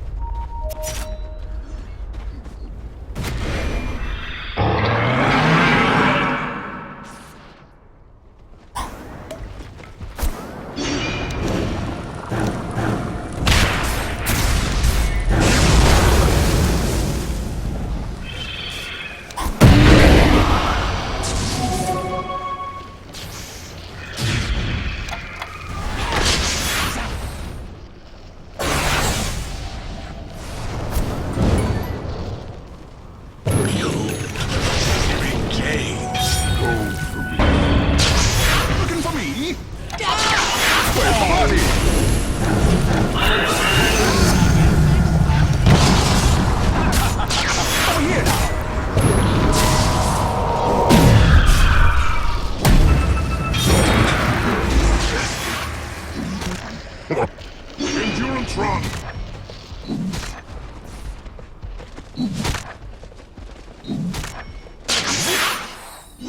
My name shall live on. That is foul play.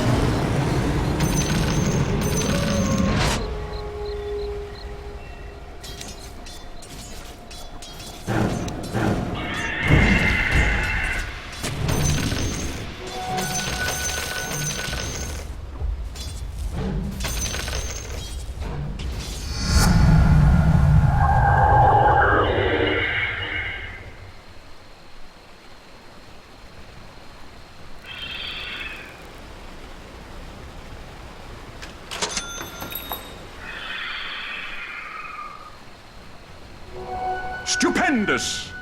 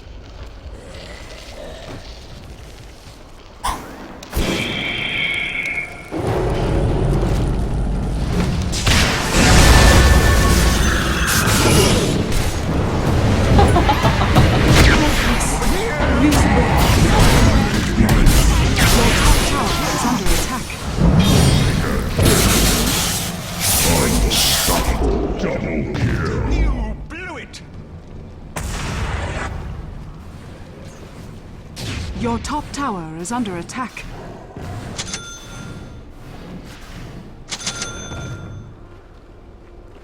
Your top tower is under attack.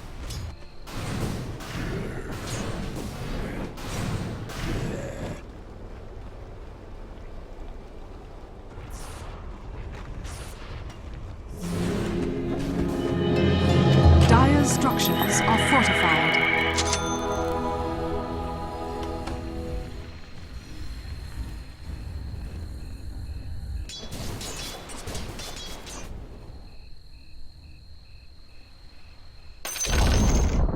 The enemy's middle tower has fallen.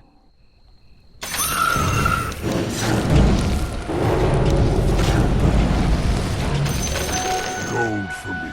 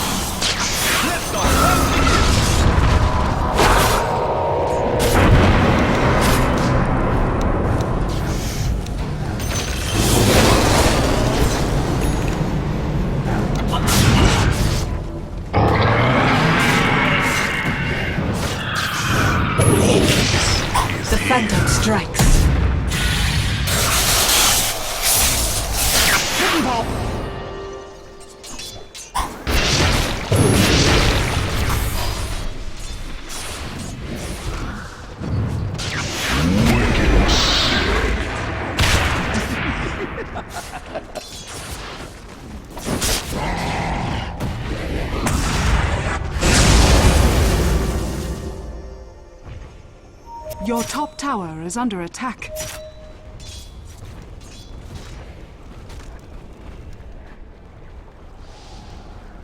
Your top tower is under attack.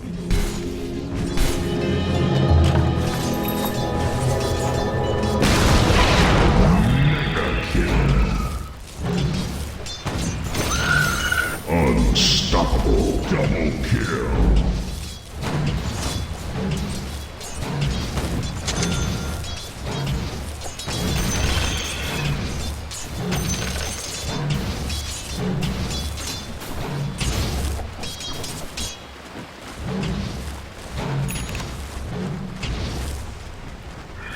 Wicked sick.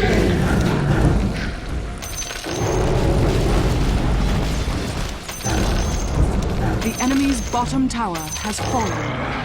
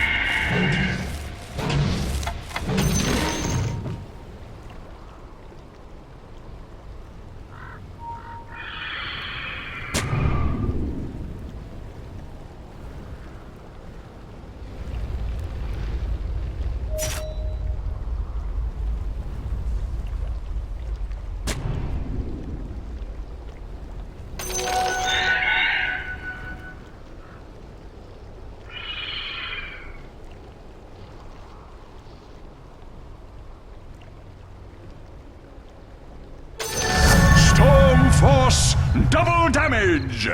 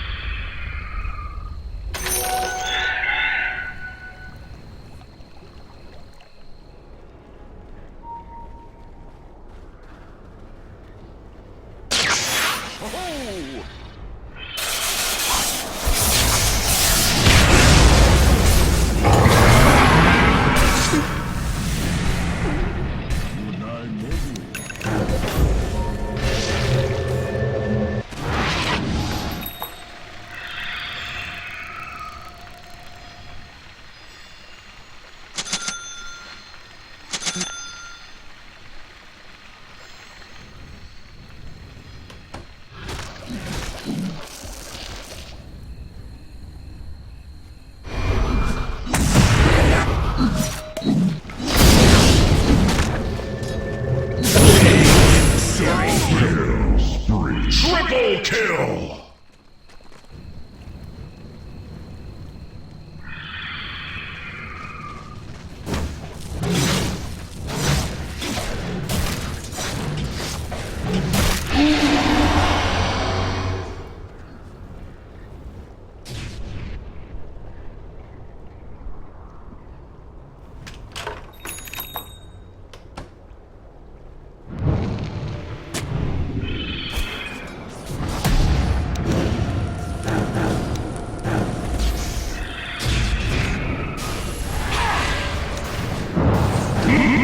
Monster kill!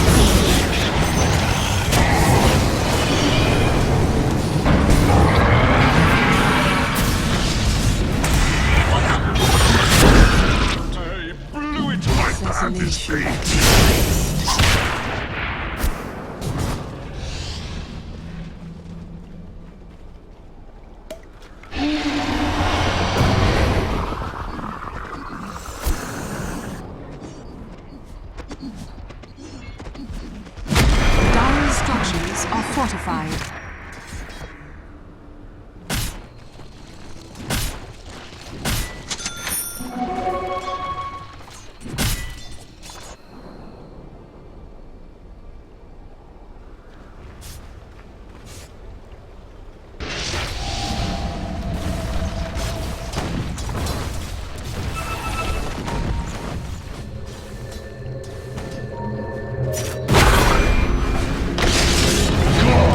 Your middle tower is under attack.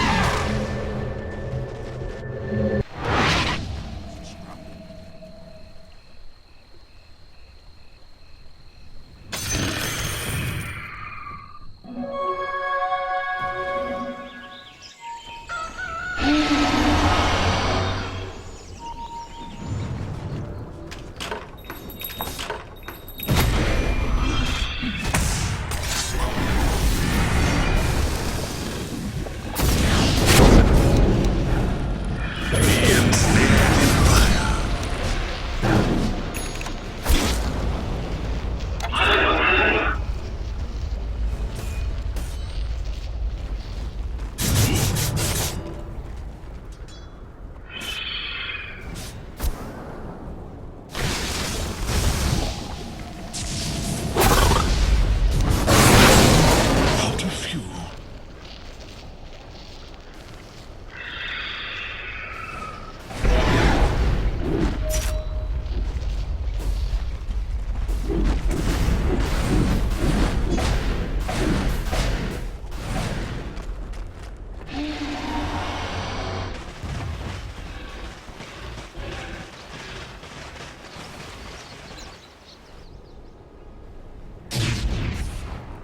Your top tower is under attack.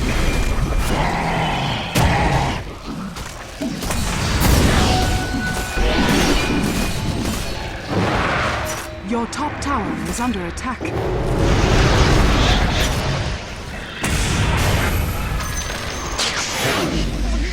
Your top tower is under attack.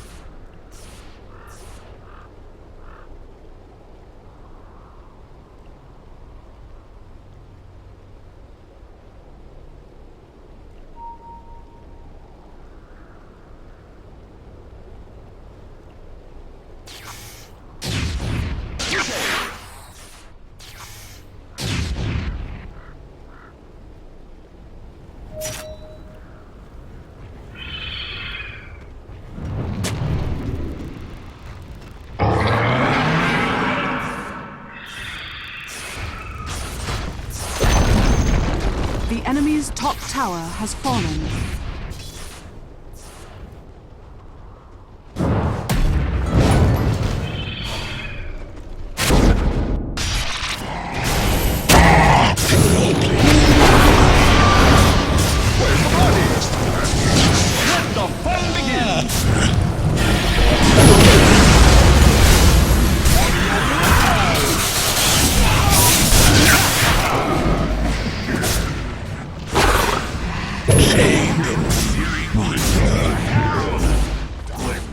Fear not your death.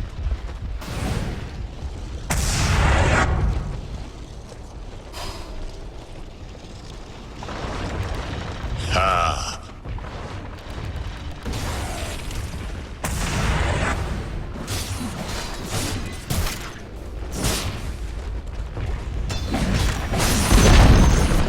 The enemy's middle tower has fallen.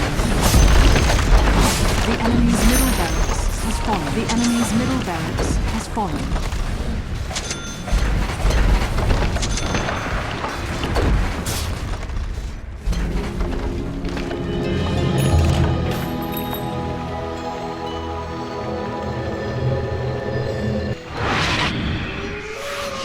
Zap!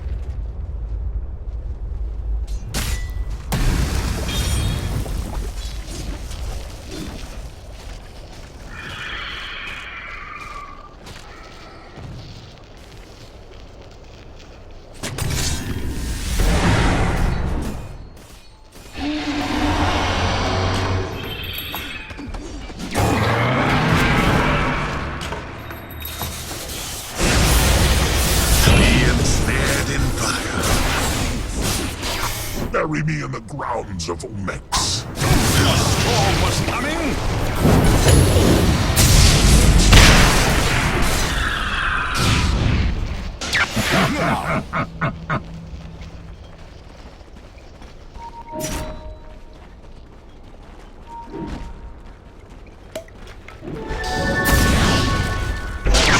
Zip!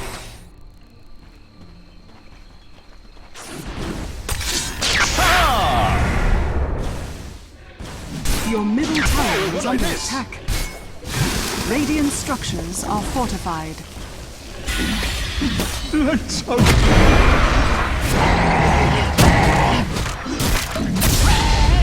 Transmuted! Your middle tower is under attack. Your middle tower has fallen.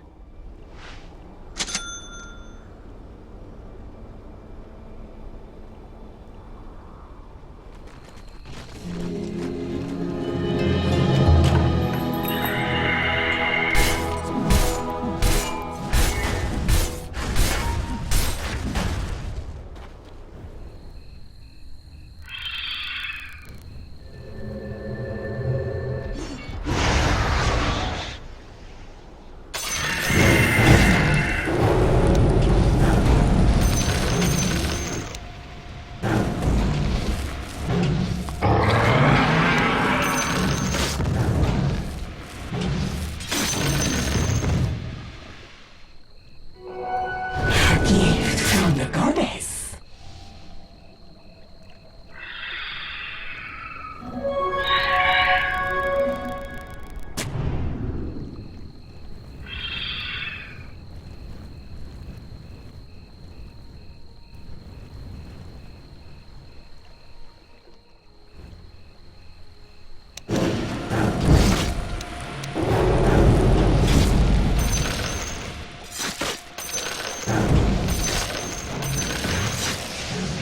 Zap!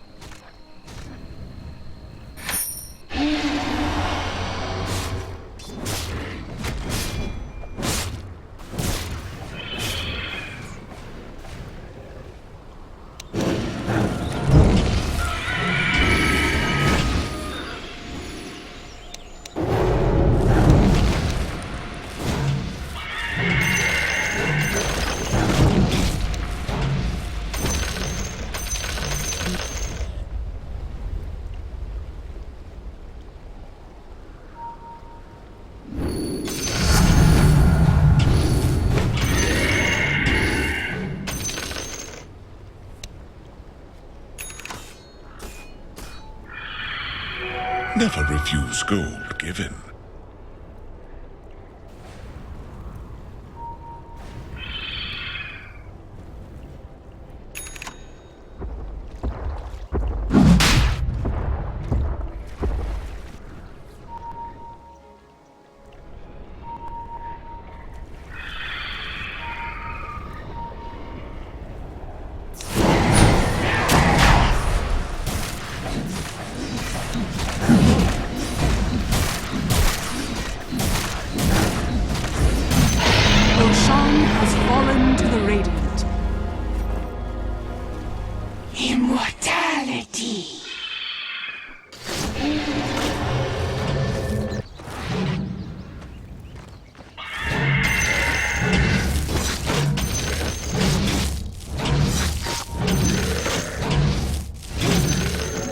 6 horns are better than 2.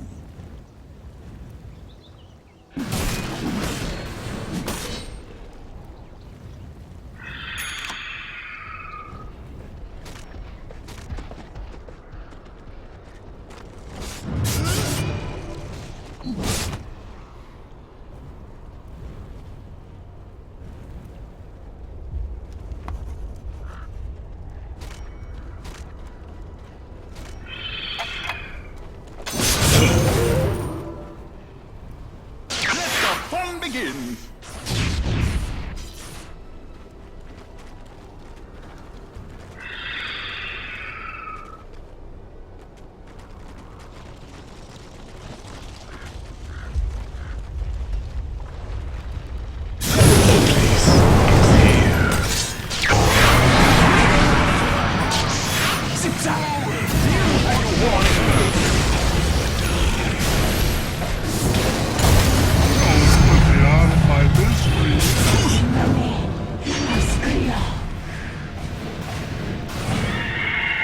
Dire's courier has been killed.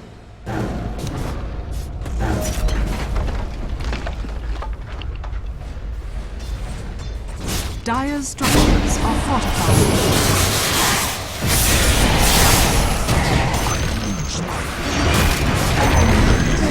The enemy's top tower has fallen.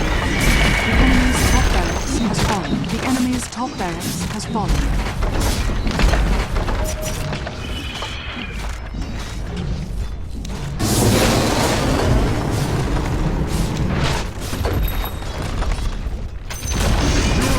The enemy's bottom tower has fallen.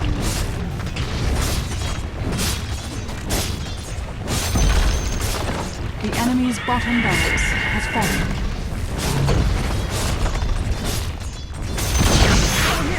The enemy's bottom barracks has fallen. You now have mega creeps.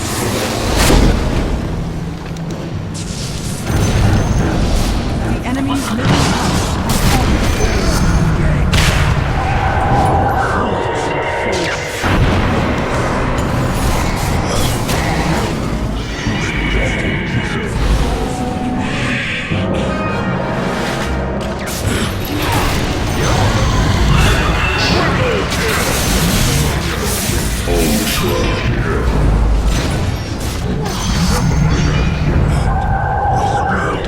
Radiant